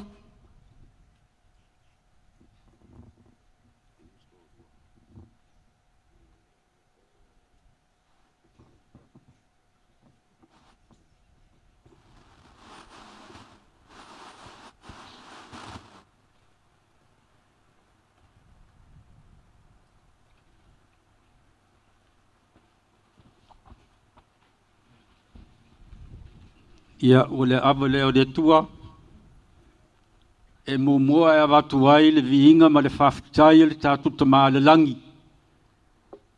Ini e tau nuu le Tofamamao le nganga paia. A wale whiriwhiringa le taitai fōu le tātou e Telesia Samoa nei. E le ngata i lea ia vele ne aso o si aso o moia e fia whatasi. A wala lumanai, le Telesia, a maisi lava le atunu a Samoa. Whawhitai lau whionga lil maiawa. Tai fōle, me lai whinau. Wa vea o tō whio mai, ma malo i le aso, o le Akiepikopo whiriwhilia o Mosese. Ia whamanuia le atua le tātou whamoemoe la so, pa pena fo le aso tai au, wala nu mai man wala le nu man datu nu manuia o Samoa ia soifua.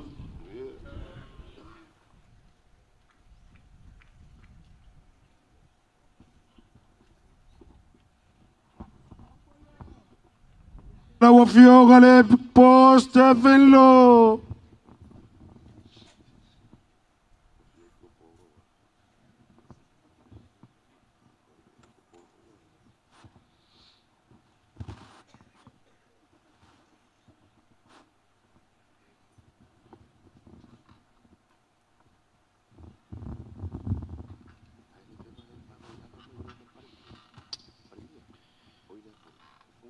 Te honore, te Gloria ki te atua.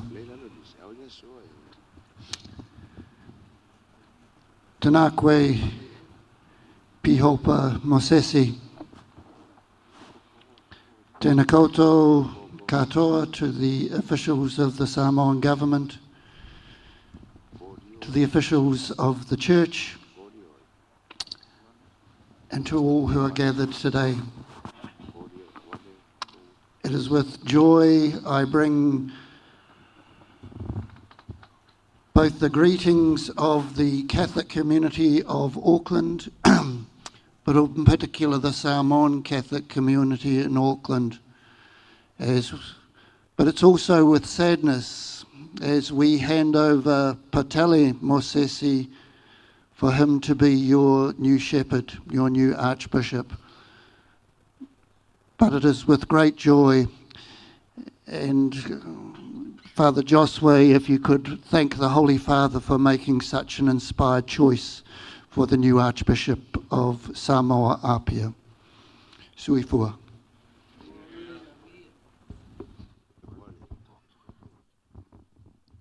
Aumaya! Kau ke la ua fionga le Akiepikopo la ua fionga kolio e kuale.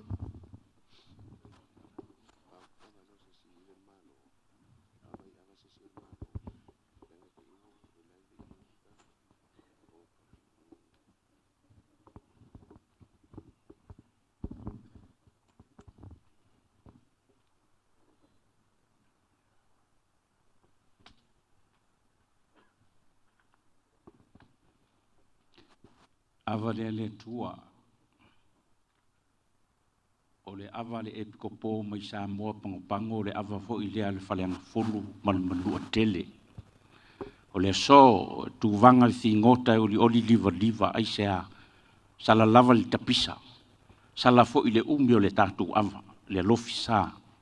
Awa lele sala lafo lava ile tai sa ili se anga va. Peitai ya lele lava wo fa manusina.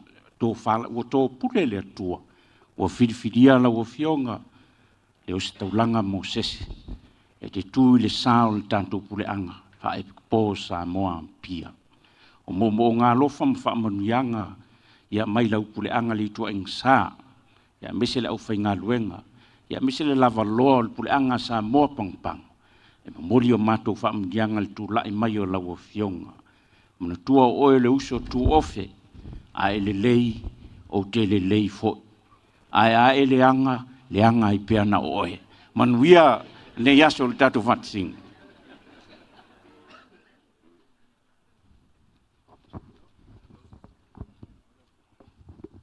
Aumaya! Kau ke la ua fionga le fonga le whakakalai.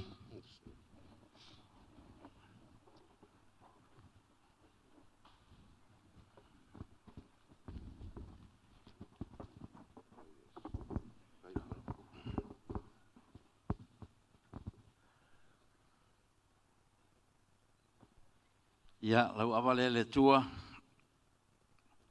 whaafitai iau tō whinga, e nei aso ma le wha moe woi ai.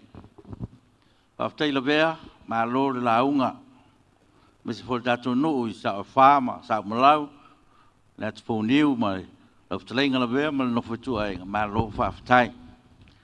Lau whionga le Akiepikopo Fidelity, e lewa e sisi la mai, wa whio mai le palemia, ma le sui palemia, ma le maotofono le palemene ua tolo lava fontaga le palemene ona le tāua o lou tofiga o le mea lea ia o le matou faamanuia ou mamā lana faamanuia le atua I lou tofiga soifua ma emanuia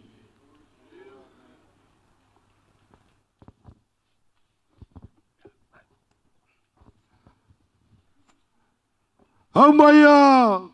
Kau ke la ua fionga le Akiepikopo Salema.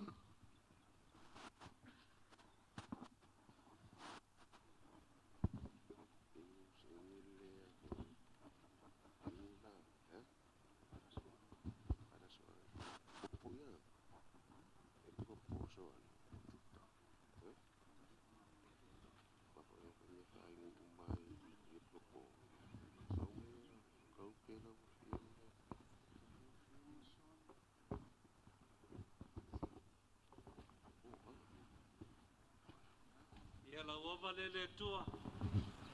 Meaalofa kai leo molo ko vinga le yaso soifua.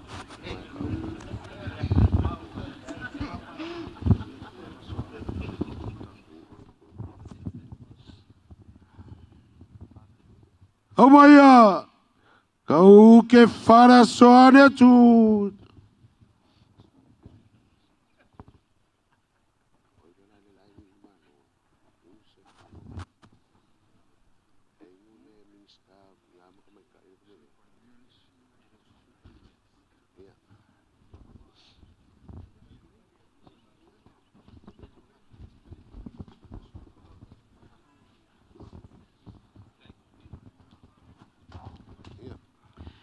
Ia o lau awa le tua. E mga koe asa pengei le whekalenga ka koa li whaola mai longo whaali i pa ia o koluse. Maria o lau tamalea. Ale kala fo ia Yesu ia yoange o loutina lea. Ia le pureanga Samoa pia o lou tofi lea. Ia lau a fionga Mosese o pa ia o kapa lo suafa o lo wala uinga le kako puleanga. Ia manguia le kako pokpokonga ngia fiafi. Manguia Samoa pokpoko, manguia foi le puleanga Samoa pia. Ai mese nga lau fionga malu kofinga o kofi ai ke kaika ia nganga o kako e Telesia. Soifua.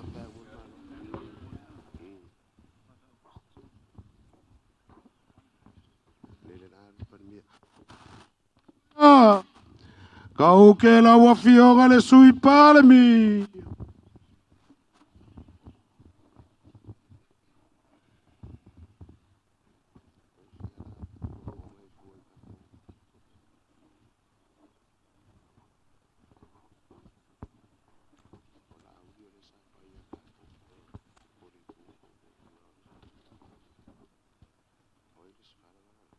Whawhitai le tua i lau waka de lei. Mo lau wanga lofa ua mawhai o na taurua ile nei wha moe moe. Whawhitai fo i le lawea ma le whapea le a fioanga o sa fotu ma lor ta pena. Lau fionga e le Akiepikopo, lau fionga patele Mosese. O lea ua mai lo nu. O maupopo mai fo i lau e Telesia. Ai meise Samoa porto. Ma tau te lango, ma batu la ma tau whamanuia a wālo tūlai mai. Sa ngai ane leo ane o tai, la ma tau tapuai, tau tua tu foi a e alo whaiva, ia manuia lau walawina, soifua.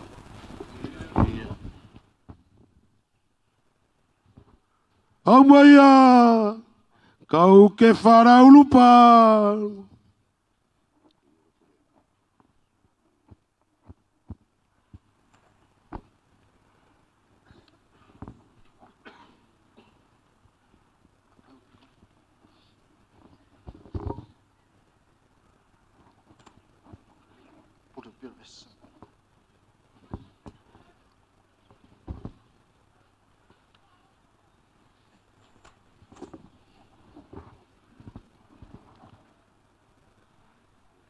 I bring with me the joys and the best wishes from the Pacific Red Seminary, especially the Samoans and seminarians.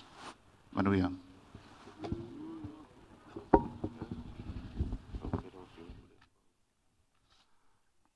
Kau ke laua fionga kai le kua kai le fionga kule.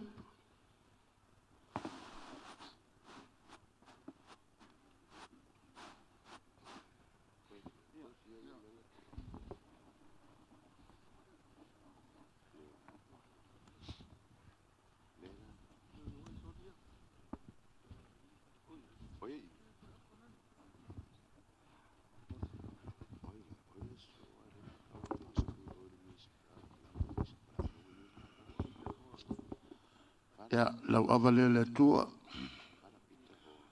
O le talo whamania mai. E le Akiepikopo fōu o Samoa. Lau fionga Mosese, mania tele, lau na whainga, soifua.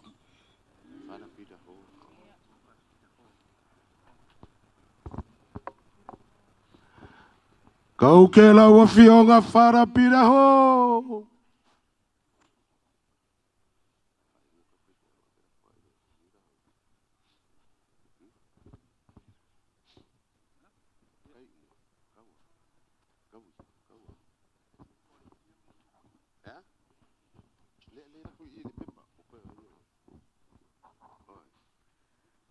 I'm on behalf of all the members of the Salesian family of the Australian Pacific province. I bring joy and congratulations to Father Mosese on these very special and joyful days in which he will be consecrated Archbishop of Samoa and Apia. My provincial council has been very quiet over the last couple of days without Father Mosese. He makes us laugh. So we lose a great man, but I'm sure he'll be a great Archbishop of Samoa and Apia. Bring a lot of joy and energy to the people of God here in Samoa. Paptai lava manuia.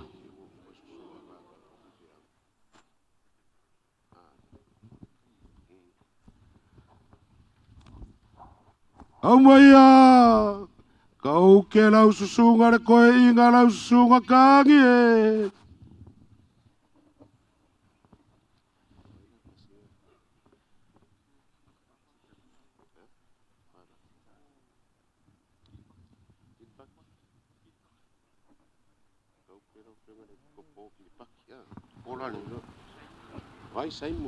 Vai ane le mamalu o le tōwhinga la uwhionga Akiepikopo. Te fia whao ngā pēr le la uwhionga pātele Mosese. O le mitanga o tofi o whinao na ua tusia ao le atua i la uwhionga. E te taitai le Telesia. O le taununga foi leo le tāpua inga ma le tatalo le tātou nuu i whinao. Pāwhitai ua whilia se tama whanau sāwhotu. Tai le Telesia. Ia pele ina le atua lo loto. Ma ia tō manuo le atua. Ua le inga o le Telesia. O le tatalo mai tofi o whinao. Alofa e toi tu tasi ia ti akono ia antelea. Se mātou toi ngā lulua i leisi tausanga. Se tau si pātura na launga o tele le whaianga le ngā luenga. Manuia o tātou as, so i fua.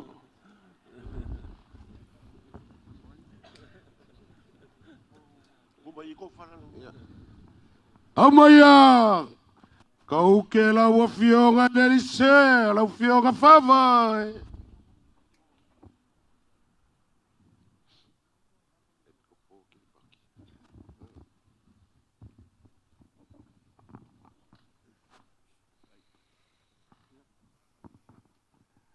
O le te talo whai pēr.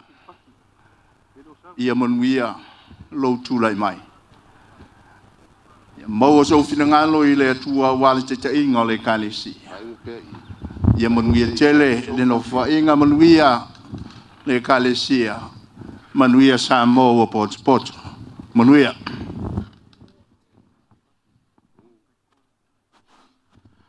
Amaya. Kau ke la wa whionga ka māpulan maka ngaluega i safo.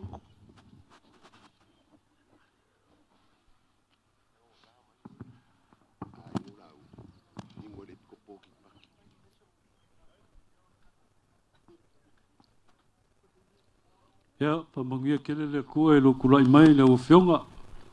Mo so mangaku, ya wan manguia le kakopuleanga, soifua. Oile. Kau ke la wa whionga le Akiepikopo mai kiripa.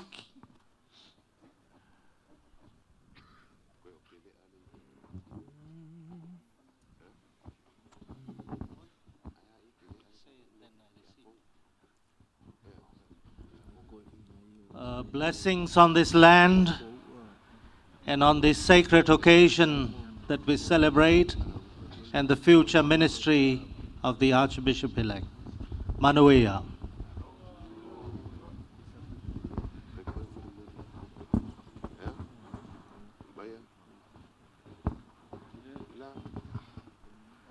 Amaya, kau ke la wa whionga ki a kongo ankele.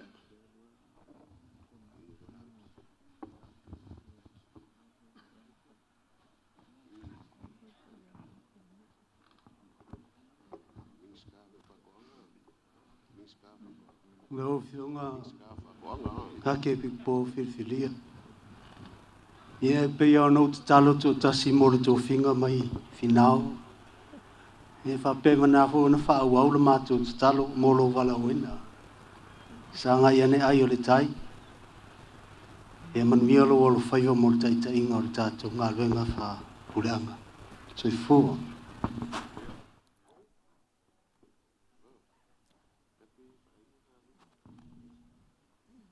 Amaya, kau ke la wa fionga le ming skafa ko anga pa faiga fai.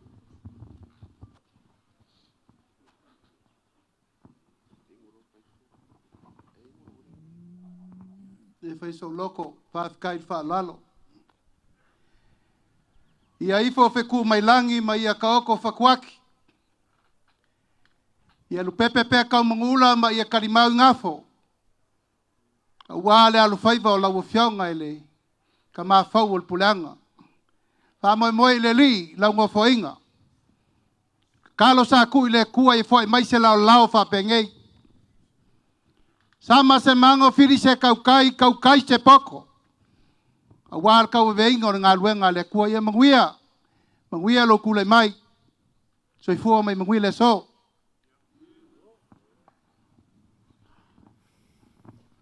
Au maya, kau ai la pala.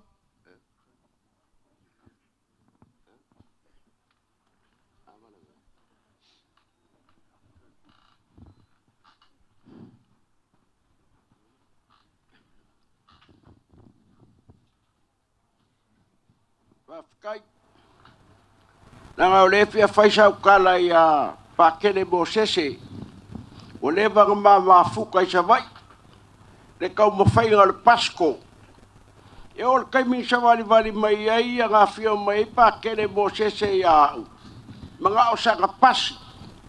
Ia ngō whaiakula ia le ia Mosese. Mani ia o e kama. O mō whanga whao me ia e whau ia so uma. E leanga, alungei leanga, a sau whai, a siri a ke au. E a ke oi, whaakau se pasi fau le aonga. Ia lea le aonga pasko rei sa le longa. Ia a so o sa vai, so o me o sa vali e ngi pakeri. Su enga le kupe whaakau o le pasi. Ia le mea ranga le mori e koe laka whaakai a pakeri. Nga whaapea i longa e mau e pakeri ngi kofi mkau kia. Mori aku whaakai kele Mosese, la o fionga pakele, ia whaapopo e kua gisi whamangianga ia ke oe, whaafekai mea uma, mea siri, wa e na ua kirkilo mani makongu, ia o mkwa o mai o ia ke au koi kirengi vai, anga kua mo whaima ia, ia whamangia aku lea kua ia oi mea uma, whaafekai. Ua la ua vale galave.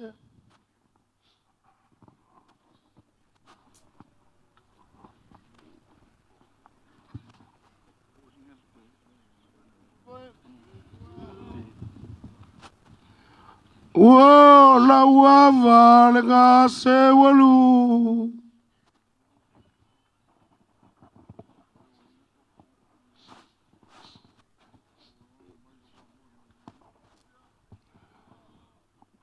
Whoa!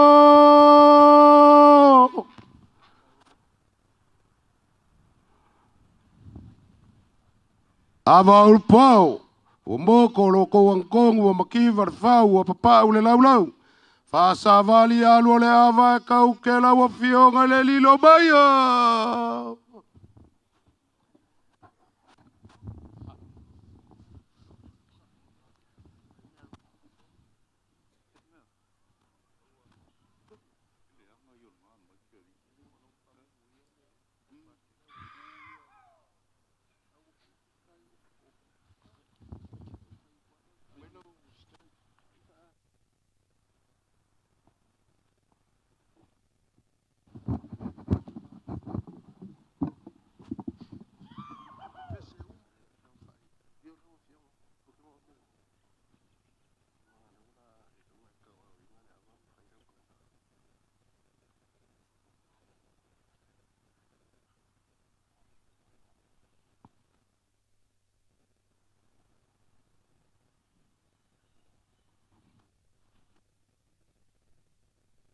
e whapengei le fiafia o kuku e lia I lunga o le maunga. O kia le kiki lima pe la afa lima. Ma au kilo. Ma whakali le fia o mai o le akua. Au le veve. Le sau ai le akua. Sau le.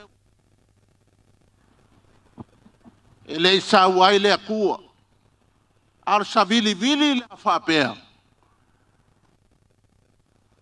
Sila akul pel feka I le lue mai o fua pe o fua o Tofamamao. Ai sila akul kua.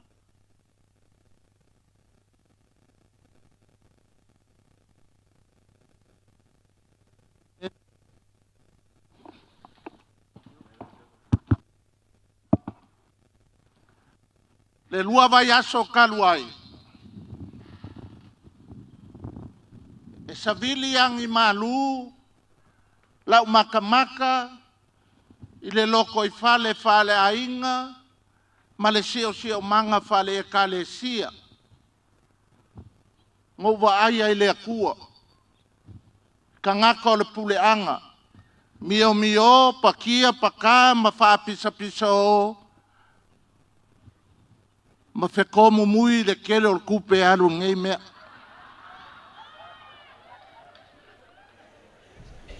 Ngau waia foi le kua le mako ainga. Ainga mai sa foku.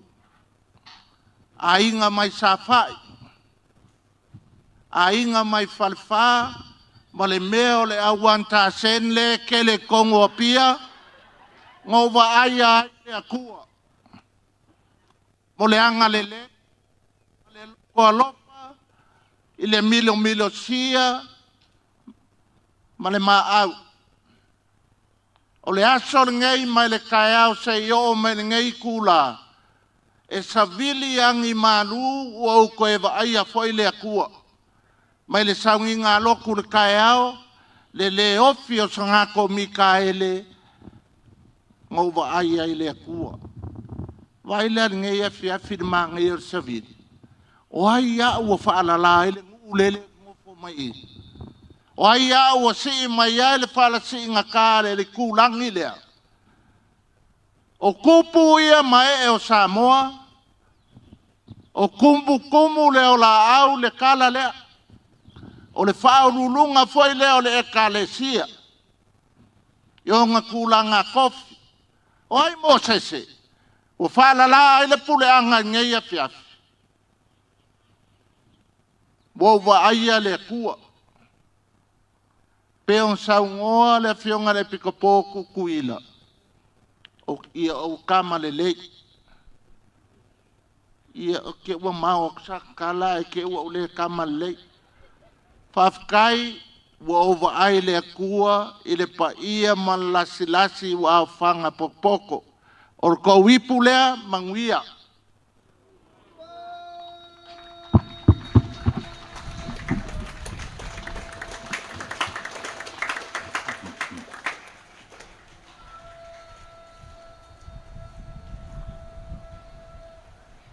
O lea ua maku I whau loko awakau ke maloko awakau mawha.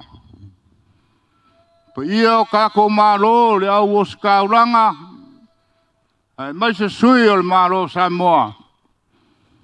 Lea ua maea on kau ao ipu.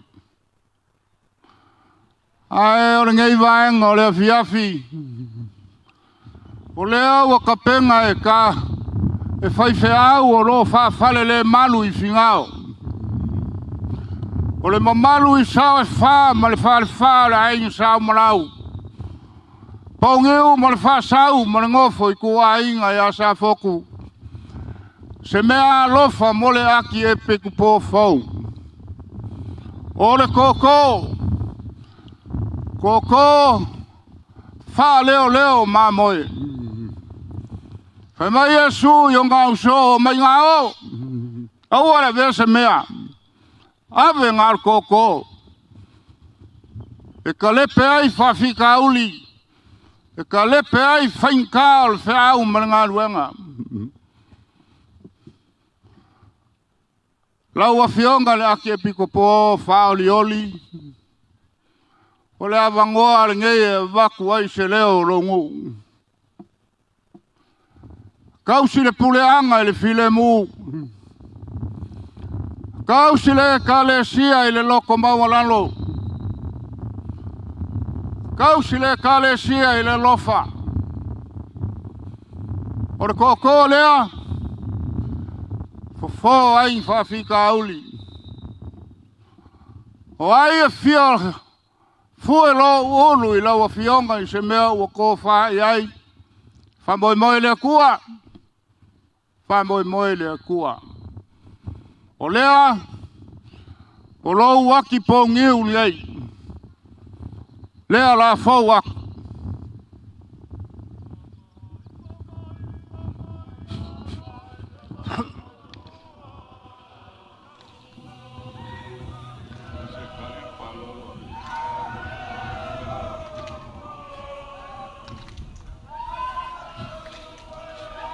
Vai aí, Lulu aí.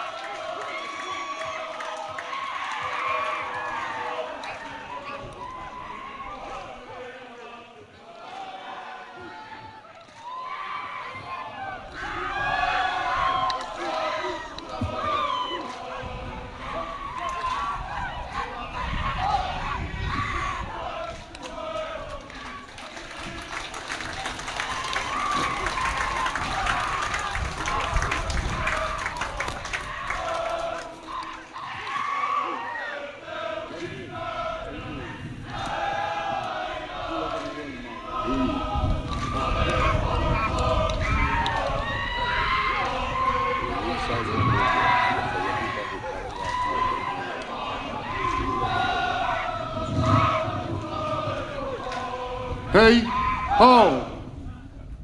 Mosese, e maua sofinga ngalo. O le ngalu enga fau, ingi whainga ka, sos ko finga whakaikai o le whakali mai whawhika auli. Maua rau lok kele. E le ngalo oi, kalo le kakongu. O uso a whaife au, lai a fio mai o. Lai ka kalo sos sa foku. O alu le ngā ruenga le kua, lai kapua ia, whawhenga inga kaulangi e sao maa inga me kakongu. Mangu ia kelelo kofi, Mosese, mangu ia kako waso, whawhkai komiki mo le mako awangoa. Leauvaa, ia Meaalofa kalai, o le kakalo le komiki, ia e mai pea i o kou se kaka malu. O ngā olea wa maua olea e fia iai le sānguanga momoli mai le kako malo. Me la leo le waku le awangonge le malo au li uli se kaini. Ia o ngā mako. Waku leo se leo le komiki anga kongu wai le whikalenga kumalele le ngai aso mle nganga Faaaloaloga.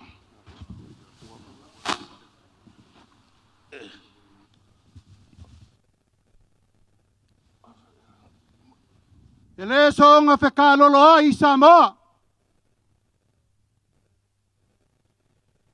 E le songa si le whalasi singa kai a Samoa.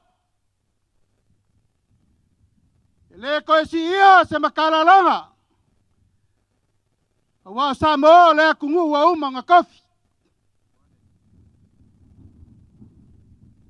Ai mua ngā mako whakulau kupua mo ngā kapua whangua. Malae whai mo ngā leo a Malae. A wā leo a marukawe le so. O pa ia wa umanga wharangi. O pa ia wa umanga saungoa. Kulainga marwhapkaukanga o ma malelenga i le so. Kulaunga ia. Ai o ke mga kualava le mavaenga le kausala o papa. Ia ngā whangua. Ke mai le kausala o papa. Ka lo whae maria koa wa kuai mai. Wa umao mai o malo. Ai sau e ave le mukia le koko. Ai whakarikari langi se ao lo malo. Kulonga leo malai ola mga whanga. Kulonga whaleu mau kuangiangi kulonga. Makangiu whengai maleaka. O le kaya ula ngā o leo ka kopengei la so. Laua fionga. I le sui o le kamapa ia. Mai loma. Laua fionga i le kakingali. Soane. Laua fionga. Le Akiepikopo Fidelia. Pakele Mosese. E paia mawalunga le Telesia ka koliko i onga kulanga whalupea. A wala ngofo a Akiepikopo. Kulonga whawhengai kaulangi uma i pakele. Mapakele. Kulonga le kuainga sa waka mai kaisa. Kulonga le paia mawalunga i ri felela. Makulanga kofi uma le kako e Telesia ka koliko i Samoa. O le amako le ko e asa inga le vainga pisio le lilu maiava. Awa lele wa umanga whaere whakopu. O umanga whaere whakamari o le rika eo. Ka ui ai paia mamamalu o le so. Mori le nganga whawkai lau ko whae le rio le kou. Paia mawalunga wasa e whae inga salmalau. Le aki pongiu ma le whasau. Awa le whakokoa le lilu maiava.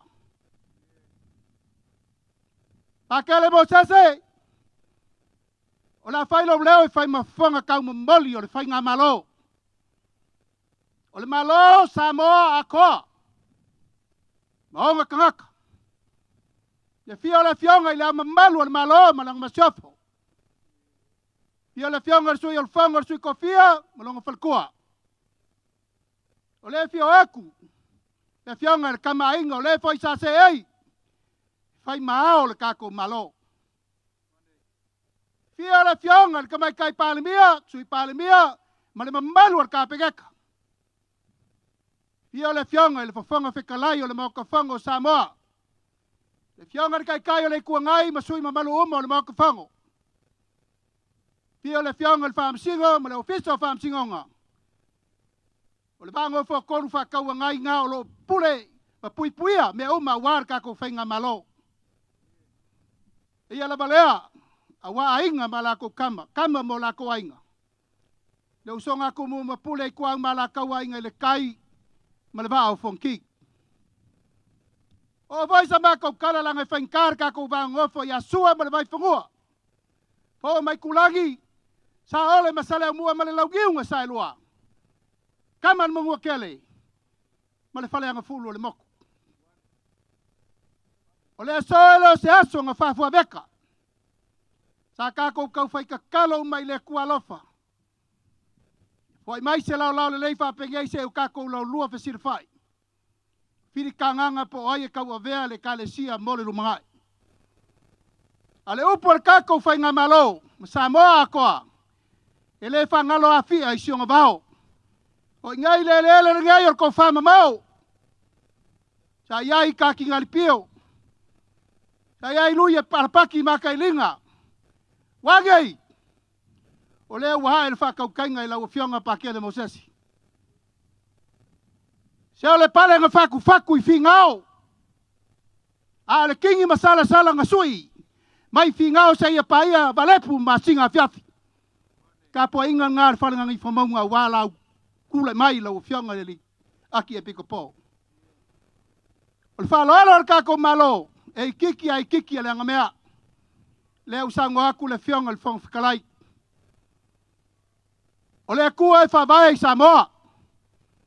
Whawae Samoa i le kua. O kolo fia me uma. Onga le whama malu a walo walawinga. O la mako kamwhayaku. O le ia lea. Sa wa fai ke fau. O le Malae al fau kunga kangi Samoa. Ka lai le so. Aba ku inga leo ai nga luenga. Au sunga le Akiepikopo fa winga. Wa pe o pua uku ki munga le fia firinga isa ku fa wa. Le fa mangu ya aku ainga. Kai ngangir ko fa ya le bea merka kongu. Sui vai ai wa le fio mai le paia. Kai fongo e Telesia so fa kasi Samoa. O le mako fa mangu yanga fa kasi lea. O le Meaalofa fa kauvar ka ko malo. Ku yuma ka ko wa kungu wa fia le fia firinga ya wale fa moi. Se fulu afe kala. Ya alofa mai ale kua pulpul ke kere. A fai kuamba le fua maka aper fideri. Folau ilangi mara kala lea. Le paia lau fai ngā luenga ko kofi le kua malanga mamau mai fafo. Ai mai se le paia ma walunga wolo. O mai masangi fa kasi mai le so. A wāre wha moe moe o le balawinga i lau fionga le li Akiepikopo. Folau ilangi mā, ka ngā kangu umo le Telesia ka koliko i le lalolagi a koa. Po feo lava mai moa mai ai, maka po ia le so. O mā kou ka kalo, inga ia manguia lo wala faiba. Lau a fionga Akiepikopo, a o le i valo mangu o le fiafi. Mā kou ke kuku mai sa sae mo mā kou ka kalo. I le kua inga i manguia lo kule mai. A ele ioso foi le lao kai au. Mā kou ke manga kua pea. Lau wha kau kainga. A ko usul kinga kama inga mo i leanga. A wāna wha manguia Samoa. Ai mai se lo malo. So i fua mai manguia.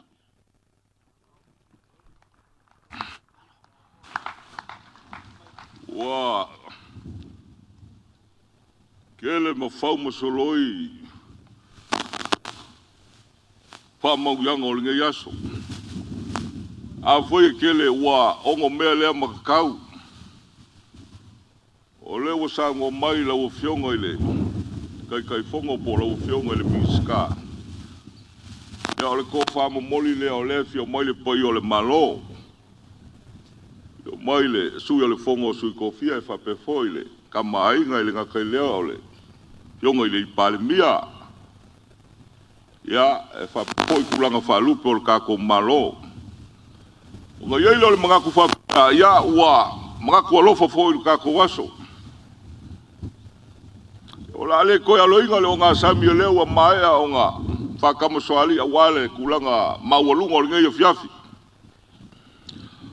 O le whaloalo maualunga o lea ua whapenga o ngā sila whanga le Malae le ko Tofamamao ngei. O kulanga maualulunga ia o aso whapengei. O lea ua maau le po ia o le kako malo. A wale konga po ia. O le ie sa whapenga o ngā au awha ia whau o le Malae o le whau ku ngā kangi. O le kumu maunga i whapenga o ngā lipoi ai upo Samoa. Leo whapenga o ngā whaewa i le ko Tofamamao le a fiafiri ngei o lau kou whaea ea wale ka mao le puleanga mole aku le nganga whaafikai o ngā whapea leo se Leauvaa vai o le komiki o le ka kou ke le i la asia le au ngā au ke wale wha moe kai au a le maualunga o le ngei aso ua kau kupu le ka kou a fiafi pa iai o le malo ya msalo kai au e ngā o la whapenga o ngā kako fisila fa yai au lo ko Faaaloaloga maualunga mo le aku le nganga whaafikai ia le mako kala lea mo le koe le nganga whaafikai ngia fiafi ai o le aifo koku wale la ngonga le ngia fiafi a wale wha moe ma le kako fisila whainga la vea ma lau whikalai ngā ku malele le ngia fiafi o lau whaausu ngā senga ma lau whalele ngā fulu. Mga kua ile, upu fo ile whai le kulangi lea. Whai mai ao ngā whalele fulu mangua.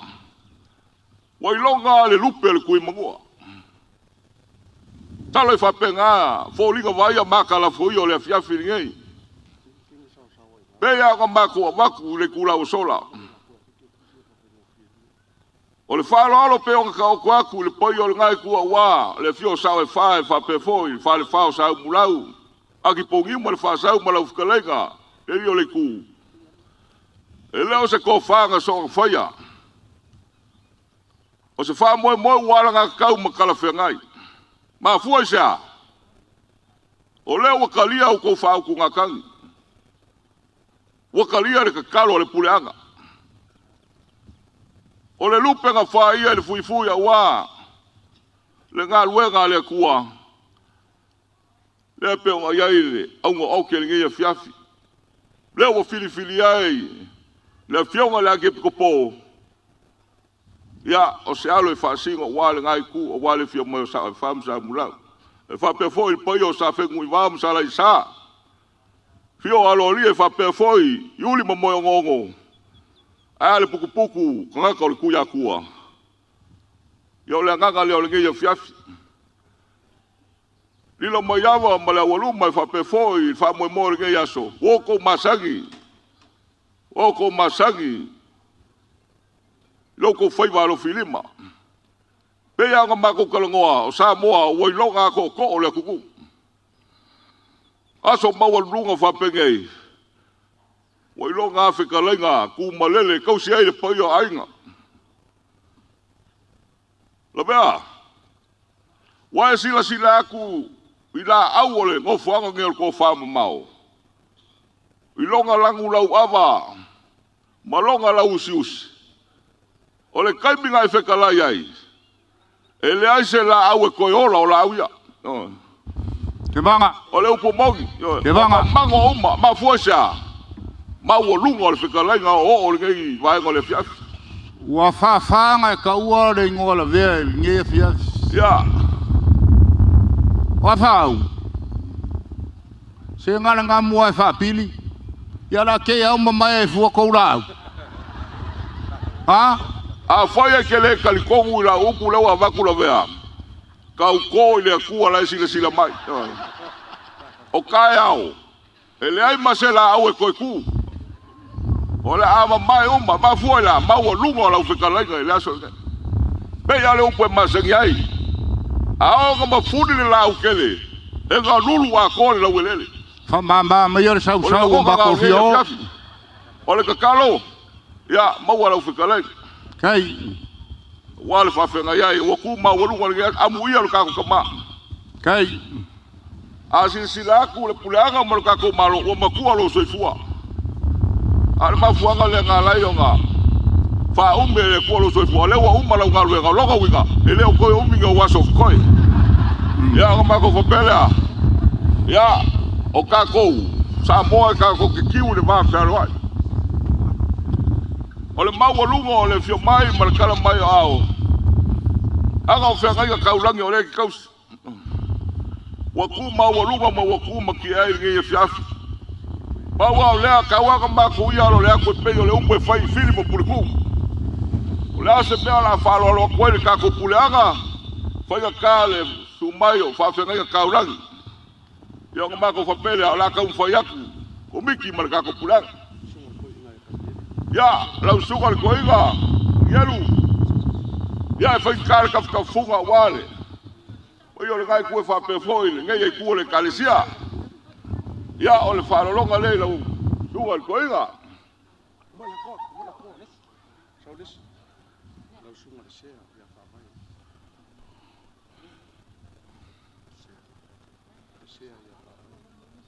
Ya, e whapefoi o ngā Faaaloaloga o ngai sumai lau suka le sea.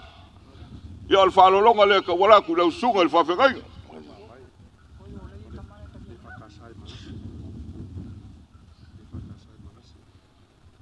Ia o le whai waese lo pepe o le whai sumai le whawhengainga. E whakawhai mangase.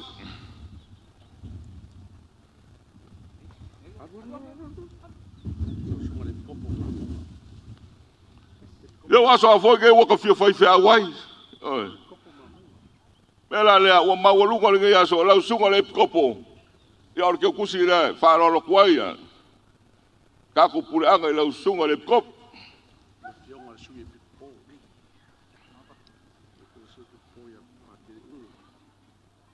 Ia ora ngai fio mai le fionga le Akiepikopo. Ia alo mai ole. Faaaloaloga le lau fionga le Akiepikopo.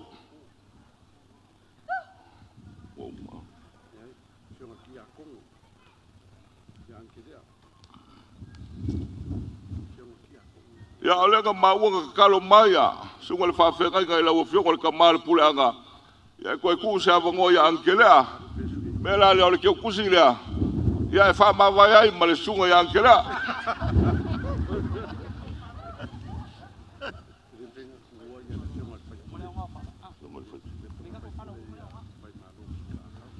Ia, poika ka Faaaloaloga ia so maualunga whapengei.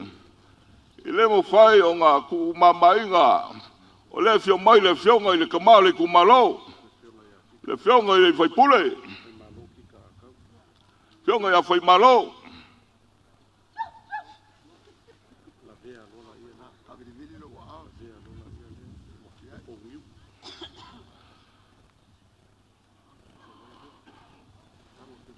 la mea o masangi aso whapengei o lau whikalaiga ma e whako Fafamamao. Salo ia i loa i le mongi o lau whikalenga. Whakira ale lau mea wane fionga le Akiepikopo melea. Ia o lewa o mai lau whikalenga e whako Fafamamao lau launga. E ui lea, e le mwhainga kua o lau lafo lea la vea.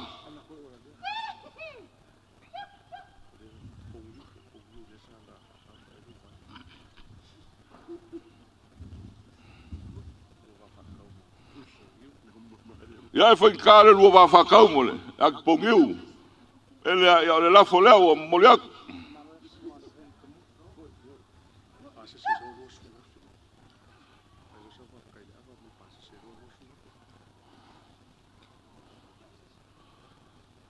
O le Malae ngai o le ko Fafamamao, Malae ola mga whanga.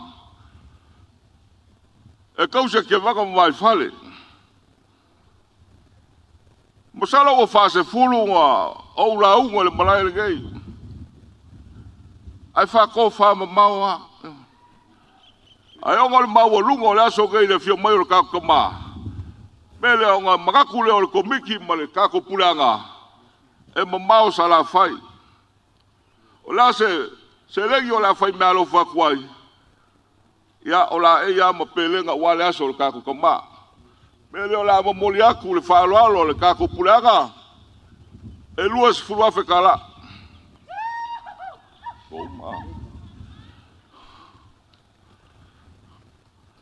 La mea a fai e whako whamalie.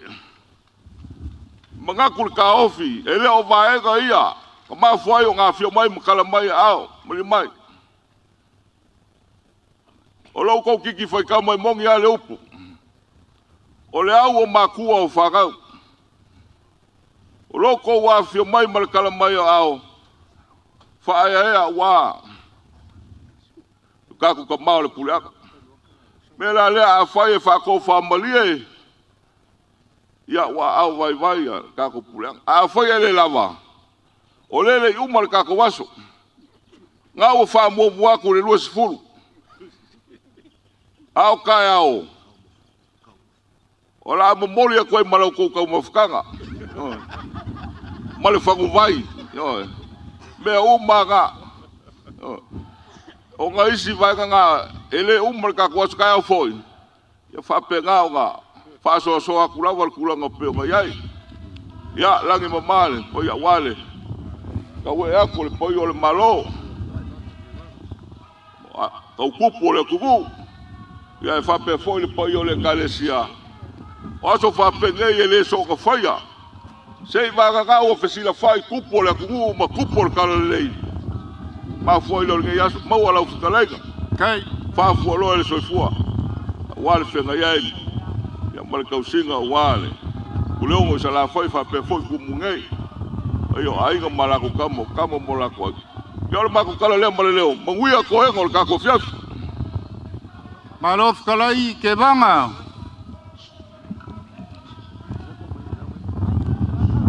Leo mea ia ngau sauai.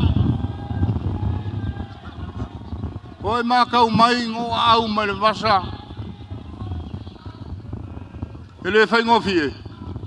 Ma fua sea. Lea. Kaulanga osi. E ui ao le ava. Ai a whauinga le mkau pusirisili. O le kaulanga e ave le kua e mu. Mu. A le pia ke whapea mai e whako Fafamamao. Ini whapenga. Le o kau kingo aku mea o sauai. La vea awal koe whafo ia mai le kupe ma le umi. Le o kau aku ia e malamalama. A whai o whaiva se launga launga ngea whako Fafamamao lau launga. E le fia whalongo salmurianga. Nanga e loa e morkula whale mongi le whakua kua i le kua. Ia ngalu alu leo sa mako kala. Pule leo al komiki. Olo ko whaia ea. Ia ngo se ngu mama sa uai le kamalea. Meaalofa Afrikai whai faiga. Ele masarusalo. Ele masarusalo sa o ia mainga maningei ngu. Ai maise lau whai ngalu enga ngalu lue sa foku. O lau miki ke vanga. Ia. O le ale langi le. So le maoe. Afrikai. Ai a whai o le whainga leo lau kaukua. Kalo whai. Mele wa whakalei la mea. Kalo whai leise mea. Kai mi nei o le ngā ngō kalo leise ko alua leise whangau. A ke vanga. Kalo ai le kua. O le foi wa wheku au whai mei le koi umi. A o rau kala ia oe ke le au lia o ke topa.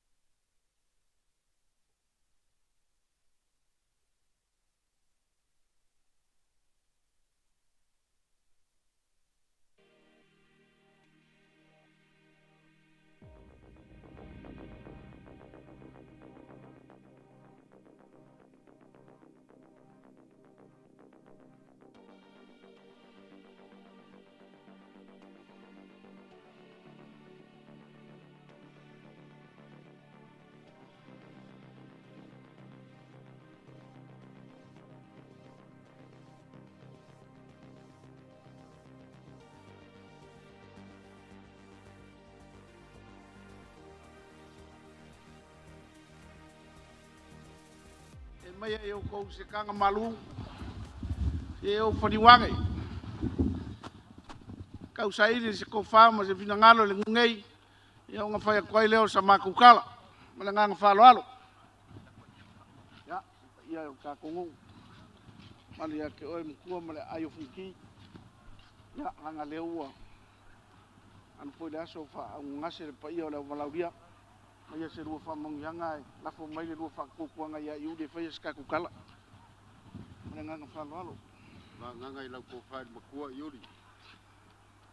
Whapekai lo sila mai fo lo mako ngopo aku. Ai le ka ofi o leo wa kai kitele lo ka kai au ngadi walua. Kei fo le wha moe e le ko mi whai fo o ko si se wha ka ngaka o kuia kua. O leo wa lar kai lau ko whae makua. Ayange le lua whala se rua ma moe ongo. Le ka pua ia inga maisi o ka paau mua. Whapea fo ia sunga I whapea ngainga. E kongo ngai manguia ai, ala mako kakalo ia manguia lau whaukanga manguia lau wanganga. Palo. Ai male ya ke ole ai funki kupu. Ka pua ia male manguia. Nia luloro mako sa pa ia ainga. Ainga sa fengu vau mai ngale sa. Ya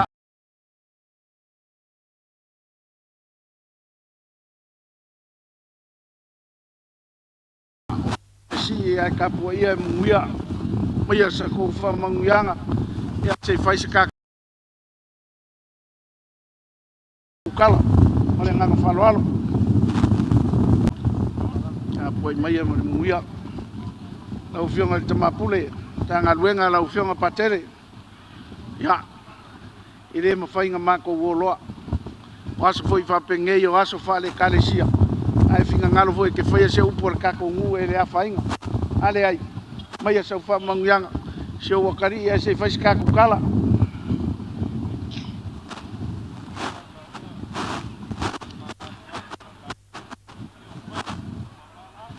ai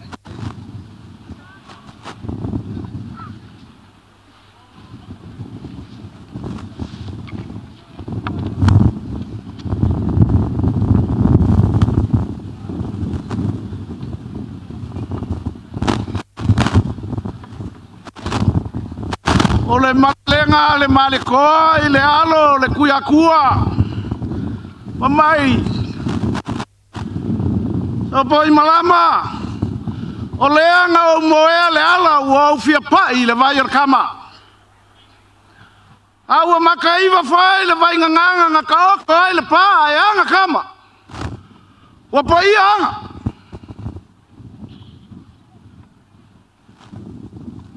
ngau manga kua leo le kala le King Johana. Pamai nga vai le kua. Ma memu ele aise leo. A upo nga memu. Pamai le kua e. Ia e fonga I mai se kama I lo mangava. A e fa mangu. O ke koe foa I aku e fai ma u kaulanga. Mangaku o le whapenga le kai au mle asu. O le ala leo le whakalolo mai o le paia o ainga ia. Leo wa fio mai le paia o ainga sa ngungu i mau. Le paia o ainga sa ki sa wa fio mai le alo le. Lele alal kai aku, mai aku. Whawhenga inga kaulangi le ngungei le fionga le kamapule ma le sunga le tiakono. Makamai kai sa. Ha leo mamalu aku. Iuli mamoya ongo makua a inga ma le mamalu le aia fonkirku. Aisha. O le kamaleanga whamanguia ai le kua ia inga ia. Lea ua koe kumai e whai mo mako kaulanga. O mako lupe whalele sa whalele ka aloha i le vao ma oa man Faasalalau ma Samoa. I le kala le leia le kua. Ai whawhakai le ngai aso i le kofau ai. Lea ua silisila i ai le Telesia ua koukusi lima i ai. E whai makai ulu o le Telesia kakoliko i Samoa. O le ala foi leo mga kuai leo kangaka ai le Malae ngei. O Malae ola. O le Malae o kapu vai kasi ai le Telesia. Ha kua fai o Malae ola mga whanga. O le Malae afio ai le pai o ainga sa kuala. O le ainga whalangi langi, o le ainga whamainga masa sai ai le langi. Oi. O lea ua kai ai pa ia whale Telesia. Au pa ia whale malo. Au pa ia au rakungu. Mai ai le makai sau ai le menga kuri ai le pilua pa ia o ainga. Sei ia pa ia le menga le lenga ai le maoka ka mai kai. Lea ua kiki ko ngoi malengei. O mangaku leo iuri. O lea le koe o iai sa mako kala o lele ua uma o ngapai lango. E koko. Ia lea ua whamu moroa. Oi au le so o mako mangaku o le a whanga tui kongu le mako ngiu. Ma vili kongu le ifio mai inga kusa ma le wha moe moe o le wha malolo mai o pa i o a inga ia. Lea ua mako fola si aku. Au ai ere kangaka o kou mangaku ange ai. Lea ua kaulia i sa kou whiriwhiringa. Se kama whangau o le ngungei. Ngaku lea ia ngei alu alu a sa wha makaranga iuri. Ai le kua vai o manga o fai ka winga leo le o mai o farfa nga kulea la u fionga le kai o komiki mara komiki mamalu ia le o vala u le amako ka mo fai ak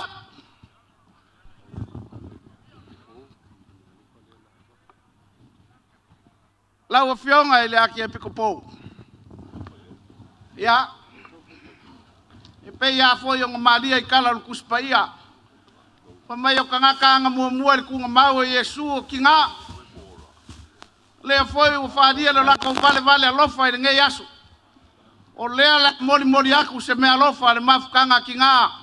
Ale Telesia kakoliko i whaarwha. Tai. Haro mai. Lea la moli aku le vala lea.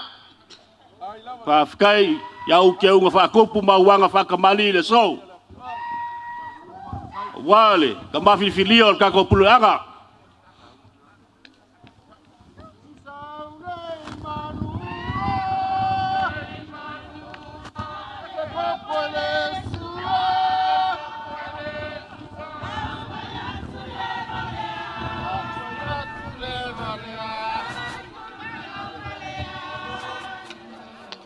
Ya, olea la. Hasta solo aku tina e mori atu na lato vale alofa. Meaalofa fkai. Kai pileskege mal mafkanga kinga. Kai loko maau mal ma au Faaaloalo ngai afiafi. Oi.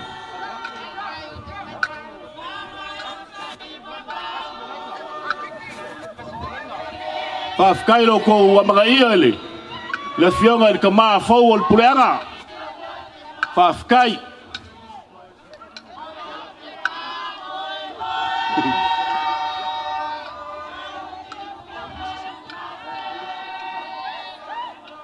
Malo le ko fai la wo fionga ka mapule o mkanga luenga, maise la ufainga luenga.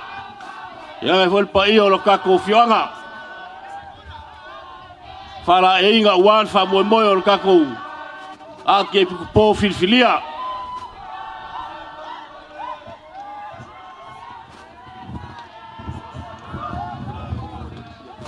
Ya, ole lea.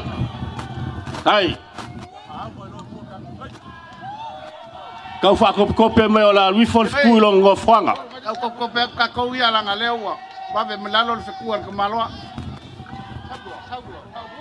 Malu aku ilau. Tilfan ke banga. Yo vale alofa ki ngalu ngei. Fafkai. Kai yuli. Ya, lea wo mori aku le siapo lea. Ya, eu fiai Yuli. moi. Yo ke vanga le wala la ilalo a lo vele ku akul koko.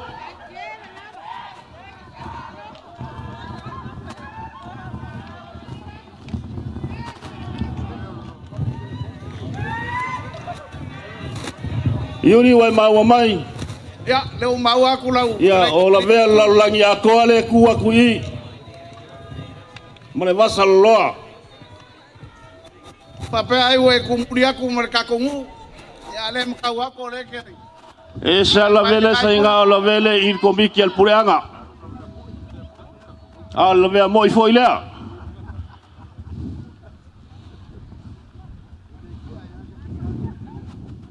La vea. Oh. Lea la mori aku se. Malo lea e. Faftai. Lau fa ukanga mare komiki. Ya, wa fo il fa moi ole.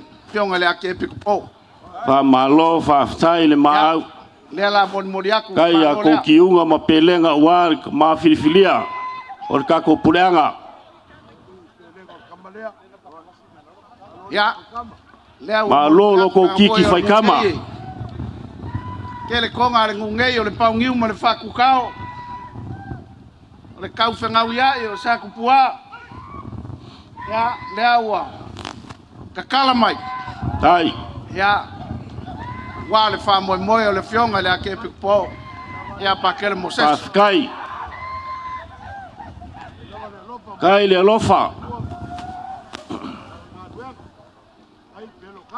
Ali fa ingore.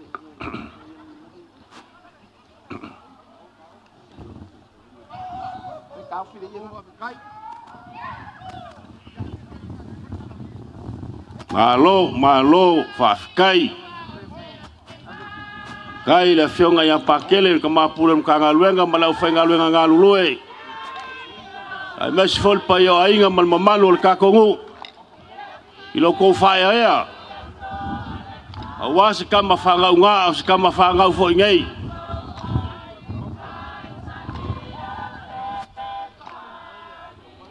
Ya. Vea. Ya. Sei kau. Sei dia aku se selengi o fa moi. Malo fafkai.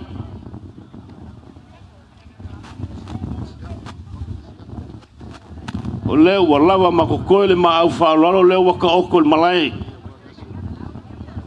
Sau, mai. Anga foi la koe ma au se lengi pa ia. Yoi.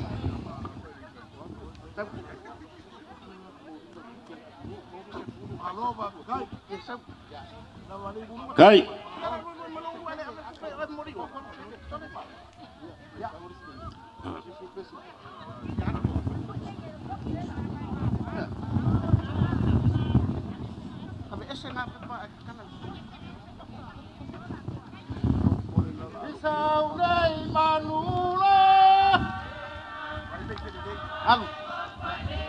Lavea. Ya. Vamos usau mai ya. Kau saili ai le kai saili Leauvaa. Moi ngai. Kai. Ya, pe kai o leo kua lalo mai le mako ka mapule o le kolu a le faingu mela le kua. Tau. O le tamale alo ma le nganga pa ia. Marki nga pa ia malia ngai le sau. Fer kupe o maua. Maftai.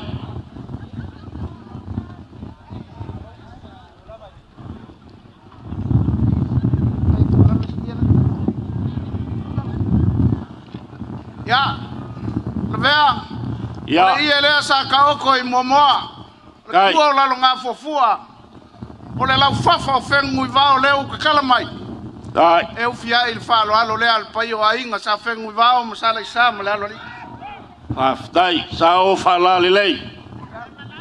Paf kai kele. Lo kauilo inga mo le kupu ya nganga fa kupu, manga fa kamani.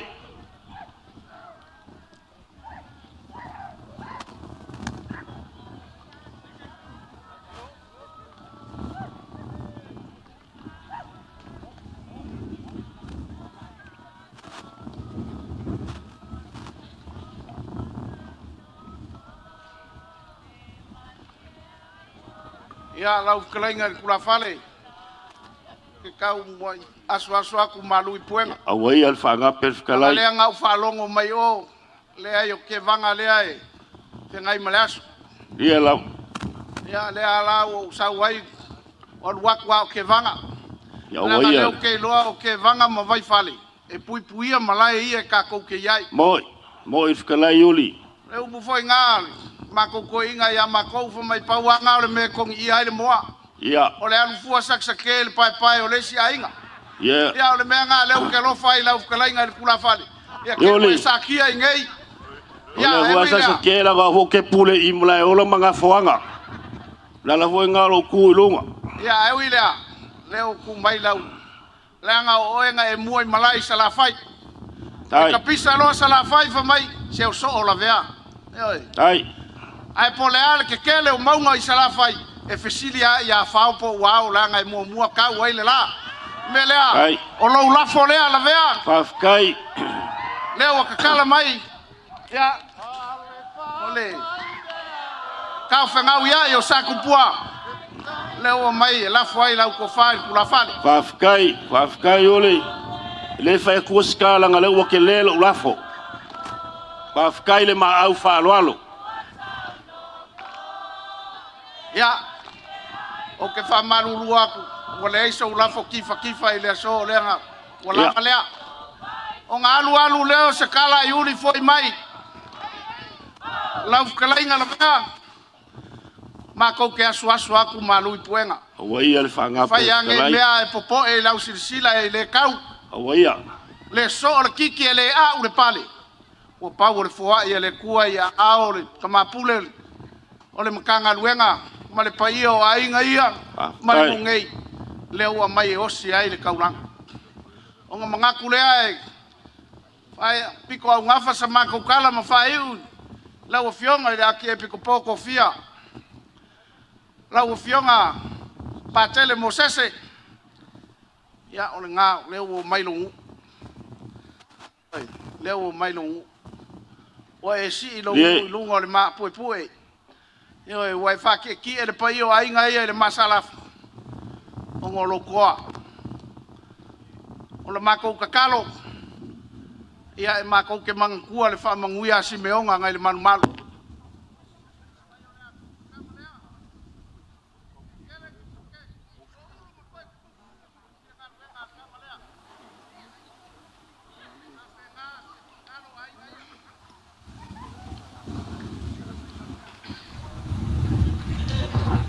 Kamoi.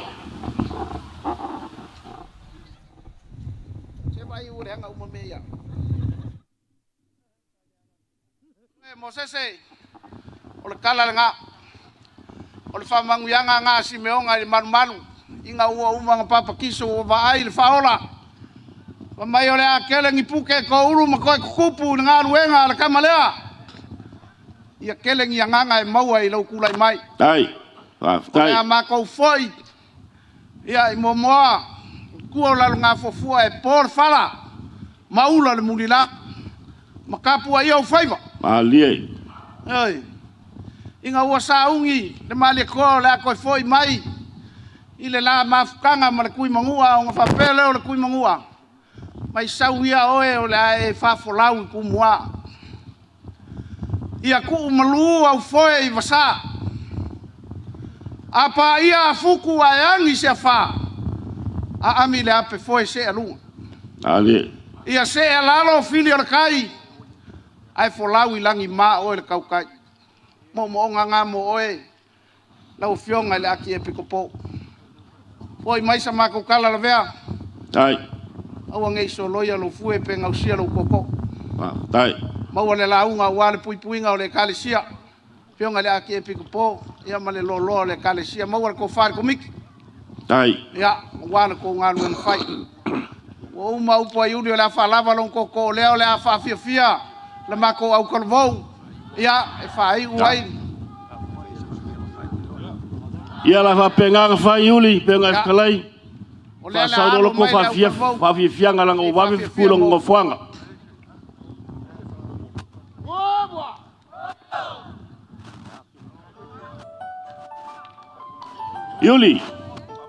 Yuli, malia mai faukanga. Sei fa kia kuasik mai melea yang fa pengane ngalol kako ngul fa fianga. Ai ole so, ele ko ifo skala puleanga. Ole wa fikala kami wosola. Wala makoy lea. Alo mai ola kam fa yakul puleanga ola seme ola am fai. Ya fa pengai le ka ko ko fe lo skaimi.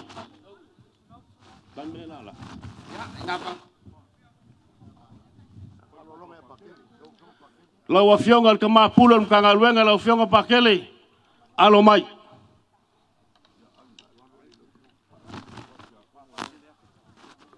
Lawa fionga pakele ma lol ngalue. Malor kakalo ole Meaalofa ka wale al ka kupuleanga ila wa fionga ka mapulu ka ngaluenga kasi le afe kala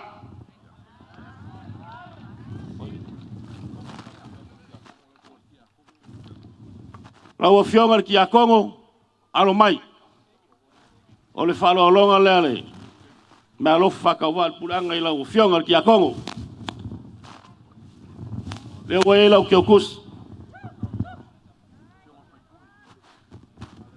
la wa fionga le faipule alo mai o ke kusi le la usunga le ni faipule kai le fa man fa lo mat komit ia pa ia le peleskenge mal manuel mafkanga kinga Meaalofa afkai lo ku fainga Meaalofa nge yaso o si Meaalofa ka wa ngale e lu afe kala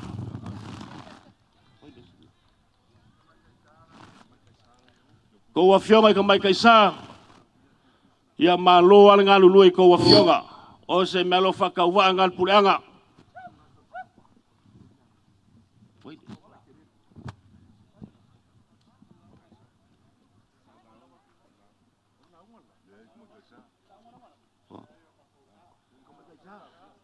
ka mai kaisa nga walwak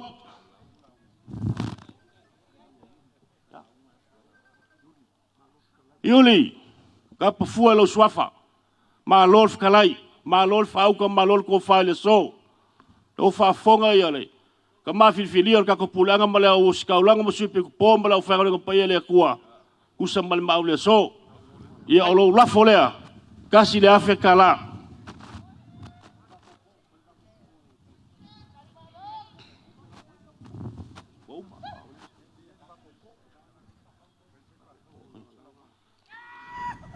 ya lesa faile va fakau o war si valoa mal fakau poinge yaso o ke kusile ales koko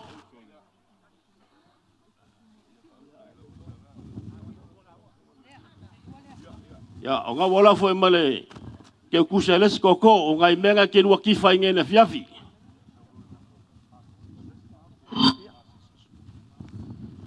akele mal pa ion kanga luenga Mesor ka ko Meaalofa afkai Faaaloaloga so o lewa sila le ka mafilfilio ka ko puleanga ile maau mal Faaaloaloga ma ko wanga fa kupu manga fa ka mali le so mesor ka ko puleanga mal komiki fa Meaalofa afkai Faaaloaloga Meaalofa ka ulanga o le Meaalofa ka wale ka puleanga ilo ko pa ia mo lo ko malu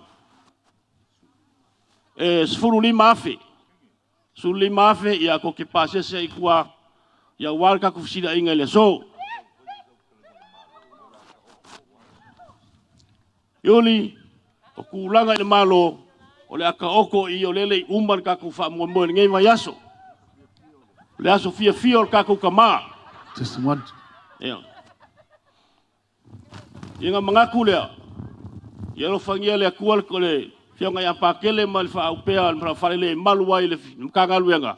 Ia i whamauianga le akua, whapea foi ma le whaingaluenga. Pa ior kakongu, ki ngā, Meaalofa mauia le akua ia Akiepikopo le mau Faaaloaloga ringa iasu. Ia ngaku lea, o ma foi Upolu puleanga. Ai alo ia ko whaiwa manga ia, manguia le so.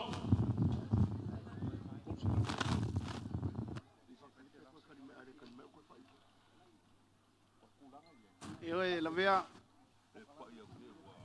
Ya la ua. Fai foi aki marie le vanga kalai o kula fale. La o fionga i le li o le ku. Ai fai ka o le fikainga e pui ai fingao. Kasi o Malae fai kaulia i Malae o pule. Wa le afio. Ai o sao e fa ma sao malau. Le aki pongiu ma le fasau. La o kalainga i kula fale ma le ngofo ai kuainga ia sa fo.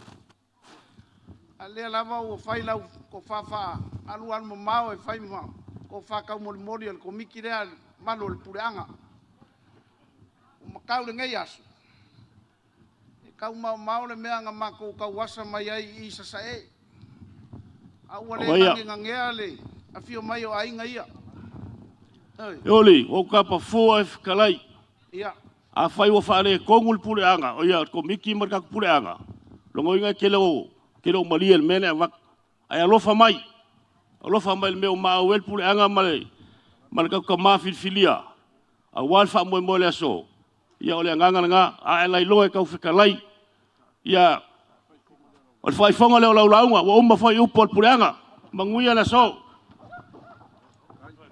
ia mako kele ka se lua kula vea pe anga mako ka fai ak o makamuli foi le ngungei pe o ke le me o ko au mai o le nganga ngea ma ko o mai ya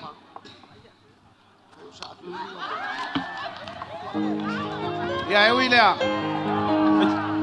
statistic o le ka o por nga so malo o le ngai afkai ya o punga e fai o mai sidi le ko e pulelo ngaro ko e kam fai ya e ma pu ai nga o manga ko foi ya ko se le ngilia ya wile le o faram ya fafkai mai ga o ba ko la fa popo ko i malkisi o van mele walwa ya ma kuya la fiafi o ma walkis ya o faram for ma ko Lau chalenga lo ko fa fianga ya pe menga le kauso so lau fionga la to fara ve male pa yo le fionga che fono mo to kom fa foi ya se tasile o mato tapenanga ma ona valauria faapitoa ai ia tupulaga taluvau e le gata matagaluega faapea foi le fioaga ia usi lau mai momo lau sisila aftai